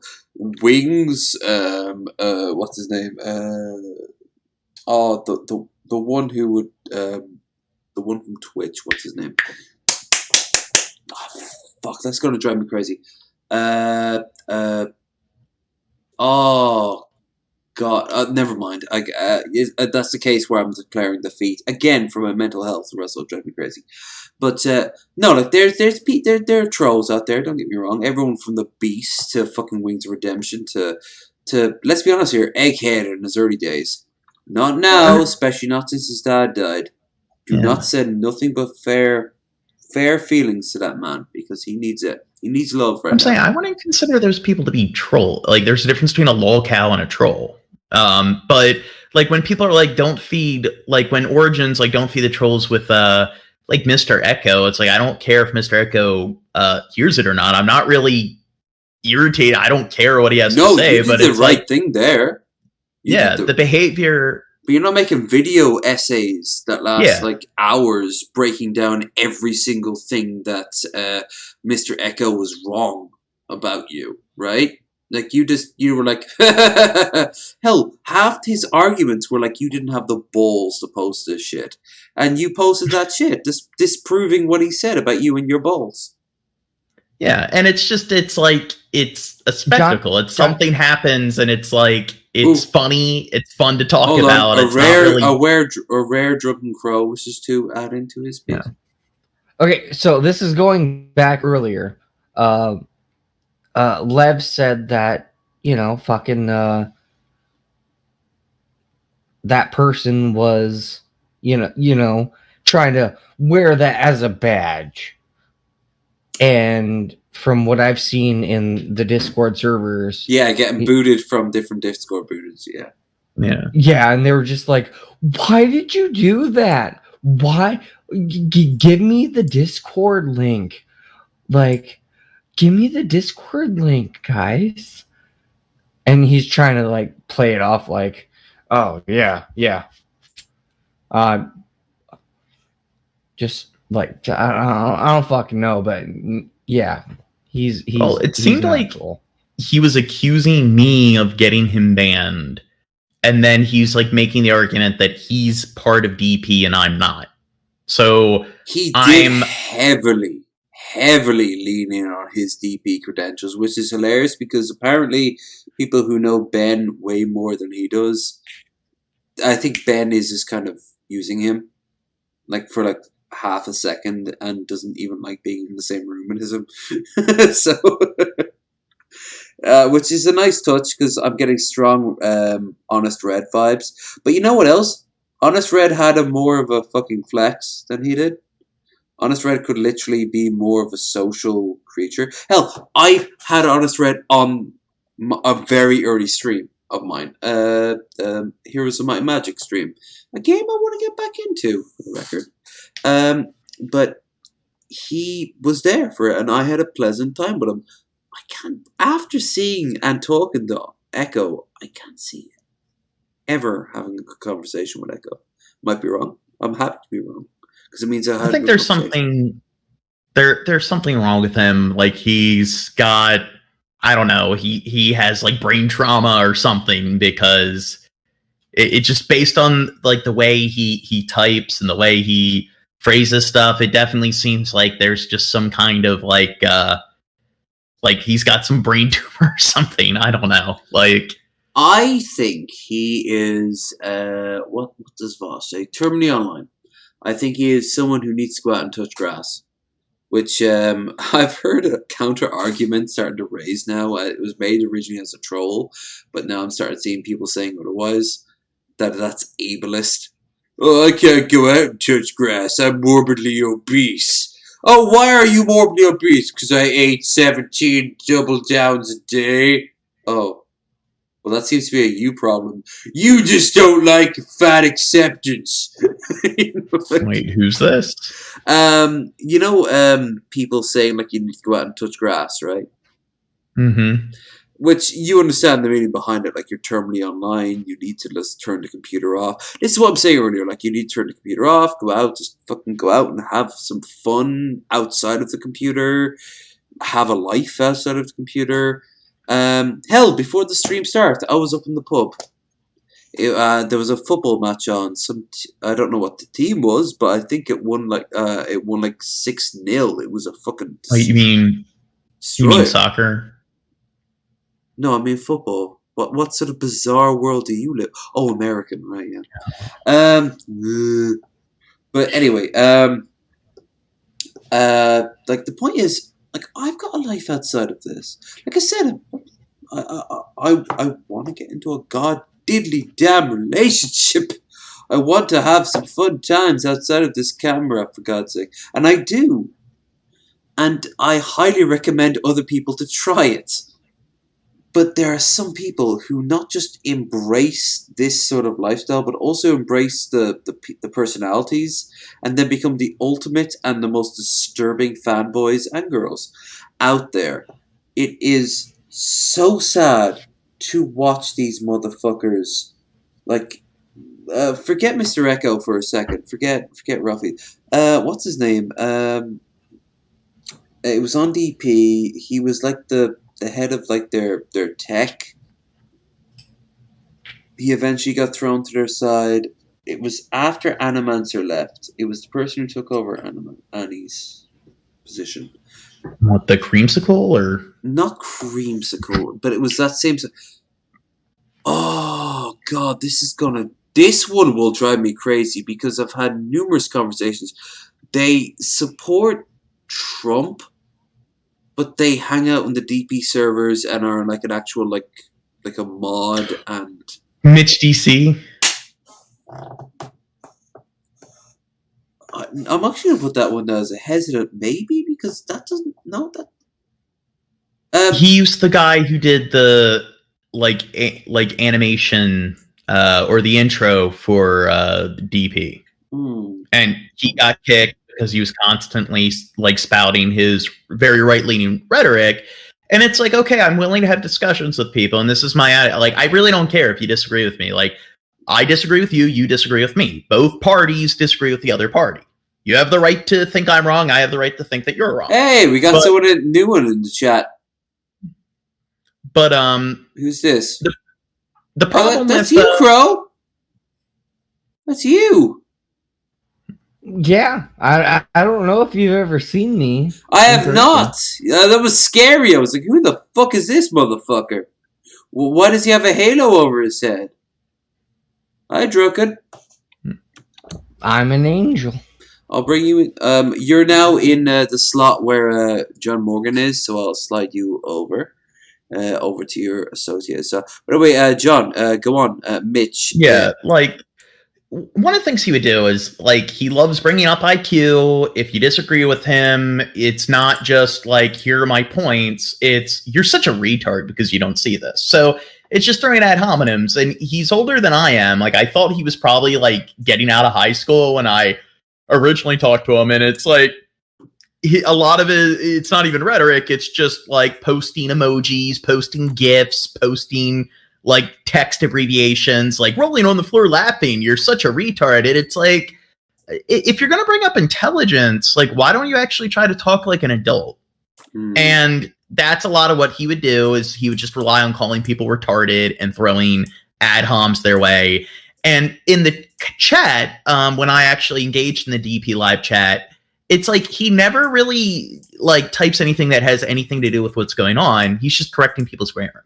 And it's like, don't you think you're kind of a loser when it's like, it's a 3-hour stream and the only thing you're doing is just whenever somebody uses the wrong variation of there, you do the apostrophe after them. And then he'll use, like, he does flawed grammar. He immediately tries to correct himself. And it's just like, he's sitting there like, oh, like, and it's the fallacy of a single cause. He's a genius, but you have the lack of critical thinking where it can't be the fact that a person isn't paying attention. They're just stupid. Ignorance is the only reason. So then when he makes the same mistakes, I'd correct him and I'd be like, well, hey, it must mean you're retarded. It can't be that it's basic human oversight. And it's like, he'll say things like that. If somebody doesn't know something, you're automatically retarded. He loves the R word, but then apparently he dropped out of high school and failed out of college. And it's like, okay, I understand that college education, not doing well in like that kind of like institutionalized academic setting doesn't mean you're stupid. But it does show that you're not a perfect specimen that goes your entire life never succumbing to error. And clearly you didn't think things through. You weren't very pragmatic when you invested years of your life in college and you weren't able to go all the way. So acting like you're some perfect specimen It's like once more, maybe you should apply some level of modesty or humility, and that's the issue. Is that it's one of those people where it's just, I'm going to tell you that I have a high IQ.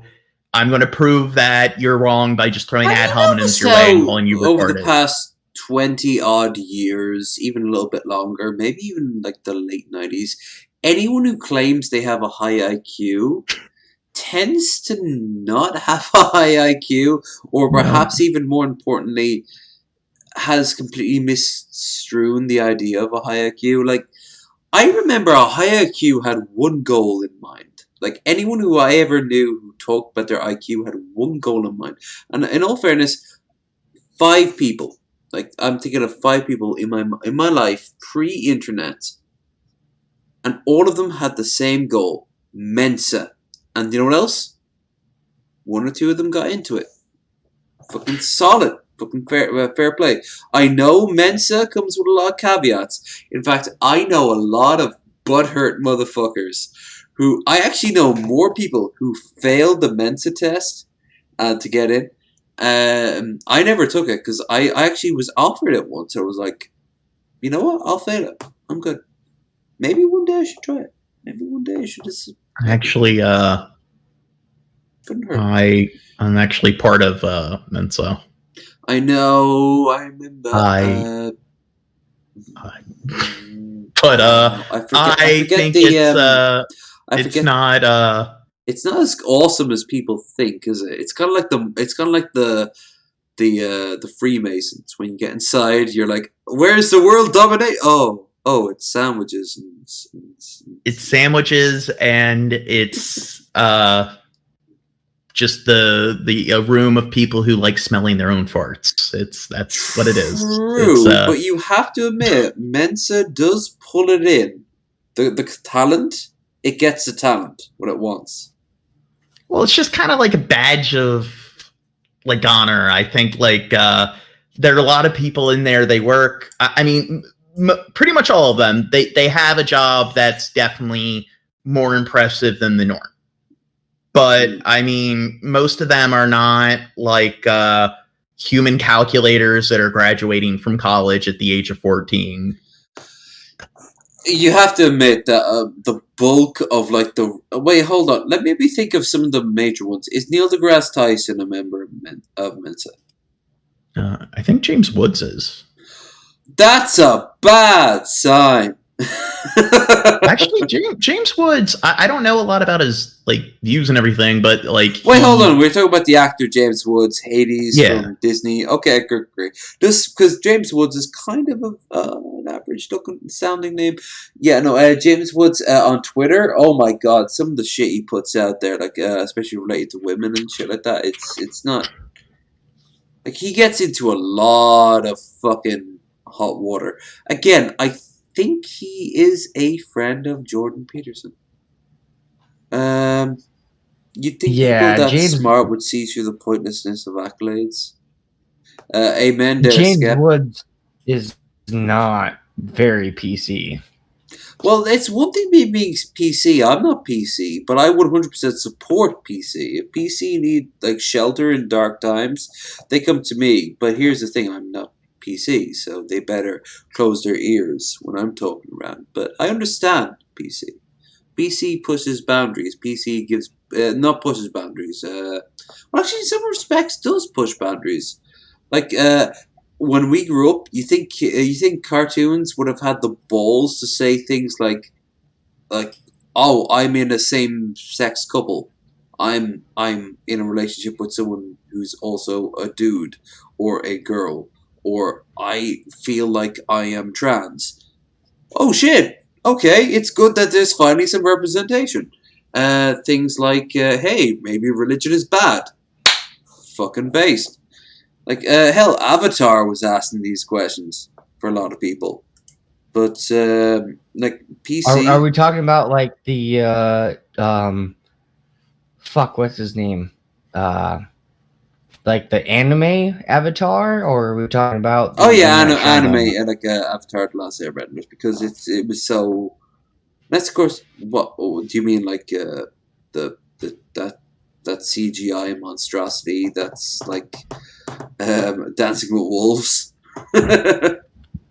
Well, That's basically what it is. It's yeah, just but I mean, there's pure no such thing as an original, truly original story. True. I mean, And the faster kids coming out of film school, as if you fucking need film school.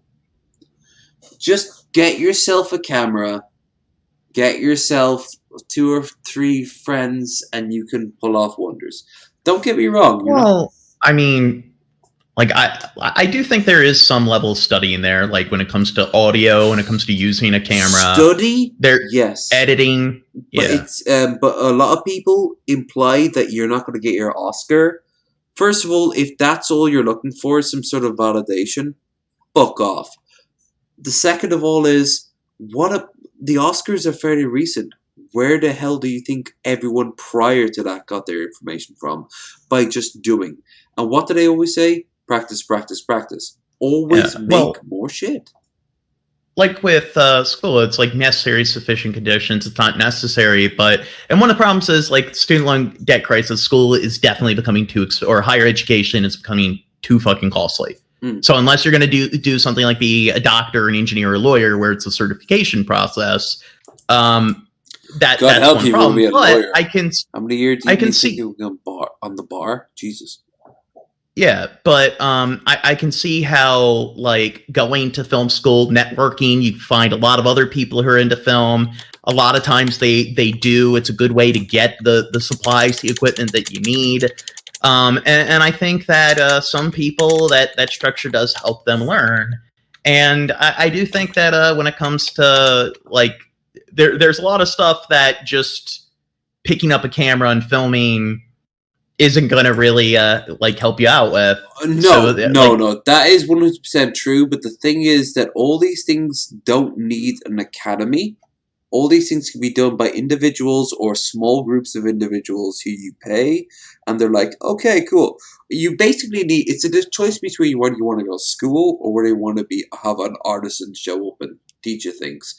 Don't get me wrong, because the people who they've hired in the academy or numerous other academies will teach you things. In particular, big props to the film industry. If you go and you study, one thing that no individual can teach you is the power of stage performance and what that influences is. Because all of movies are predated by the film industry, the stage theater industry. Yes, so vaudeville and the West End and early Broadway, modern Broadway.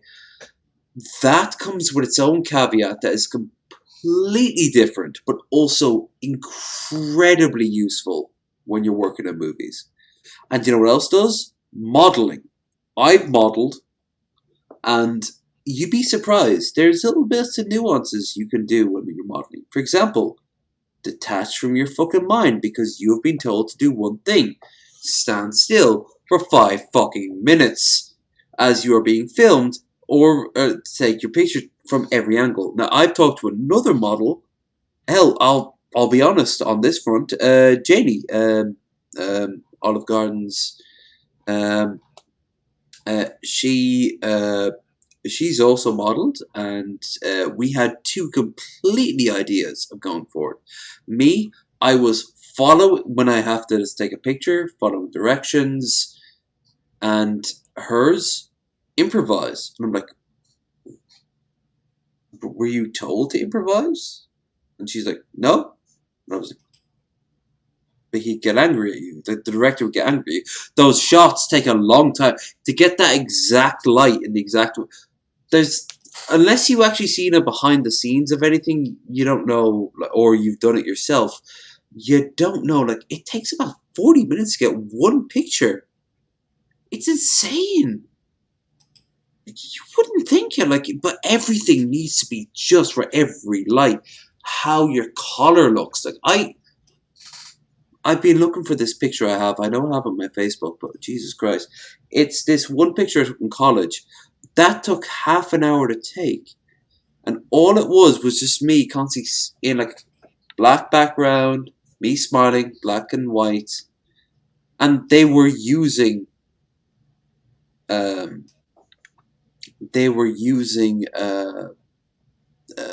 digital as well. So there was no excuse. But they needed it to just be 100% right. There are little machines. No one tells you about the little machines. They come up to you to see the shadow, how it gathers. Anyone who's ever done anything like that in the chat, do tell, like, oh my god, it is just insane. Like the level of shadow as it based off it. Oh wow. But that is just something like you aren't taught. You can't be taught. Like you have to learn it. And stage performance know this very well. Models know this very well. And then you relate that back to like on screen. Half of that, only about half of that, does not work. You got to improvise. You have to move. Obviously, you have to do the same shot over and over and over and over and over and over and over. And oh, I love it. I love the artistry. I love the industry behind the idea of making an actor an actor. You know, because at the core of it, their passion is there. And then you just take it to the nth degree. But yeah, that's even drunk. That's my especially drunk. That's my tangent. Don't bring up Elder Scrolls, or else that'll be the rest of the evening. We were watching something, by the way. I do believe. I do apologize. We still haven't clicked play. Yep. Wait, are we watching the Dark Master We're still going. We haven't watched it. We've been streaming for 5 hours. Do the streams usually going on for 5 hours? No, there's no beginning or end. You can leave whenever you feel like. Okay. Well, here, I gotta go to New Jersey tomorrow, so do you want to... by all means, like, go for it. Like, shill, and I wish you well. Well, can we watch the Dark Master video, and then I'll we can do my send-off? Yeah, we can do whenever you like there, big guy. Let's bring the screen up. There we go.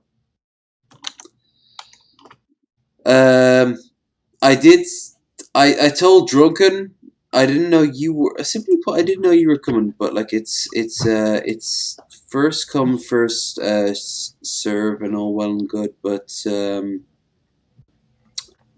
more important than else, like it's kind of what the guests want. But tonight is the first night I've kind of railroaded it, so I do want to apologize. I've been gibbering. I've been gibbering the whole night. Hey, yeah, not a problem. I don't care. I totally understand. Plus, it's your channel, so I'm not going to say anything bad. I have other opportunities, though. Hold on, my bad. I need to find the original link. I had it and then I lost it. There it is. There it is. There we go. Okay, so. Hey guys, it's the Dark Master here, and in today's video I will be answering all the questions that were left in my 300 subscriber special Q&A. Now, I really only got like 2 questions, so in order to make up for that, there are 2 other comments that I wish to address. Oh look, he got his hands right. Nice. No, he didn't get them. They're still, the thumbs are the wrong way. But they were originally kind of like some sort of weird-ass pose from like JoJo. Now at least they're on either side. Oh, okay. Unscripted or anything, but I think that when you have an unscripted video, usually it's bad. But since this is meant to be a Q&A, I think Unscripted This makes videos it are king more level. genuine, like a Now, heart, if you will. let me interject. Like, Anyway. he acts like there's so much professionalism behind his videos and stuff, and it's like he gets little to no views. Okay. So he talks about... Here's the thing. I get very little to no views, and But you just started like the streams, and it seems like you do it more for fun. I don't know him. Always. It's actually, like he's. Do you know that? Not to no, I know. Like I've heard. Hell, I've had a conversation with him at least once. I think big shock. I was very drunk, but it didn't go well. It was basically just him going like, "You guys don't know true talent" or some shit like that, and I was like, "Yeah, I do. That's why we want you," and that was it. But I don't know if he does this for money. If so, then if it succeeds, I mean, if it succeeds, good for him.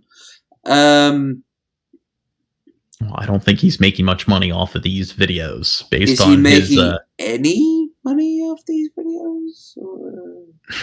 I don't believe so. Does he do live streams where it's just his icon and his mic behind it and he answers questions? No, but it's just all scripted 10-minute videos where he's got this like avatar, and like he'll periodically change the poses of the avatar, and he claims that he spent a lot of time on all these different like 10-minute videos he posts, and he's been doing this for like several years, and he only has like 300 subscribers. So put that into perspective, like when I started doing streams and everything, I quickly like had like 100 something subscribers within the span of just a month or two. So it's like I'm over halfway through like to his subscriber count. At the beginning of this, way back, you did say you were shocked how I have more subs, but you get more views. You definitely do get more views because you're more frankly interesting than him. But the thing is, he can be interesting, but I have a feeling if he ever became interesting, it would be for all the wrong reasons. And my God. Say what you want about people who cannot handle their criticism. This man cannot handle his criticism, which means that if he became more popular, then the trolls would descend. Like trolls, we don't know, would just descend from the ether and just bombard him every 5 seconds, and he would respond in backward hands fashion, and it would just not be. It would just be all his channel would be, and it would. You know what? I actually feel sorry for him because I don't want that on anyone. I mean, I don't want that on Negs or Rotfeast or Tragic, and that's their channel right now. And hopefully it will not be one day, because one day we'll find that they've left the internet and, I don't know, another therapy. What their channel is just trolling or being trolled, or yeah, like the idea of being a troll or troller. Now here's the thing. I know trolls and troller. Like, I'm not going to say names, but like they do it. The thing is, though, every one of them that I like, you know for a fact this isn't their world. For one thing, they don't post every day. They don't post every 5 minutes. I could see Dark Master becoming a very sad parody of himself, where instead of him talking about Legos or fucking Bionicles or anything like that, Kirby. He would become this sort of like every 5 seconds pointing out the flaws in an argument made against him, made against someone else. It would become like what we were saying earlier, this sort of destructive thing. And the thing is, I don't like the Dark Master because from what I've heard and what I've talked, he's not the nicest dude. But even then, it's not a healthy attitude. It's a healthy attitude that could hurt other people in tangential to him. But even then, like, dude, you're alright. Like, just turn the camera off. Maybe. Well, not in his case, turn the mic off. And just, you know, I don't know, you like to draw? Okay, start drawing new things. You have new things on you, don't you? Inside your brain, there's new things? Oh, there isn't. Oh, no. Well, maybe start copying other people's stuff. At the very least... Here, we're only 30 seconds in. Right. Maybe we should watch it at, like, double speed. Without further ado, let us begin with our first question. Our first question comes from 125. Tayyab. How did you make your avatar? I'm sorry. What inspired you to make it? Well, first of all, like, if you're gonna add like animations, like, go all out. Like, if not, just have a still image of the avatar. Like, no one's impressed by that. It's not necessary at all. I like how one of his fingers is being subsumed by the whole thing, and yeah, it's still coming out the other end. But it's like he's so proud of himself, and this is like when like a middle school kid is like learning how to edit videos for the first time, and it's like they realize like how you could easily just take sprite sheets and make animation. Very first time, I honestly thought he was a middle school kid, and I was like, oh, he's and I was actually thinking, was this why people were saying that you were a bully? Like, I was thinking, like, is this it? Like, is this the thing that people lost their shit over, that you were punching down? And then, you know, I've had a conversation, and then I've seen his reaction, and it's just, yeah. But here's the thing, though. This is also a dry well, in a way. I'm doing this because, hell, it's interesting. It's a curio. I couldn't make this my life. And it's a freak show. Yeah, well, I wouldn't say that. And the thing about the freak show is that the freak show was a perfect example of pushing down the idea that you can never be you. The thing is that I would like the idea of this in particular being some sort of like wake up call, but it's not going to happen. Every time someone points him out, it's not going to happen. Eventually, the only wake-up call that happens tends to be when they lose their channel over something they did. Like, for example, hey, let's burn down the White House. Oh, what do you mean my channel was taken down? You know, like, oh, could you imagine that Dark Master getting taken down after he posts his pineapple image? I always call this the pineapple dude. I'm sure there's lore and all that shit. Pineapple hand dude. Outside of like a burning JPEG of like the White House. Not make this most recent avatar. I did make an old one, but it's old and not that good. I paid my brother $20 to do this, and the reason I did that was because I realized that my old avatar wasn't expressive enough. And I said, hey, you know, you're staying at my place. Why don't you... Who cares what your I'm not asking you to pay your rent or anything. Okay, now, look at the quality of that avatar. Now, I suck at drawing. I know that I can't, like, I don't think I could do better, but I'm not going to look at that and be like, yeah, I'm going to upload this. Like, yeah, I wouldn't have uploaded this. I'd have kept on going with this. Like, I would have gone that and go like, okay, I have the idea of a vague image in my head. I'm going to delete this and start a new one. And it's like, if I'm not capable of drawing, and I'll get somebody else to do it, which it seems like he somewhat did that with his like brother, but it's like that image, he used that for a while, and it's just like, I would not like showcase that image. You know what you could do if you became really successful? You could play this up ironically.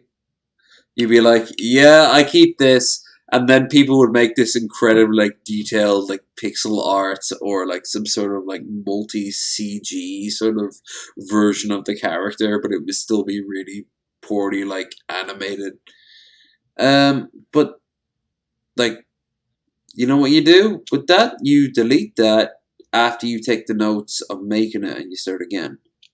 So, you know, you're staying at my place. Why don't you I'm not asking you to pay rent or anything, but you can like contribute by like doing some art for my YouTube series. And he's like, yeah, sure. And that's kind of how my avatar came to be. Weird dynamic. But as for... Did you finish your cell shading yet? Otherwise, you don't get to use the shower.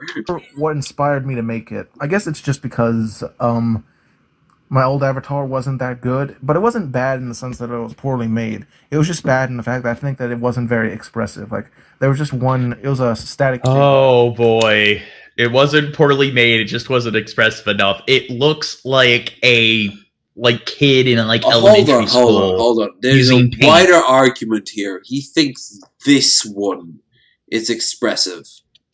Yeah. Like how many expressions can he have? 2, which is hand moves here, eye moves there, and you have a combination of the 2. Like I don't get the worry about that. And you can always do better than that. Now let's go on to the second question. The second question is asked by Mutato. Look at how expressive it is. The hands moved. Join me in the dark. He learned how to use the rotation tool in Microsoft Paint. Right? Jesus Christ. Maozilla, who, in addition to saying congrats, also asked, which one is your favorite Lego Ninjago character? Well, that's a hard question for me. Okay, what's up the fuck is up with his audio? I mean, he's bigger than me, isn't he? Oh God, yeah, he's bigger than me. By thousands. Tens of thousands. Bigger than me. But he hasn't figured out how audio works. I mean, Jesus Christ. Wait, what do you mean he's bigger than you? He only... I've already got 250 subs, right? He has 300... He only has 300 subscribers. Yeah, and I've only got 250. Yeah, so... He's he's bigger not than that much. Yeah, he's bigger than you, but not that much. The joke is by thousands and thousands. Like, I use... Yeah, okay. Way to ruin the joke there. Damn it, Gene. Gene, why do you always ruin things? I didn't get what you were saying by thousands of thousands. Oh, was it an accident? What did you do? Yeah, you've been hanging out with Shabby far too much. I thought you were confused, and you actually thought he had thousands of subscribers. #blessed. Okay. Because I really have top 10, but I'm going to give my top 3 favorite. I would say that my favorite character of all time is probably the Overlord. I just like the idea of an ultimate evil. And the number 2 would be Zane. Yeah, but go to the middle, where he only got 2 questions, but towards the end, look at who commented to him. Yeah, because I am wondering why you post here of all things.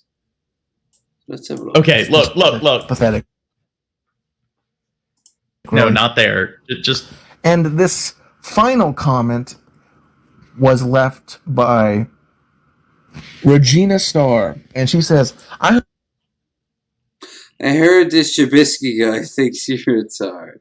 And this woman is a piece of shit.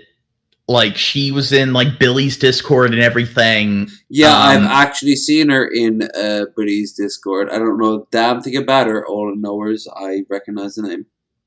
But she came into a Shab stream the other day and was talking shit. Okay. Thanks for telling me the camera's all over the place there, guys. I really appreciate that. Keep talking.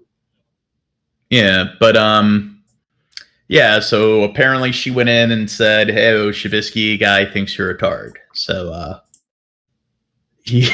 now he's responding to this, and sure, it's obvious that she's just being a shitster here. Yeah, you see, the thing about shitsters is that they often try to jump on people who don't understand it. You see, It Takes Two to Tango is not just a very sexual metaphor. And yes, I do indeed have my thing in my mouth. But when a Crow comes back, I'll bring him in. Crow vanished, so your camera was all out of whack. But there's literally like, obviously this is the sort of thing that you see. Like, I would see something like, hey, you're fat, and I'm like, now time for my monthly Q&A questions. Number 1, you're fat. Well, let me spend the rest of the entire stream breaking down. I could do it as some sort of weird flex, but something tells me he's playing it up entirely for, like, legit. Well, apparently, like, he left a comment. So the reason I looked into this is because Two Guns said that he got a comment from him. So I went to his channel, and this was the most recent video, and apparently he's going to call out the Shab community. He's going to go after us now and expose us for the wider multi-ethnic community. Of course, he wants he wants a dark ninja ethno state. Yeah, so let's I heard this Shabisky guy thinks you're a tard, and tard is short for retard. Yes, we did know that. Yeah, thanks for that. Jesus Christ, I was confused for a minute. I've been very reluctant to talk about these people because really their incestuous cabal really can't handle incestuous nice cabal. Dibs on my sister Missy Ann. And Raisin Girl, who is also my sister, but also my aunt. I mean, we are incestuous, after all. And, of course, you, John Morgan, being my dad, grandmother, uncle. Criticism, and if you ever mention them in the video or criticize them in any way, they will, hold it over your head for all eternity. I mean, let me give an example of this guy's pettiness. Now, Shabisky had this live stream or whatever, and he and Pitmonk were talking about a previous live stream. You see, this is the inherent thing that keeps me away. He's talking about it, but he's also talking about a previous thing that happened. And I'm like, if you have to have setup that's so, nuanced, no, for God's sake, there's so much better things. Why delve into deeper shit when you yourself could just, forge your own path in the new age of shit? Okay, so... And Pitmonk made a joke about how, how terrible Shabisky is, how stupid Shabisky is, right? Mm-hmm. And in this live stream, Pitmonk made a joke about how, Oh, that's Pitmonk. He's fat. He doesn't know what a That's not actually Pitmonk, is it? No, that's not Pitmonk. I'm saying he's doing what Mr. Echo did to you. Yeah. Where it's just let's post a bunch of random videos of the most fat and grotesque people, and it's see, you're fat and this person's fat. I wonder who Mr. Echo would have used for me if I was super thin. Do you think he'd have used Eugenia Cooney? I would have gone with Eugenia Cooney. Maybe a Holocaust survivor. That'd have been pretty cool. Just so you know, I know completely that the only people who would hang out with me at this point now are Scott Hansen, but that's only because he wants to look less scummy in comparison. Let's talk about Pineapple Boy and his inability to understand that image is not Pitmonk. This, I hate to say it, but his avatar is not him. He is an actual person behind that camera. Now, if he had the balls, he would be in front of the camera, but he doesn't. Yeah, and he might be a twig, but if you're the average... Who is, Yeah, if you're the average American, you're overweight, so chances are he's fat, just like the overwhelming majority of people. If he was a twig, he would show himself, unless he was terrified of his twigness. In which case, that's weird, because twigs don't get shit on nearly as much as fat people. Twigs, the only time twigs get shit on is by people who get rejected when they're like, hey, how much for you to, be my little cat boy for half an hour? Would you like that, Pineapple? Would you like that? Would you like to be someone else's cat boy? No, because you probably look as much like this as Pitmonk did, which is to say, you have a belly. Do you want to get rid of the belly? Do you think Pitmonk wants to get rid of the belly? I know Pitmonk wants to get rid of the belly. Do you want to get rid of the belly? Would you like to? Would you like to follow my 12-step program? It involves you subscribing to me and giving me a shit ton of money. I would try playing it at like 1.5 or 2 times the speed. That joke. Well, I didn't copy it. More like I said, wow, really? Shabisky doesn't know what a groundhog is? And then Shabisky got triggered and fucking, got angry at me, and he told Red Eye a freaking... Oh my god. He kept this... Oh Jesus Christ. No, we're going to back this up a little bit because I have to process this myself. How terrible Shabisky is, like how stupid Shabisky is, right? And in this live stream, Pimp Monk made a joke about how, like, stupid Shabisky is because he doesn't know what a groundhog is. Now, I copied that joke. I didn't copy it. More like I said, wow, really? Shabisky doesn't know what a groundhog is? Oh, I do remember this because I made fun of Shabby for this for a completely different reason. If Dirt was still in the chat, he would fucking wingman me because he was in the stream himself. And then Shabisky got triggered and fucking,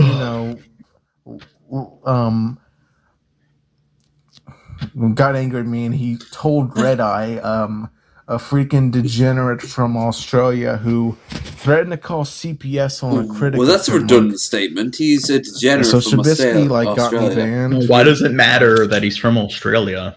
Because it's the only thing he knows about Red Eye. I mean, he could have gone from Eton, but you know what that would require? A little bit of research, a little bit of talking.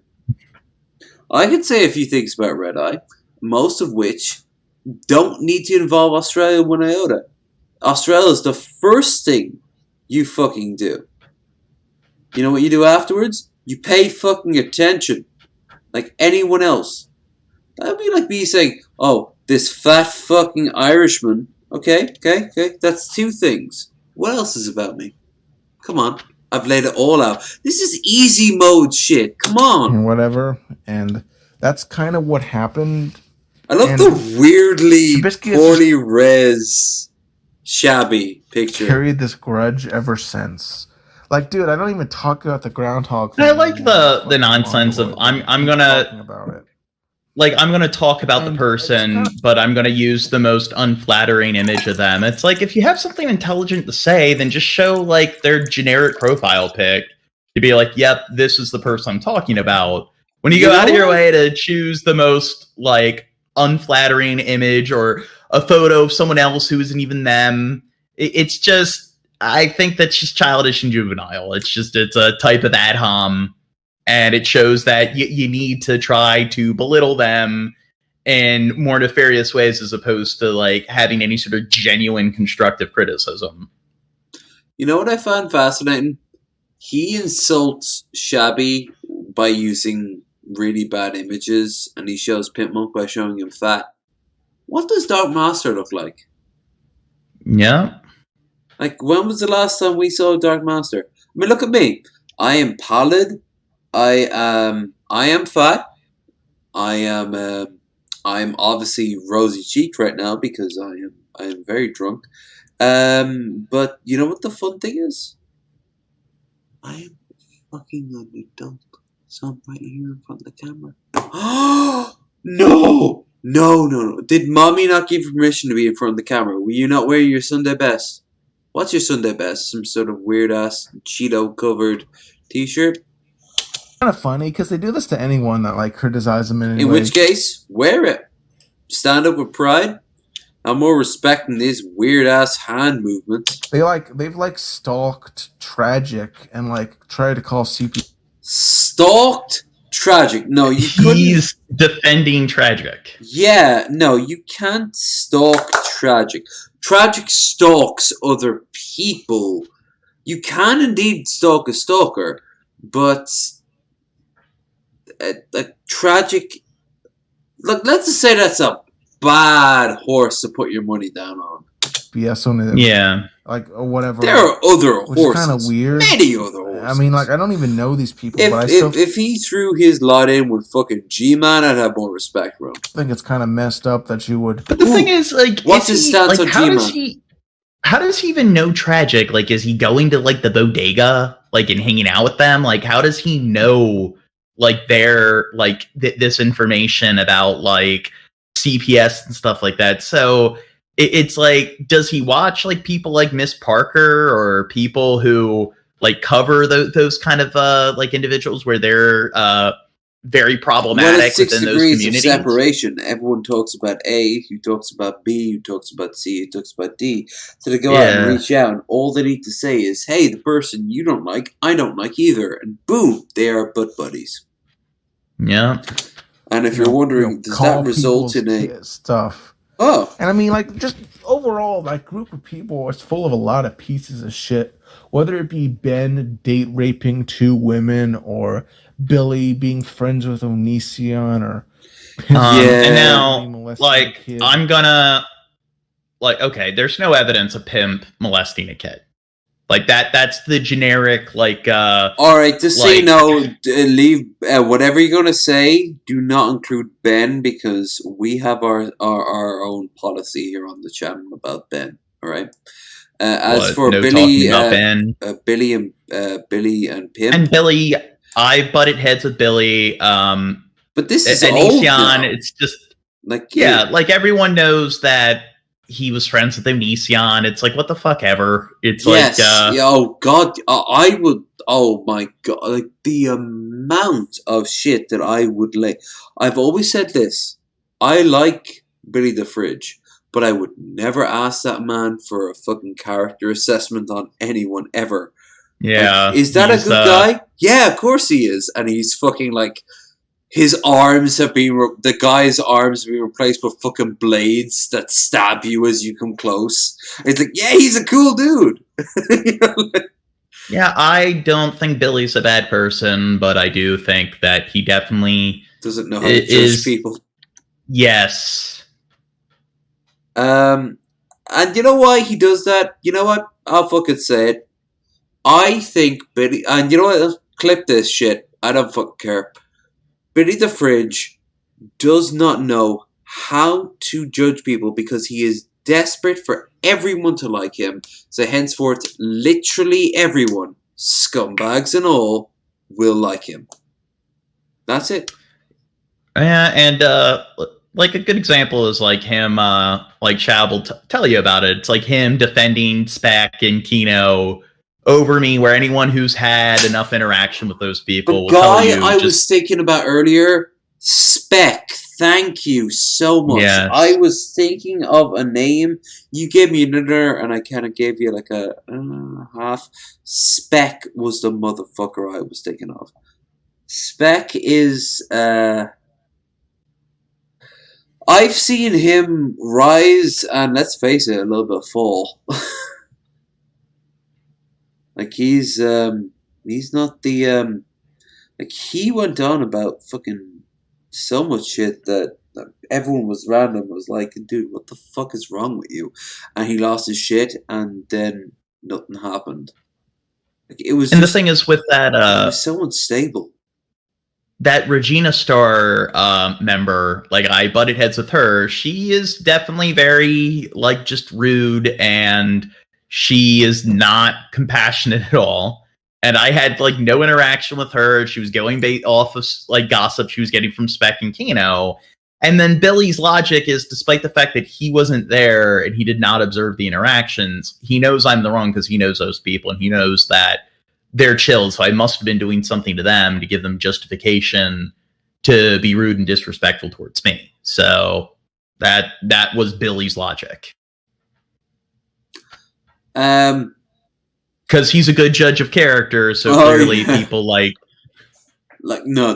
Like, seriously, Billy has a big heart. Billy is a whole lot of love.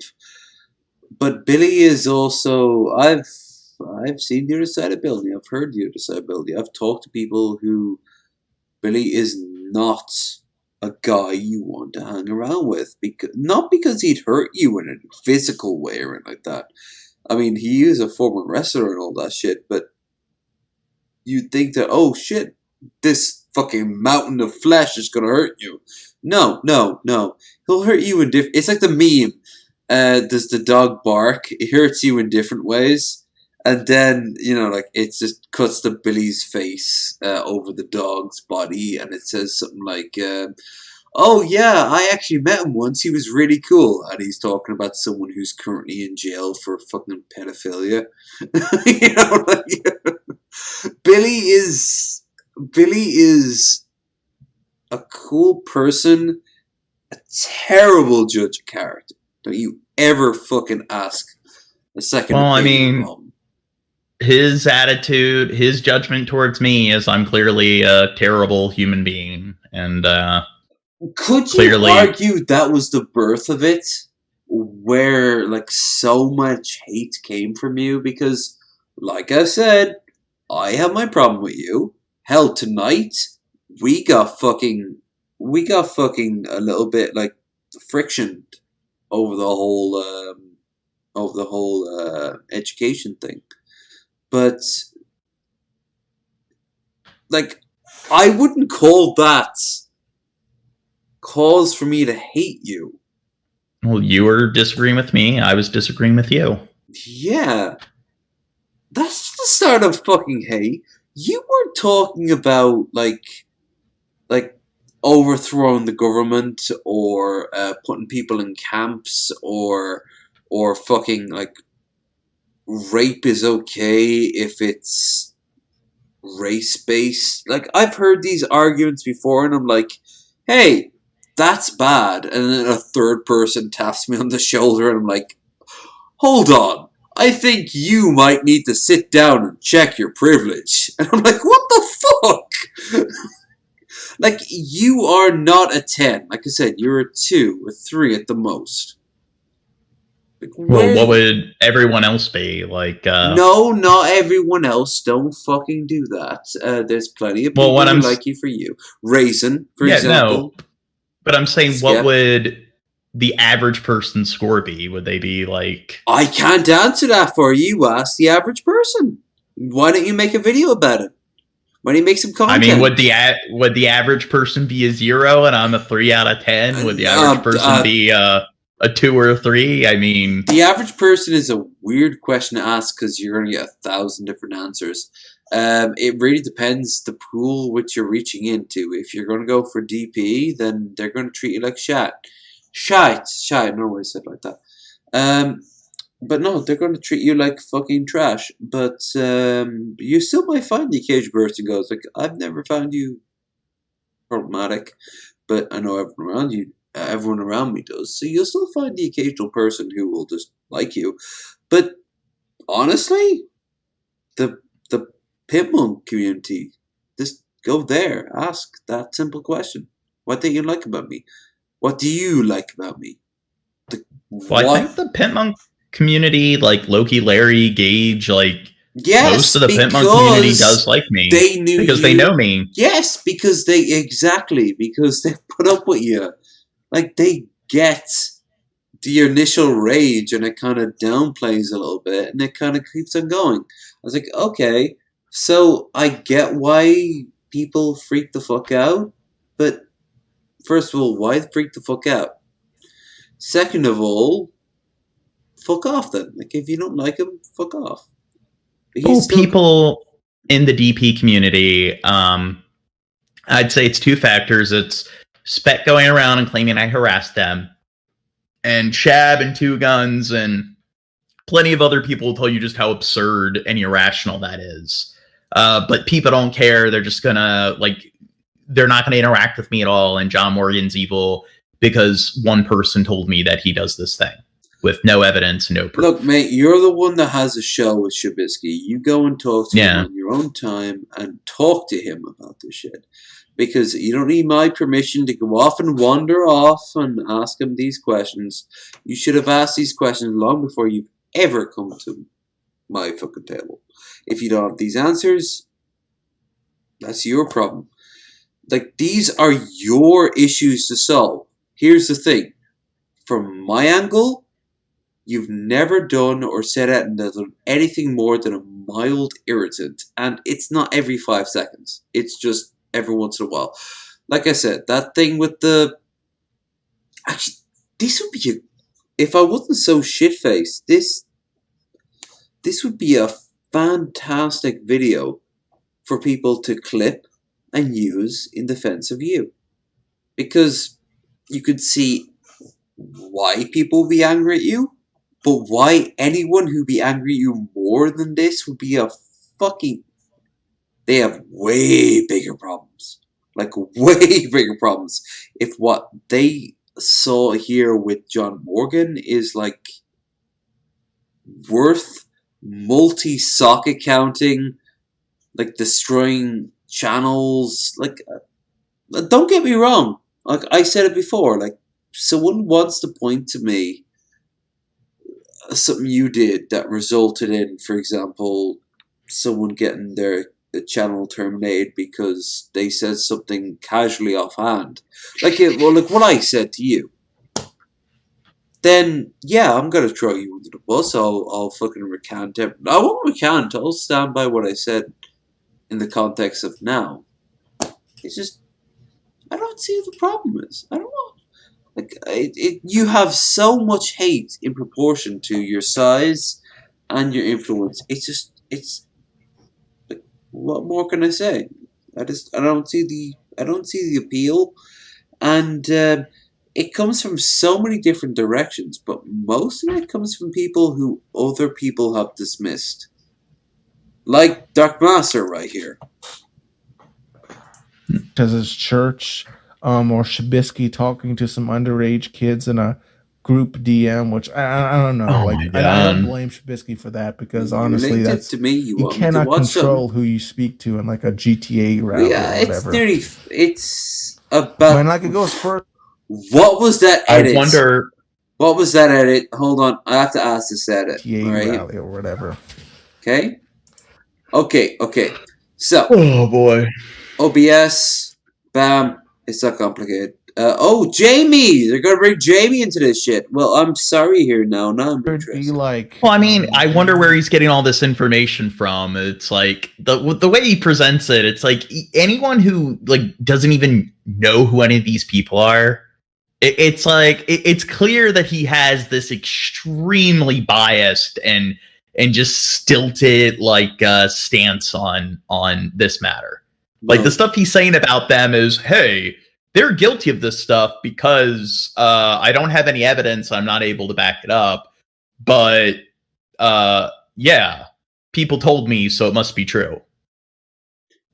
Pretty much. And it's like he's not giving any sources, and it's like it's clear that he's defending Tragic, and he's defending Rotfi, so I wonder who he's getting all this information from.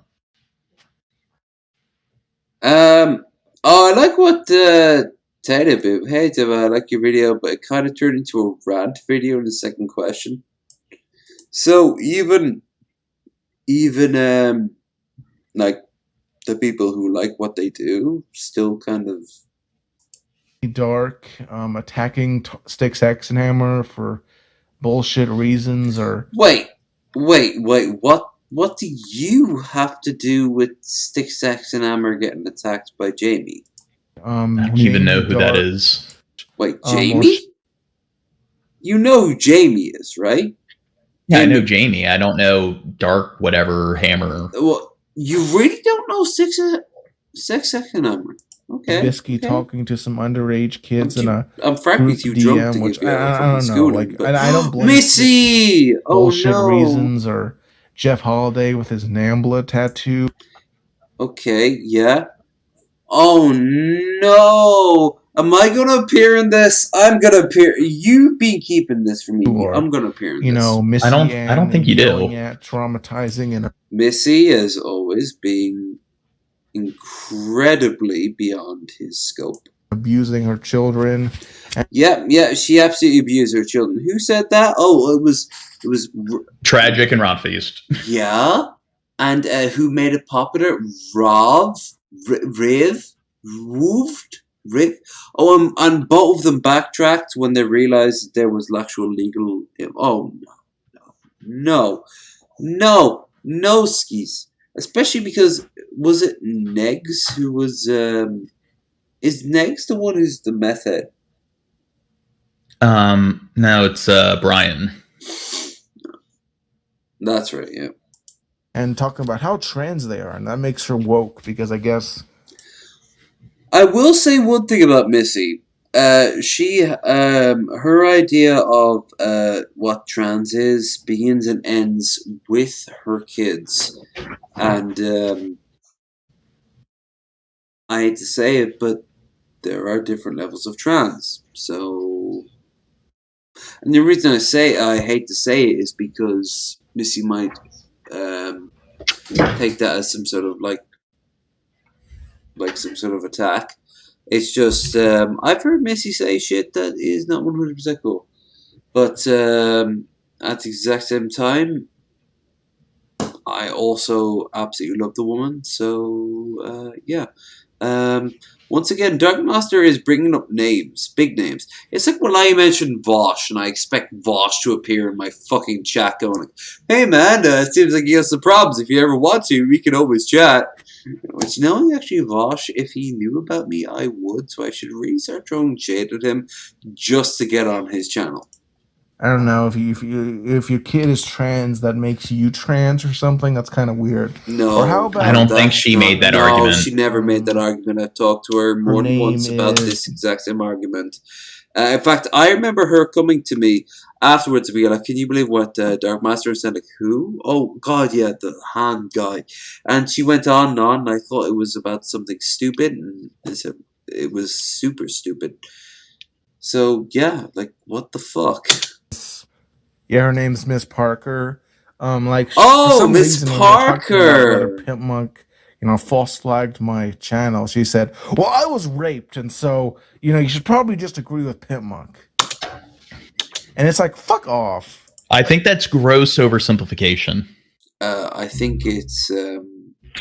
I think anyone who listens is kind of, like, going to do one of two things. Number one, side with him because they like him and won't look any further deeper, or they just want to hate people. Yeah, or vast majority too, which is like, wait, this doesn't make any sense. Seriously, how the fuck is that relevant? Here, I gotta use the restroom and be right back. Okay, but we're wrapping this up pretty soon. First off, I don't believe it. I don't fucking believe it because no one who was actually raped would use that as like a defense, for their friend to false copyright strike someone else. I don't believe that's what you said, no, a bit at all. In fact, this is some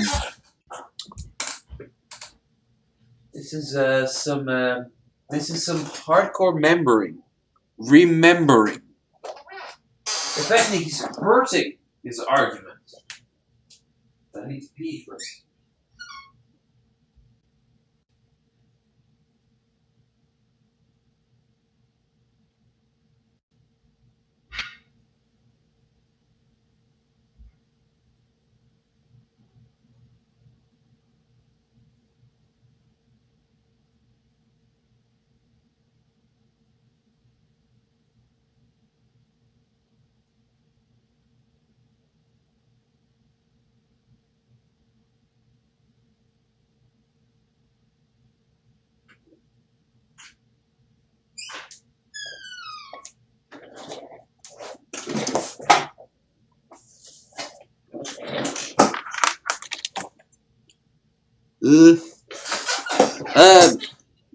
Speaking of Miss Parker, big shout out to Miss Parker who helped me out a few days ago. She sent people my way. Very chill of her. I need to return the favor. I don't know how. I don't know. I suppose I'll sing her a little Irish ditty or something. Crow, you're not still there, are you? What I thought.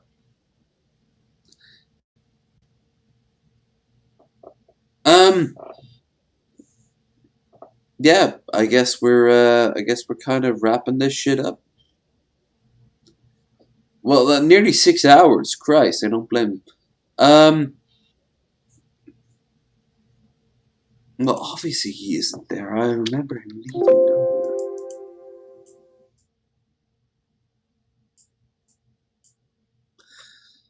When John comes back, we'll wrap this shit up. This is the last video of the night, although we've hardly had any videos.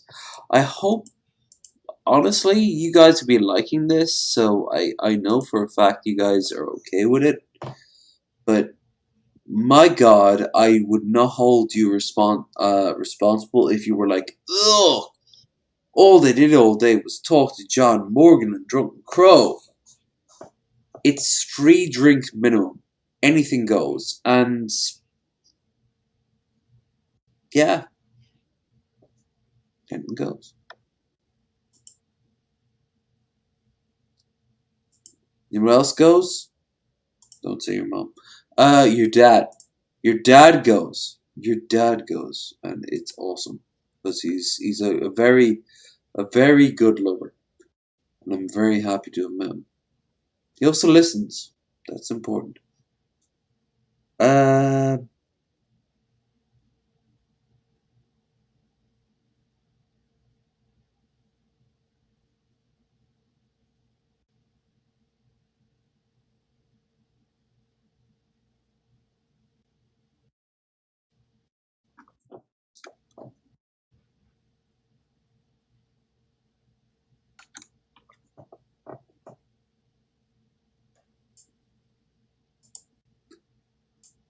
As always, I'm not 100% sure who is still watching.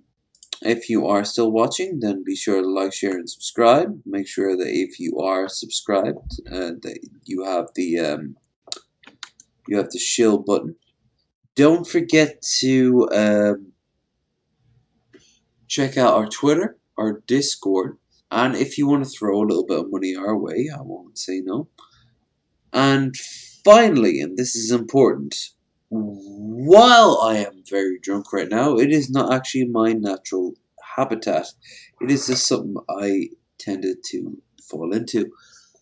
On Friday, we will be having a non-alcoholic stream unless Krendar and the rest of our guests want to join us. As we celebrate episode 50 of Bearded Ramblings. Marshall and Marilyn will be joining us. After that, I don't think you're going to get a stream on the weekends. I want to spend some time talking to people. Just gaming and watching shit. I was currently reading the Pawn of Chaos by Brian something. What's it called?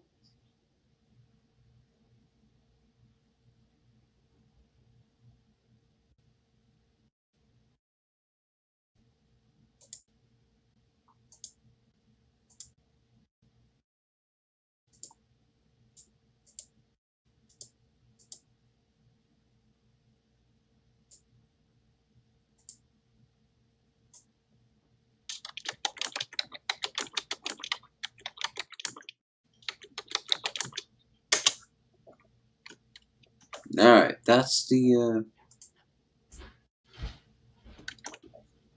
book I've been reading anyway. Brian Craig.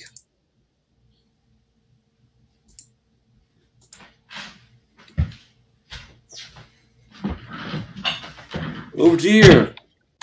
Are we returned?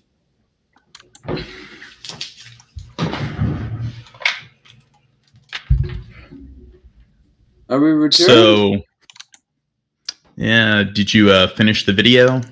No, it's only about 5 minutes left, and I think that's us. Well, anyway, I think we're gonna head out and try to get some sleep. Throw other You and me both, buddy. But I mean, literally, I decided to other than your own leave it open just so you can chill at the end there. Fucking spite. Or people that don't even have a YouTube channel, like Rotten Tenders. Rot Feast or whatever. Oh no. Isn't it Yeah, weird when life and reality kind of coalesce? That guy like literally hasn't talked about these people in like years, and they still try to influence. No, he talked about them fairly Yeah. recently.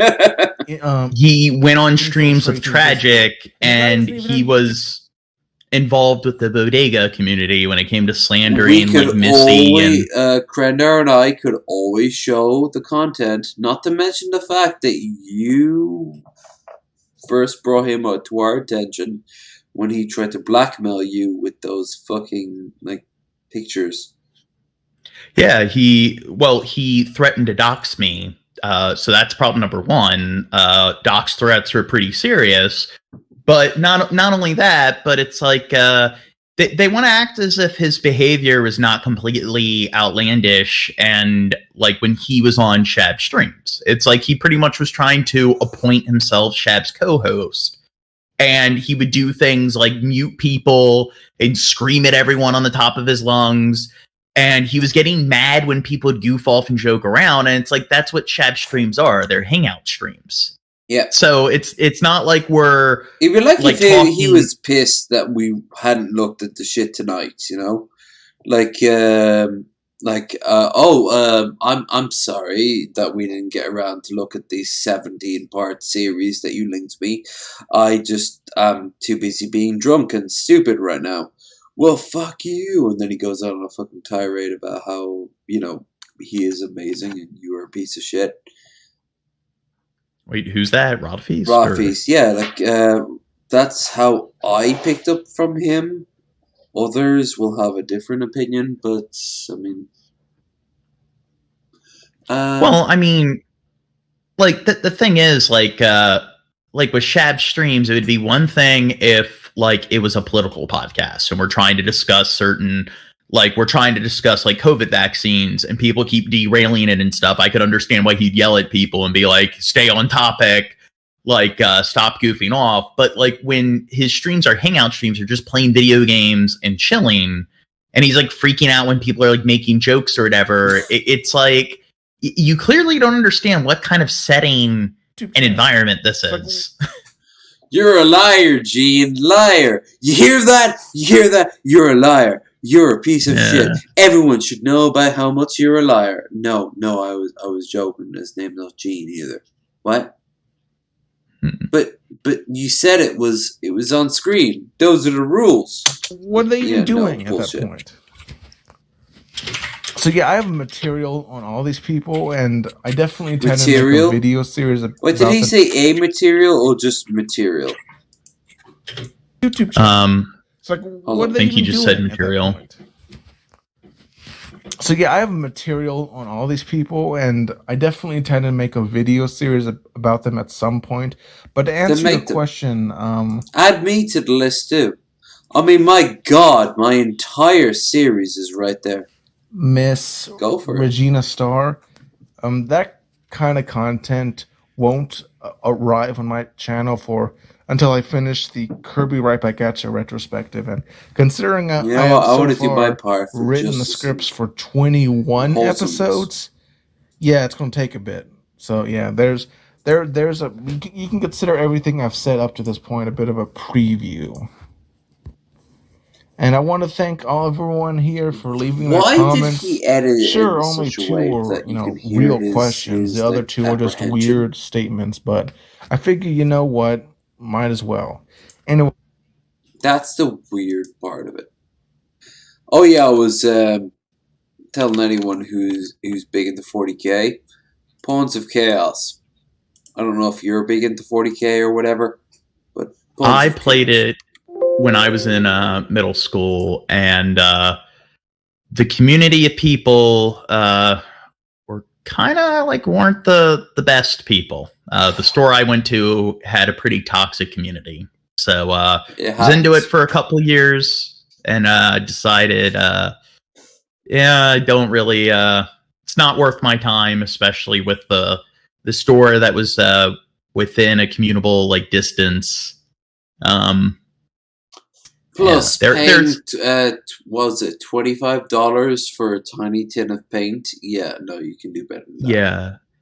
But what would you like? You're an adult, so like if you were playing with a 12-year-old kid and a 12-year-old kid miscasted a psychic power, are you gonna act as if like you never make the same kind of mistakes and like misinterpreting the like some small tertiary rule of the game that has little no impact on the overall game? Nah, what I do is I take that 12-year-old kid and I start punching him.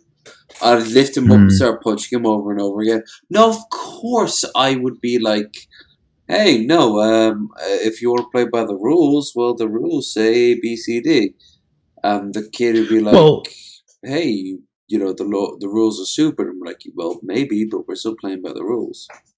Here's a good example. There's a psychic power that like a librarian had, and it allowed you to re-roll all your saves and attacks for the rest of the player's turn. And I re-rolled everything for the rest of the entire turn, my phase and their phase, which it was a squad of 5 Terminators, and it was a unit of like orc bikers, and it was the last turn of the game that I cast that psychic power, and it was an objective-based game. I had all the objectives under control, and so essentially I re-rolled the attacks of the Terminators on the second phase, which pretty much resulted in like, so when the orcs are attacking me and I'm attacking back, so it's like they were going to die regardless because they're locked into close combat with like a squad of like Terminators. Even if they didn't like die, they would have been locked in, and it would not have impacted the game at all. And it's like, why are you going to make a big deal about somebody misinterpreting some very small rule in the game because they just weren't paying attention and acting like you never make the same kind of stupid mistakes? I don't know. Maybe they. What was their argument back? What was their justification? Well, they're just making a big deal that it wasn't a small mistake, and like they're acting like it's obvious. And it's like, well, like you don't think there are some rules that are kind of written in an arbitrary manner where it's very easy. Hold on. This was in a Games Workshop, right? Yeah. Okay, where was the manager come into? Because they are trained literally for this. So, what was the verdict? He was just in the front. But where was the fucking... Who arbitrated? Like, you did have an arbitrator, right? Like, this wasn't even up for debate back home. Well, the whole point is... No. This actually hit a nerve. Who... Like, who... Was there someone who came in and was like, what's going on? Like, who needs help? Like, did you come to some sort of, like, agreement who won the game? Well, no, the game was already... It was the last turn of the game, and he looked at the... Like, he looked at the rules after the game was over, and he found out, wait a second, you could only do this, and he found that I made some minor technical mistake, and the game was already over, so all we could do was go back, and it's like it's like we're not playing for money or for a trophy, like well, no, actually, you would have been paying for your regional points, right? Like that was the thing when I was there. Like you eventually would have gone to the big gathering, and you'd have been playing for the wider thing. But regardless of any of that, that wasn't a thing when I played. And there wasn't. It was just like a local game where it's like, hey, like you're in there in a Games Workshop, and you were playing 40k. You were playing, and they never had like a manager. You never once had a manager coming in and going like, hey, so I side with A or I side with B. They would do that with people occasionally, but sometimes they weren't available. Okay, so they weren't available the day you needed them. They were at the front doing other stuff, like working with Okay, were- so then it sounds like you lost the game. That sounds like the gist of it. Well, I had all the objectives captured. But don't you? How many? What gen were you playing? What? It was like Generation 5, I think. This is when I was in middle school. Oh, okay. I think I was 3.5. So it was a while back. No, it seems weird to me the way you described it because maybe your store was understaffed or maybe it was. Well, there was only one person working at the store. Oh wow! Yeah, okay, yeah. No, there was about 5 people working on ours. The one in Dublin. Yeah. The that's famous. more than I've ever seen. Really? In the United States, one of the things that happened And when I was in in the middle. UK, I've seen 8 in the UK. In places in the UK. in the United States, like one of the things that happened, and they did these staff cuts. Like this was in like 2009, Ooh. and it was like they'd have like 2 or 3 people at a store. But then they did these staff cuts where there's only like they'd have a manager, they'd have one person working a store. And yeah, that was a thing. They'd have a manager where I was, and the manager was like the boss, the grand poobah, the fucking boss nass. But he would have about maybe 2 to 3 people, with 1 or 2 people coming in from other stores as training, because where we were was the ultimate Dublin, like Nexus. But more importantly, it was the ultimate Irish Nexus, because obviously capital, so you're going to have your biggest in the capital. I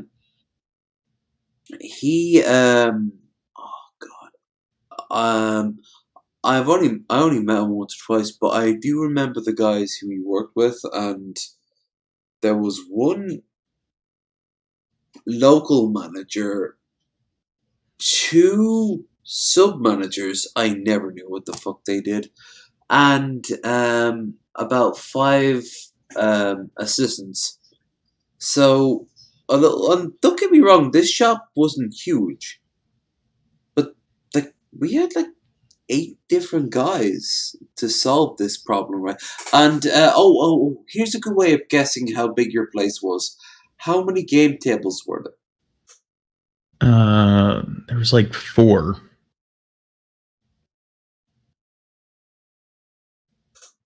There was the 2 in the back. Oh, actually, you know what the scary thing was? That's more than we had by 1. We had about 3. No, yes, we had about 3. I think they've increased it to about 5 now in our in the modern time, but I don't go back there because, well, I don't play the tabletop. I enjoy 40k, but I enjoy the digital 40k. So, you know, audiobooks and video games and shit. But back in the day, I was big into the actual books, and which I have an entire literal shelf dedicated to, and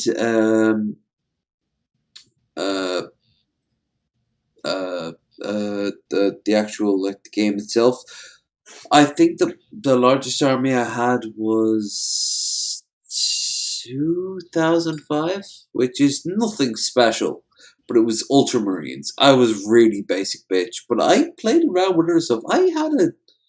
I had a fucking Dark Eldar model that was very well put together, and I absolutely loved it. And then I literally did what it says in the codex: be careful, don't poke yourself. I poked myself with it. Blood and everything. Those motherfuckers are generally painful. Yeah, I think we're wrapping this up now, right? Yeah, I'm dying of fatigue. I need to get to bed. It's 5:30 in the morning. I think I've played my part. I think if anyone's watching, case in point, my current view count is currently 0. That includes me, who's currently viewing it. To everyone who's here, my God, I hope you've had a fun time. John, I have linked your spare down below. Is there anything else you want to shill? I guess follow me on Twitter. That's a good way to follow me when I post notifications that I'm streaming. And yep, I got a strike on my channel. Hopefully I can get that resolved. If not, I'm going to have to wait until the end of November to stream again. And I'm going away for work, so I'm not going to be on the internet for 5 days. So it's not going to be until next Thursday, the 2nd, where I actually do the next Pedantic Pedestrian stream. But guess I'll see you all then, or not Thursday, next Sunday. There you go. As for me, I have a magical date with Friday, where episode 50 of Bearded Ramblings will take place. And I am looking forward to that. Beyond that, yeah, weekend, I probably won't stream. Once that's done, though, that's it for the PC saving. Any other streaming save will just be generic and pleasantly surprising. When you say you give me money for a pizza, there's a good chance you're actually buying me a pizza, which is a nice touch. But the PC will take some time to arrive. After all, I have to make sure I get the PC I want. Beyond that, Friday, Marshall and Marilyn will be joining me for episode 50, along with Krendar, for 3 drinks minimum. And after that, I actually don't know. It's pretty much a big vagueness, and I kind of like that. Hell, I might even stick with it, but we'll see how that works. In the meantime, John, you have been fantastic. Crow, if you're listening, you have been fantastic. Even though you barely. I don't think he's here. I know he's not. He's not here anymore. I'm talking post tense. Okay. If he watches, he was alright.